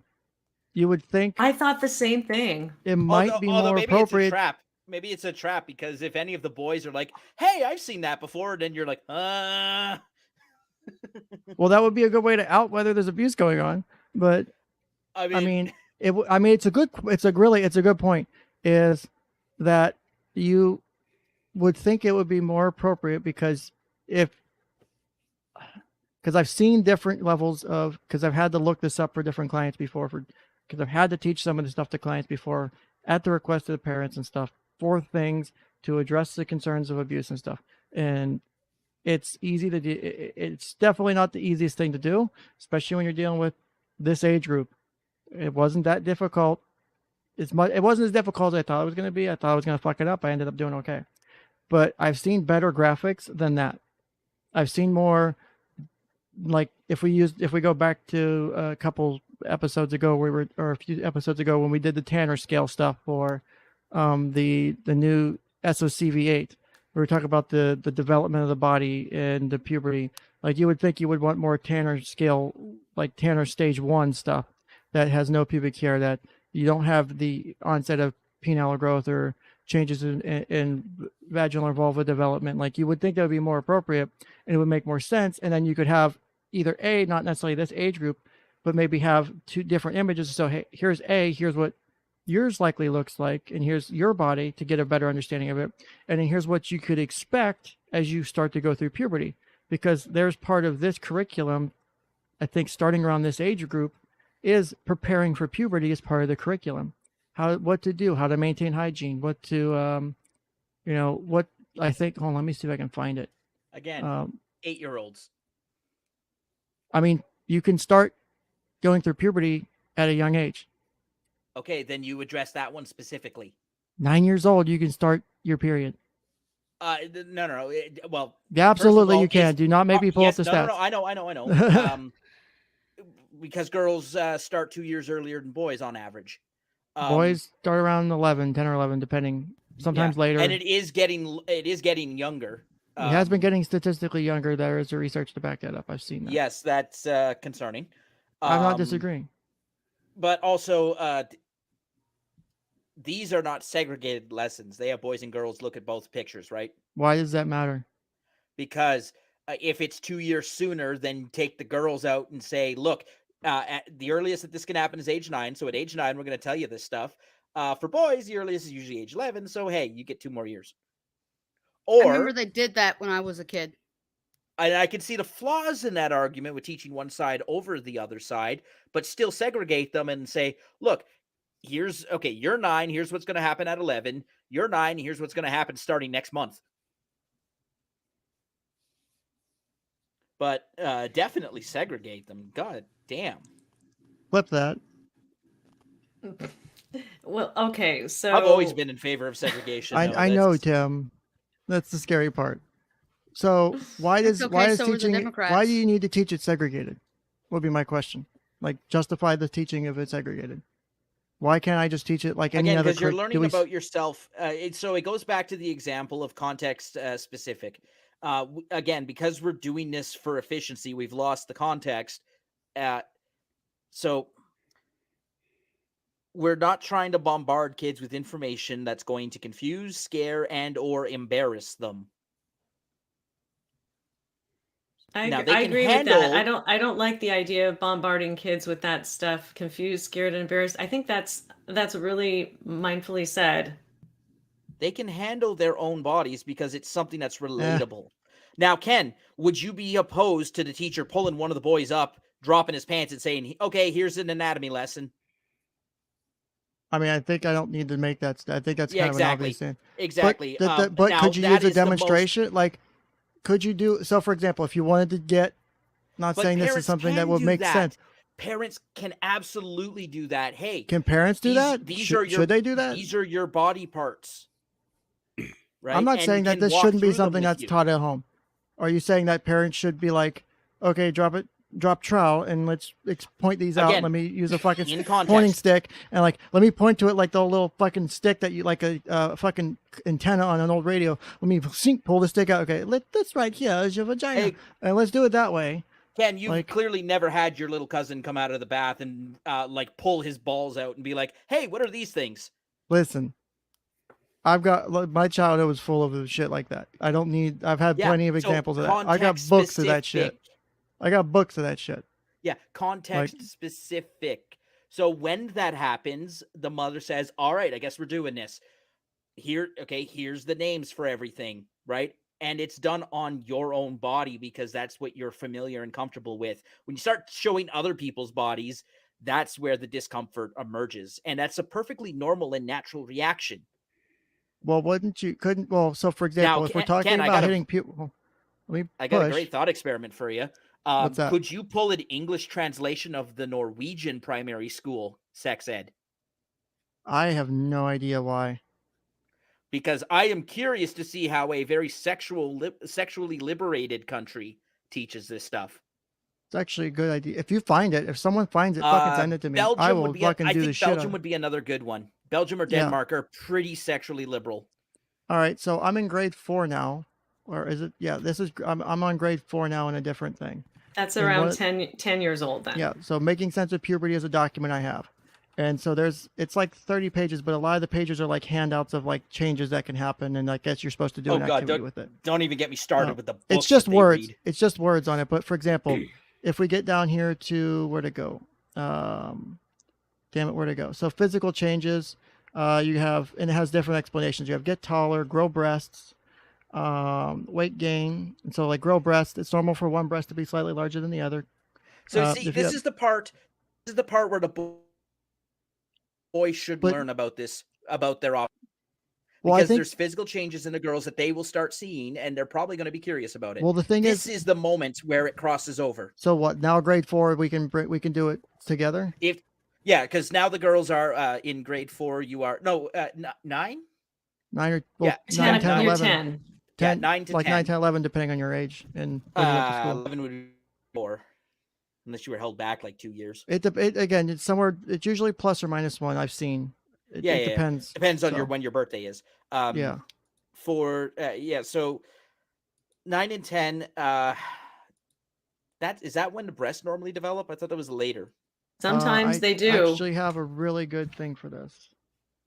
And I think, as being a woman who had developed breasts at an earlier age, that would be very awkward for me, because what happens is then the boys start to look at the girls and go like, oh, are you developing breasts yet? And that's very awkward for a girl. Now, So do we need to do this more sensitively? Yeah. That's where I kind of agree with your argument for segregation, is that if we were in a room with just all girls and we talked about this, it would be easier, I believe, this is just my opinion, than when you're having boys there and going like, oh, is her, because I might walk that one back a little bit, because I do think boys are aware that breasts exist, right, on their mother. They'll find other adult females, right? And they understand the concept, and to them, because of the lack of hormones, it's not sexual yet. I think you could. That's where you start getting into this transition stage. Because, for example, one of the things I was getting to, I'm trying to download a puberty development stages graphic at the same time. Is, oh God! Yeah, FBI, open up. No, okay, so Norway just puts it on television. Yeah, no kidding. Hormones are raging is one of the titles of physical changes. Hormones are the natural chemical. That's actually not a terrible idea. Like if spontaneous erections, when penises stand up by themselves, it's called an erection. This has been happening since infancy and is totally normal. But during puberty and beyond, it can happen more often and can be more noticeable. Also, the erections can last longer. During puberty, erections happen out of nowhere or spontaneously. They don't even have to be thinking about or looking at anything in particular. While this can be embarrassing, they also tend to go away on their own after a short period. I remember in health class in high school, they actually taught how the mechanics of what happens for during an erection, like Kinda the neat. whole blood flow thing. which you couldn't possibly understand.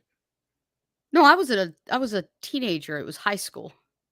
Oh, in high school, I missed. Yeah, that part. and this was a more I missed that. scientific approach to it. Yeah, in grade 9 we covered that. This was senior year. So yeah, you're talking high school for that. Like, Yeah. But we covered the biological side, which is consistent with what Ken was going through for grade 9 and 10, right? Know the biological function of everything. So, for example, you have the spawn. So I think this is where doing the stuff cross-sex, where you're having the mixed sex, is helpful, because I think you can, as someone had asked earlier, would this cause further experimentation? Is because I think if you segregate the genders and the sexes and you just do the girls on one side and the boys on the other, or in different rooms, is they're going to obviously have questions about the opposite. And so instead of letting them do that shit outside the classroom and actually physically experiment, you can let them understand and know the things and the questions they have answers to in the classroom, and ask the questions in the classroom, instead of them going out and maybe not necessarily reducing the likelihood of them experimenting and doing it on their own, because they learned it all in class. And you remove a lot of the things where, for example, like it's talking about, spontaneous erections. So if someone gets a spontaneous erection, it's no longer going, haha, so-and-so has a hard on. It's, hey, we just learned last, wait, hold on. We just, listen, wait, let me finish. We just learned last week, Mrs. So-and-so said that it happens and there's no control over it. And so you can reduce the amount of impact it has on social bullying and stuff like that. I think changing it to having stuff like that included has the potential to normalize it to where just because someone has an erection, it's not a big deal. Or just because someone started their period, it's not a big deal. Instead of it being a shameful thing or this nasty thing, or we make fun of it, everyone knows and everyone understands and everyone together is on the same page. Instead of it being so-and-so knows a little bit, someone learned a lot at home, someone learned a little bit at home, where this kind of teaching right prior to puberty, not after puberty, when it's too late, you teach it prior to the onset of puberty, so you know what to expect. So that way you're setting yourself up for success as you go through puberty, and it lowers the amount of awkwardness and questions and dumb shit you're going to do as you go through puberty, because you know about it ahead of time. I think that's where the benefit of something like this could be. I think in the puberty department, maybe girls need like a little bit more teaching on the menstruation part. Oh, there's a because my menstruation part. mom didn't even know a whole lot about menstruation. And literally my older cousin said it was old blood being recycled out through the body. And I did not learn until college that it was the shedding of the lining of the uterus. Listen, I think a philosopher said once that if something can bleed for 3 days and not die, it's a demon. So and it belongs on Ken's counseling couch. Yes, but the menstruation section says one of the most dramatic changes a body with ovaries goes through is menstruating or getting a period. body with ovaries. Shut up, Tim. This is part of the normal monthly cycle where the body is. I'm gonna go back to the other courtroom, Tim. Damn. This is where a body is preparing for a possible pregnancy by building up lining of blood and tissue in the uterus. Once a month, one of the ovaries releases an ovum or egg. This is a tiny egg. It's not like a chicken egg. This means the body is preparing for a possible pregnancy. If sperm gets inside the vagina and swims up into the uterus and fallopian tube, after the egg is released, that egg and sperm could meet. If that sperm-filled egg then attaches itself to the wall of the uterus, or pregnancy begins. If that doesn't happen, the lining in the uterus is no longer needed, so it and the tiny egg leave the body during menstruation. This lasts about 5 to 7 days. We will talk about this more in another class. Then the next section. 3 to Okay. 7. Yeah, so like The new data is 3 to 7 because for sometimes the menstruation can be really short. Yeah, for a paragraph, that sums it up decently well. Like for 4th grade, sums it up pretty well. Wet dreams. Yes. During puberty, testicles start producing sperm, which, as you just heard, can cause a pregnancy if it meets an egg in the uterus. Sperm comes out of the penis inside a fluid called semen. It is normal for this semen to come out sometimes while sleeping. This is called a nocturnal emission or a wet dream. This is different from wetting the bed and is perfectly normal. Wet dreams happen less and less frequently with age. Then you have like hips widen, acne, muscle growth, sweat starts to smell, what else? Voice cracks, voice deepens, hair texture may change, growth under the arms, grow hair under arms, on legs, and around genitals. Oh yeah, we've got to. Oh my God, we got to start explaining to my nephew about the hair growth that he's going to be experiencing. Oh shit.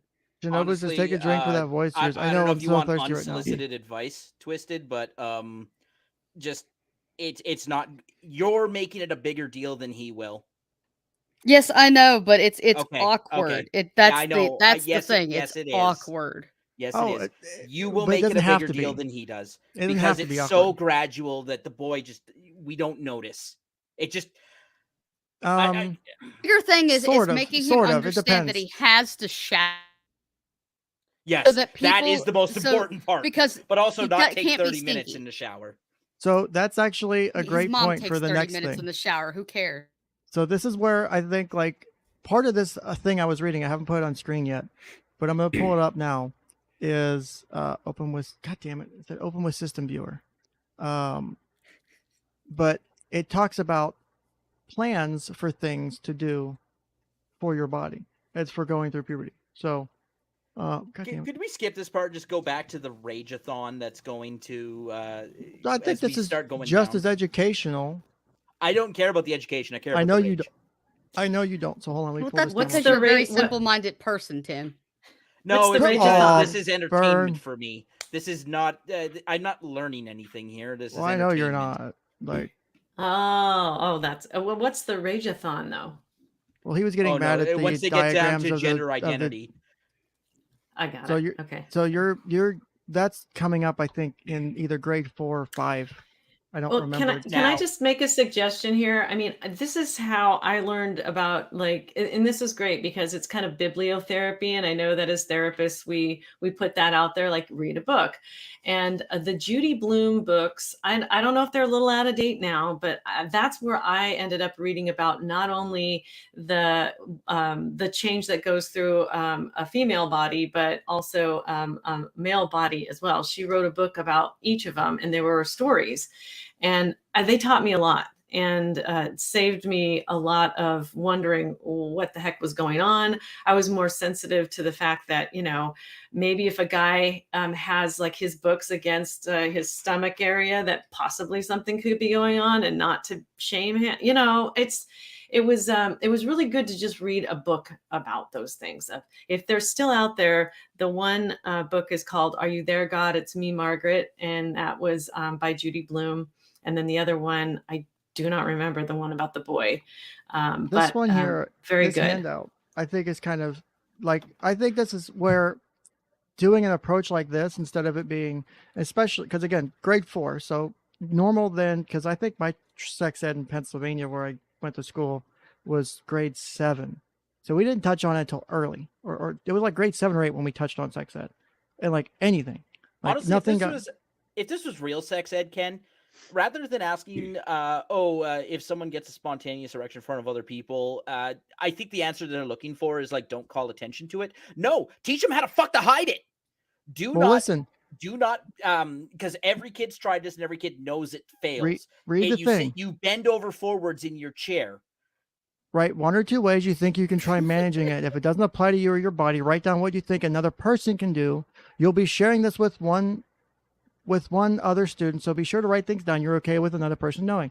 So this is a way to like normalize the normal puberty changes, so that way it's not something that you shame someone for when they first few people in your class start going through. It's, hey, all of you at some point in the next year are going to have this shit start happening to some degree, maybe the next 2-3 years to some level. So guess what? Y'all got to fucking go through it. Like here's how y'all can help each other. This is helping each other instead of making it a culture of shame and denial and being uncomfortable for something you have literally no control over. You can't, generally you can't stop puberty. There's technically ways to do it. It's okay to be uncomfortable for being white, even though you have no control over that either. That has nothing to do with this discussion. But see, this is how he derails. He derails so hard, man. Same teacher who says that will also go back, turn around and say this. Well, it's not... I mean,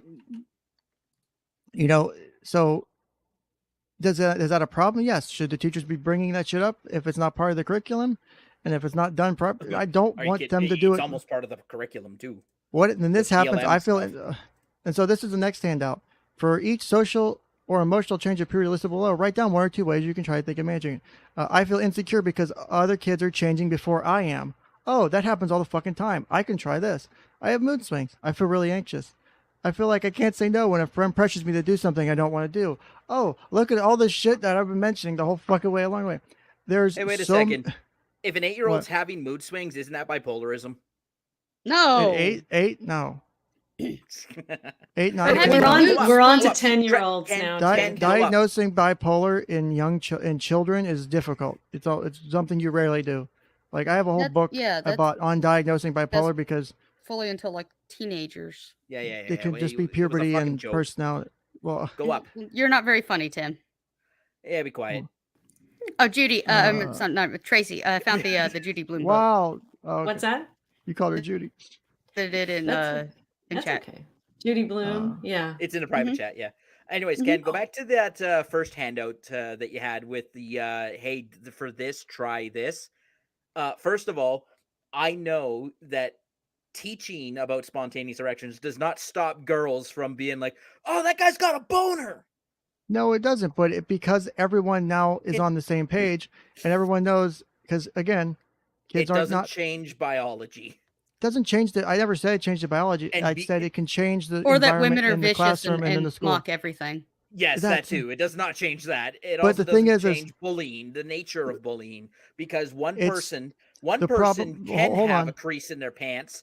The issue and not is be made fun of. Another person can and be made fun of. It's not fair. That's life. I'm not saying this cure. Hold on. I'm not saying this cures the issue. Let me correct it because I know that there's even address it. It no, it does. It doesn't even come close to the issue is, I swear to God, if every person in this fucking chat, in some form or fashion, at some point around this age, everyone was like, "Hey, do you know what sex is? Do you know what jerking off is? Do you know what masturbation is? Hey, have you ever heard about this? Do you know what this means?" Whether you were the kid who knew way too much, or you were the kid who knew nothing, and so you're getting fucking singled and isolated out because you don't know shit, or whether you know too much and people look at you like you're a creeper or a pervert. At that age. Or that. Awesome self. But I'm just saying, you have people but also who try not to overdrink the boxed wine, because people will come into these, grades and stuff, and they do it now, and they've been doing it for years, where they are, because either a lack of education at home, and so they don't know, or they know way too much. When I was 10, 11 years old, I had found probably more porn than I had ever seen in my entire life on the internet, because I had unfettered access to the internet. I was doing shit on the internet that probably would have gotten a lot of older people arrested had they been caught, right? Because I had no fucking guidance at home on this stuff. Besides, when I was don't that get someone age, I didn't pregnant know and what a use computer condom. was. That was the furthest extent of sex ed I got at home. Was don't get anyone pregnant, use a condom if you're gonna have sex. That was as far as it went. Everything else I learned on my own. Everything else I learned on my own. What? Ken, if you want to feel the amount of rage that I hold to this lesson plan, I want you to go and open up the Jerry Sandusky witness testimony. Because, Why? and Tracy knows, read what the kids said, how Sandusky groomed them. And How it's did this going relate to to the read grooming? almost identical to this lesson plan. How? I mean, Go read it. I cannot. If I tell you and spoil it, just read. Just tell me. the whole Give me an thing's example. lost. Dude, I will if you go read bring it up, fucking back it up. Yeah, you can't just tell me to Explain go it. research it. No. Cite your Chill. sources, motherfucker. Either I mean, A, send me the link, Go or look B, up the witness testimony. send me the fucking link. I will pull the shit Fine. up. Send me the link. I will pull some of Fine, it up. Find me some I don't quotes. Rules or of the something. internet, Tim. If you make a But claim, how? you fucking back it up. I How don't have are- a pacer. How But- is teaching sexual development, teaching about body parts, fucking Because grooming? that's what Jerry was Because it's not doing. grooming. Jerry was talking about Then this parents exact teaching same their stuff. kids about their Hey, body parts is grooming. That's the same fucking argument. That's the same fucking argument. Is if I Okay, teach my sure. kids He's got a about their body point. parts, then I'm grooming my kids. If I teach, if I'm a teacher and I teach kids about puberty and sexual development, I'm grooming them. If I'm a therapist and it comes up as part of it because a kid wants to know more about this and that, and the parents want their kids to know, I'm grooming. That's the same fucking It's all in the argument. presentation. Okay, So so- great Yes. argument, Ken. How about this? The better way to come at Thank you, this Tracy. is that the parents need to be involved I'm in not all disagreeing with that. aspects. So I've never that's disagreed with that. Yeah, but that's part of the problem, and probably more of what Tim is actually mad about than he actually realizes.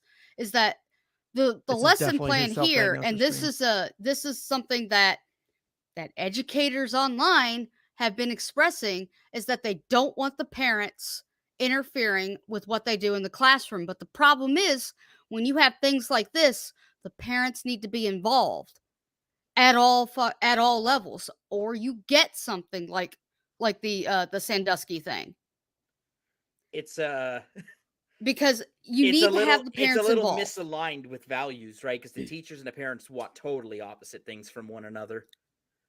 The problem is that the parents are at the mercy of the teachers.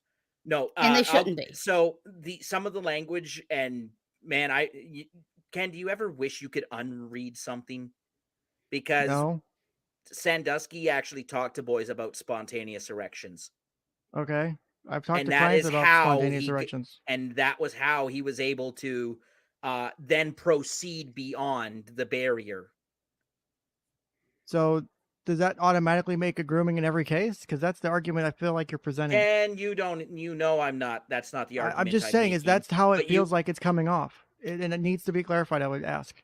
I'm not trying to pick on you. I'm saying if that's the argument, though, is anytime you present the information, then if you automatically jump to grooming, you're going to prime yourself that anytime this is brought up, it's grooming.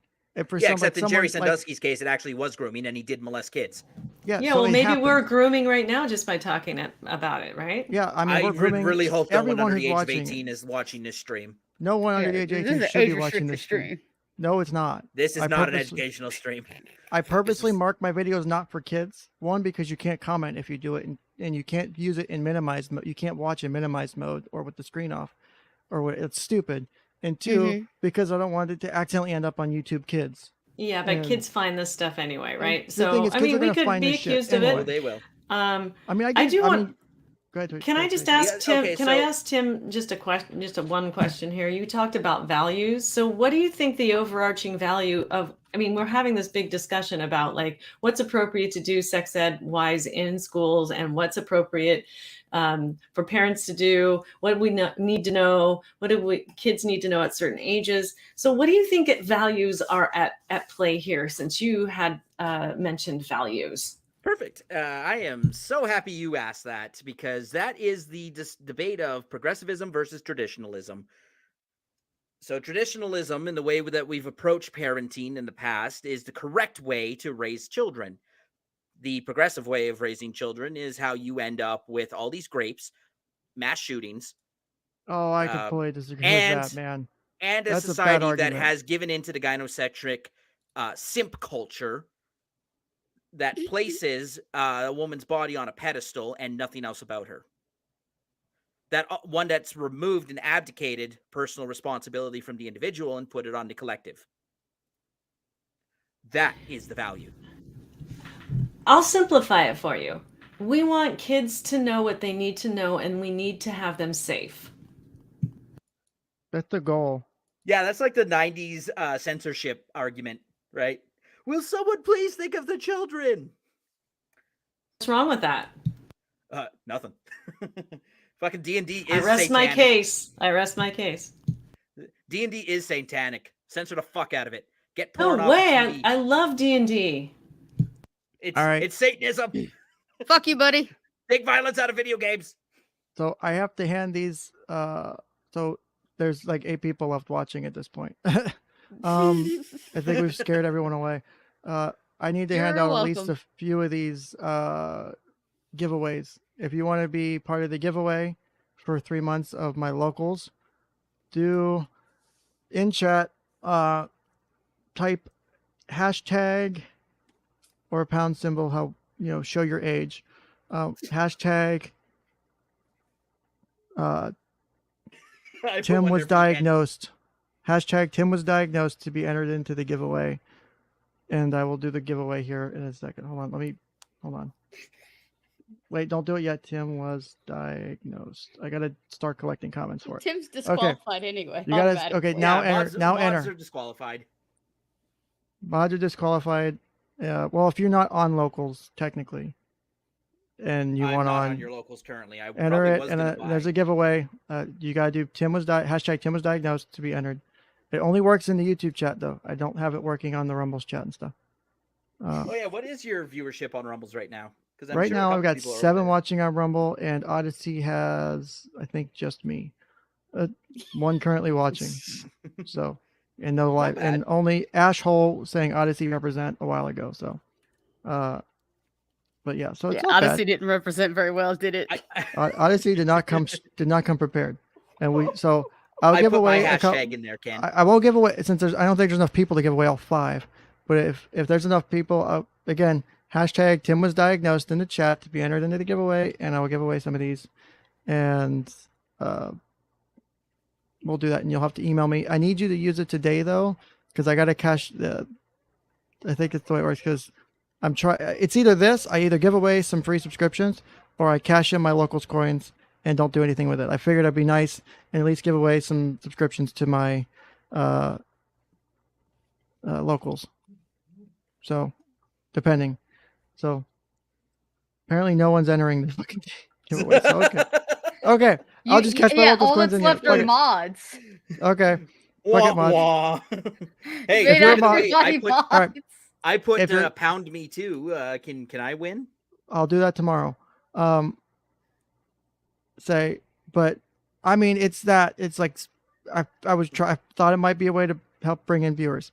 Because I'm gonna do I still have to do the AMA after this, and we're already 4 hours and 20 minutes into this.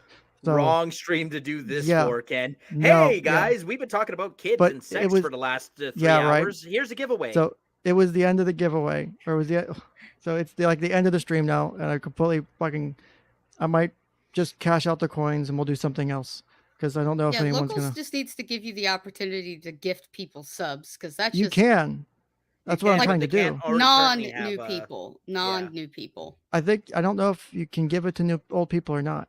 I No, haven't you tried. can't. Well, Only people who are that's not fucking currently stupid. members. Yeah, can. it's really stupid. So I think we Ooh, had a good Tracy's chat. ready. Tracy She's is already equipped got the Tracy- campaign out. Tracy, conversation to are go you deep. on my locals, Tracy? Are you subscribed to my locals? I'll give Tracy. Okay, then I was gonna say if not, I'll give you 3 months of locals because if you're I mean, not, I'm subscribed. not. I'm already on it. Are you your supporter? $5? I Do you think are you free so. or paid? I don't pay you. Then you're free. You're just a member. You're not a supporter. I'm sorry. I do, but I pay you through Super Chat. I know. Subscribers I probably know. the better parlance. Subscriber. I know. I fucking hate the terminology. It's so weird. But I'm gonna do I guess a very short AMA after this. I was hoping to burn through some of my live stream hours on locals today, but my wife isn't feeling good, so after the AMA I gotta go help with that. So it was an interesting stream. Hey, someone entered. Someone entered. Oh wait, where? Dr. Pooks. Oh, Dr. Pooks. All right, so I got one entry. Can I draw with? It won't even let me draw with one entry. God damn it! It seriously won't let me. I'm trying to hit the draw button on the damn StreamYard giveaway thing, and it won't even let me do it. I think you just give it to that person. Hold on, Dr. Pooks. Send me an email. There you go. I got it. Wait. Here's the thing: is you're gonna do it. And it's gonna. Okay. There you go. There you got 3. Okay, I'm gonna draw, and the winner is. I swear to God, if it's Tim. Tim has a personality disorder. Nope, it's not Tim. It is not Tim. Yeah, Tim has a personality disorder is the next one. The winner is. Hold on, I'm pulling it up on stream to show you I'm not faking it. Affirmative, no. It does a little roulette thing. It like shows the name, the picture. Like I can draw again. See? Yeah. And it does that. I think you should give it to Dr. Pooks. Dr. Pooks, send me an email. I have to have your email that you use for locals so I can. It did it again. Is this shit rigged? No way. Again. It's definitely rigged. Affirmative nod says give it to Dr. Pooks. Give it to Pooks. Dr. Pooks, send me an email at KenJenningsKF@gmail.com. Oh, wait. Oh, there we finally go. Dr. Pooks. That was the third draw. It wasn't rigged at all. So I'll put my email in the chat and send me an email with the email address you want to use so I can send you the 3 months subscription gift. And what's your locals, Ken? Ken'sCounselingCouch.locals.com. I'm actually working on creating a commercial to show during the during the show during like small intermissions and stuff. Is it gonna be like one of those really awesome 90s it's gonna be, cars commercials? Will the music play all the way through the ad, unlike it shut does the T-Man's? What'd you say, Twisted? I couldn't hear you. I'm sorry, I couldn't hear what you were saying, Twisted. Fix your ads. I'm sorry. What was that? I can't. Oh, you fuck. I know. The thing is, hey, I tried. Tracy's on top of me. Oh, God damn it! You would like that. Let's clip that. I mean, Tim is a bottom bitch. Facts. Yeah. All right. So thank you everyone for joining. This is an interesting stream. I'm hoping to get that guest either on my show or on their show. By the way, because that guest is actually the person who thinks that it is grooming that is going on in our very school hardcore. system. Oh shit, it's me. No. Well, you gave Ken a really good dress rehearsal. I think that was great. No, it was good. I think it'll be interesting to have the conversation because I'm curious to see how they think it's grooming. Honestly, Tracy, it'd be cool to have you there too, if that goes down. I'd have to see if. Do I make you feel safe? Yes. Tracy is. Well, no, it just well, the thing is it's weird being sometimes the person having to make the arguments because then it's like. I'm making these weird arguments. People are like, "Oh, you're grooming," or "You're supporting grooming." I'm like, "No, here's the argument that can back it up." And it's like, have someone else in the field who can say, "I'm not just making shit up." Like, I'm not trying to just make the shit up. I'm trying to cite sources and facts and shit. Like, it's not just me going, "Oh, I think this is a good idea." Like I said, some of it, good idea. Some of it, implementation, not so good. So. And I have seen Megan on, I think it was on Nick's stream, somebody's stream she was on, and she's a very strong personality, and that'd be great to have her on your show. Or be on her show. Let me know when. I'm actually headed down to California this next week, but I'll be back on Saturday. So I'm finally going to see my mom after my derailed Amtrak trip happened last month. That was a shitty trip. I'm sorry that you couldn't go. Well, I had a sleeper cabin, but it protected me from this creeper guy who was trying to pick up on me in the dining car. So I was really happy about like that. Oh yeah, it was. If only he had modern sexual education, this all could have been prevented. If Thank you for pointing to my point, Tim. If only he had better boundaries. I mean, Tim said it. Yeah, boundaries. boundaries. Anyway, yeah. Anyways, Anyway. Ken, please do actually go through some of the. I don't know if it's a topic for a stream. An actual child sex abuse case probably doesn't make for good YouTube content. But You never please do know. read through the witness statements. Look at some of the techniques he used to. I know how grooming works. I'm very familiar with the techniques. No. Like the literal statements. Like read Yeah, the actual direct quotes of what. It's nothing I haven't already boys. heard or seen before. Trust me. Yes, Tim, and then Tim, you Like, realize remember that who you're talking to. you realize that Ken got fired because he read a child sexual abuse case on stream. Yeah. The Sandusky one, it really is not. It's a bad idea to do it on stream. But is it the court testimony or is it something else? Well, yeah. So it's all in there, right? So witness testimony, yes, from the court. Okay, I'm just trying to find it so I can. If you find a better way to read it. I don't have Pacer for the U.S. I only have Westlaw, which is on and for Canada, so I wouldn't be able to pull that stuff. I have a I don't Pacer know account. if it's public because trials in Canada are not. I think your country's so fucking backwards, man. Yeah, I think that all that info is accessible. The time I saw it was from a lawyer, so I don't know if he got it from Pacer. But like I said, I remember reading the direct quotes. The kid said, Mr. Sandusky told me this. And you read the direct quotes, and then you start showing the material on stream, and I'm like, Jesus fucking Christ, these are almost identical. Especially the very first part of the lesson where it taught about the K-2, about like, oh, hey, these are your boundaries, and you can tell someone. So what he did was he'd say those exact same things, but then progress beyond. And that was how. And so, and then of course you said, well, hey, if you don't teach this, kids can be. But they said on the stand, yeah, I knew this was wrong, but I still didn't say anything. The question would be then, why did they not say anything? Because that's the most important. Adult. Because the trusted Jerry adult. Was you got to remember that a lot of these kids came from broken homes. He preyed on kids that trusted him more than their own parents. Like, that's the thing that I take so seriously about my role, is that I'm in a position of trust, and people, kids and adults will tell me damn near anything.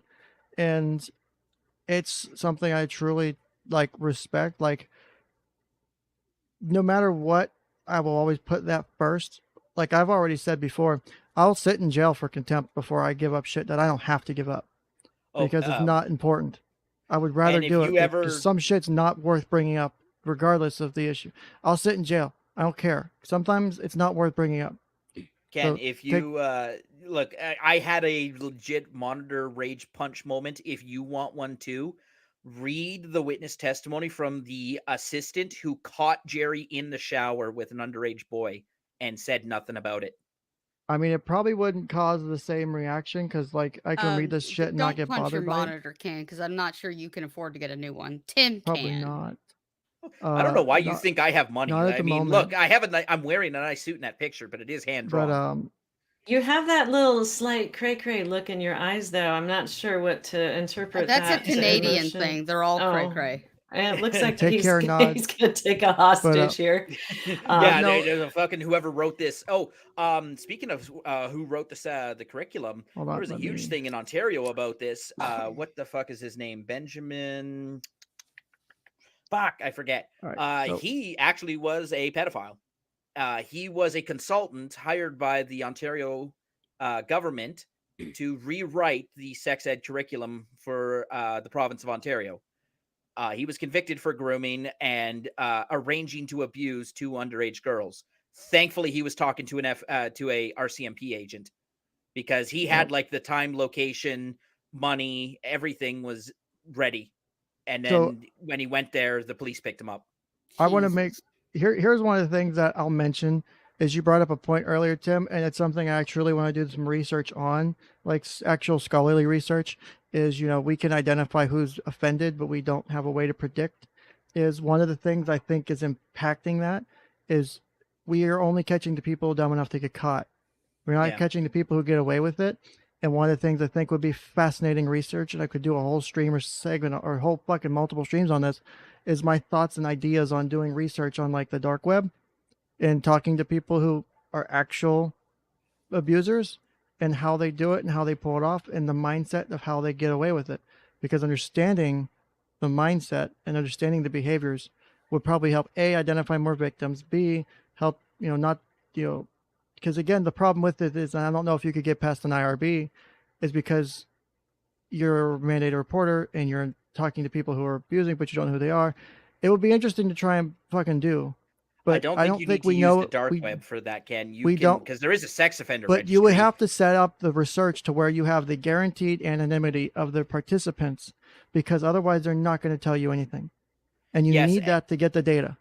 And that's the part that I think will be the hardest. I think that you're going to heavily skew towards people who don't want to actively offend, like they know this about themselves and they're like, I don't want to hurt kids, versus the people who actively hunt children. Well, I mean, actively hunt is different. Like actively hunt would mean it's you're not going to get them. You're not going to get their. That's the person I want to know who ticks the most. But I want to know the person who's doing it, like is pulling the shit off like at home and getting away with it. Like what is, because like I said earlier in the stream, a lot of people, and I've met more than one person. I have friends who've dealt with it too. They were abused, but they didn't see the abuse as a negative thing because they didn't understand. And it was only as an adult they understood that it wasn't okay, but they felt it was good. It felt good to them at the time. They have this feeling and pattern of enjoyment. So like, apparently someone's doing whoever, because you can have different types of abuse. Abuse is different. It's on different scales. Yeah, of course. We covered most this people with Phil, right? Yeah, it can be. People picture it as like this violent thing. It's not always violent. Like when you're doing grooming, usually the impression comes across as loving and sensual, and I'm caring for you, and I'm not trying to cause you harm. This is something that two people do who love each other, who care about each other. We're good friends. We're close. And those are the kind of I'm sure that's the shit you saw in the Sandusky stuff, right? Yes. Stuff along that. Holy exactly. Fuck. So I'm hitting right on it. I'm hitting right on it. Am I not? So yeah, pretty much. Well, you got to remember too that Sandusky was more trusted by his victims than their own parents. So look, if you're starting from, this is like starting with a 50-meter head start in the 400-meter, marathon at the dash or whatever. I mean, I think it would be the most interesting research I could do in that field, because I think if we could better identify it, I think we could do some amazing things to reduce. Because like I've said before, my goal wouldn't necessarily be to punish people, is if we can identify people like before, who are doing it and they can get the help to stop doing it, and we can get the victims help too. I think overall we can put them on the wall. I mean, look, both work. But again, we've had that discussion. Is that's not going to? I know we've had this discussion, and it's funny that this is where it's going, because Phil made the argument of thought crimes, right? It is a thought crime. If it's nothing's been done, one I'm okay punishing, and of course, I can draw the line based on my values. I know where to stop punishing thought crimes. You do, but the people who make the laws don't. It is literally people who make the laws do not, though. That's the problem. And you know what? Put them on the wall too. You know what? Just everyone to line up on the wall. I'll run out of bullets eventually. Thank you, Tim. Thank you, Twisted. Thank you, Tracy, for showing up. Thanks, Doctor. Here, let me, Dr. Pooks. I will send you that gift real quick so you can join the AMA. And I'm gonna probably go use the restroom, and then once we finish up here, and then we'll go do the AMA. Credit card. God damn it. Yeah, you gotta pay for that part. So we all have power. We just don't need to abuse it, and we need to use it safely, right? And especially around kids. I think that's kind of the takeaway. And that's all I have to say about that. What's that? I'm telling you, if you read the Sandusky stuff, it will make you want to punch a monitor. I don't know how you can know that truth of the world and not have it affect you in some way. I'm not saying. Here's the thing: I'm not saying it doesn't affect me. What I'm saying is it doesn't impact me to the point where it's causing like a physical reaction. Because I've probably heard worse, or dealt with worse in some form or fashion, whether it was with clients or with friends or shit. I've had some really bad shit happen to people that are really close to me. And so the Sandusky shit, is it bad? Yes. Is it the worst I've heard? Probably not. So, also, Dr. Pooks, your subscription was just sent, so that should be in. You should be able to sign up now with that. So, I wonder if Dr. Pooks is a real doctor. I don't know. Like Dr. Evil or Dr. Your gift has been sent. Doctor Who. So I will see you guys all shortly in about give me 10 minutes. I think because I think my dogs are barking. They need to go Oh. out too. So Where are you going to be in 10 minutes? on my locals doing an Ask Me Anything. I'm going to be talking about anything. That's right. I've got it up here. I'm going gonna covered. don't clip that. I do have it up here, but I'm going We were to talking about join your spontaneous locals. erections earlier. I have to we be a can talk about paying that too. member. I have to be a paying member to chat, right? Participate, yes. Okay. So- Yes, All right. I'm gonna have to miss that because I don't have the money to give you right now. Then Twisted, Oh, I have $10 send me an left. You email. should have Twisted. given it to Twisted. Twisted, send me. Twisted I've got needs it. enough to give out 5 or 6. Twisted, send me an email with the email you want to use. I have $10 left on my Put in the chat. on my prepaid. So, no, either or send me an email or put in a private chat if you want, and I'll send it to you right now. I have to look at what email I used for my locals. Okay, do that, and then I will. Fucking two-factor. Oh wait, I there will we go. Say I will see you guys in locals live chat AMA shortly. The link's in the chat. Let me spam it one more time. And By the way, can oh, you shit. Do not post that? Do not post when that. That you- was someone's email. Oh when shit. you kill the stream, can you can I tell you something after you kill the stream? What is it? What is it? It's personal. I didn't want to make it public. That's all. Oh, okay. It might give you a little bit more context to where I'm coming from on this. Yeah, that's fine. Give me 1 second. And here. no, Let me- Chad, I was not sexually abused growing up. Yeah, that's. I know that would be a tremendous leap in logic, but I'm just going to cover that base and say It would be such a twist.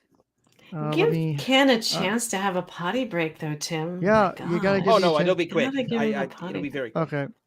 Oh, Twisted, I just sent it to you as well. So you should have 3 months now as well. Yay! So, all right, cool. I will see Awesome. everyone shortly. all right. Uh, Take care.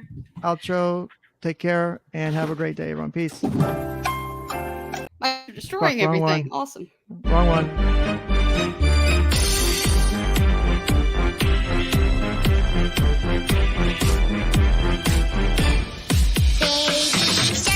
Baby shark, do-do-do-do-do, baby shark, do-do-do-do-do, baby shark.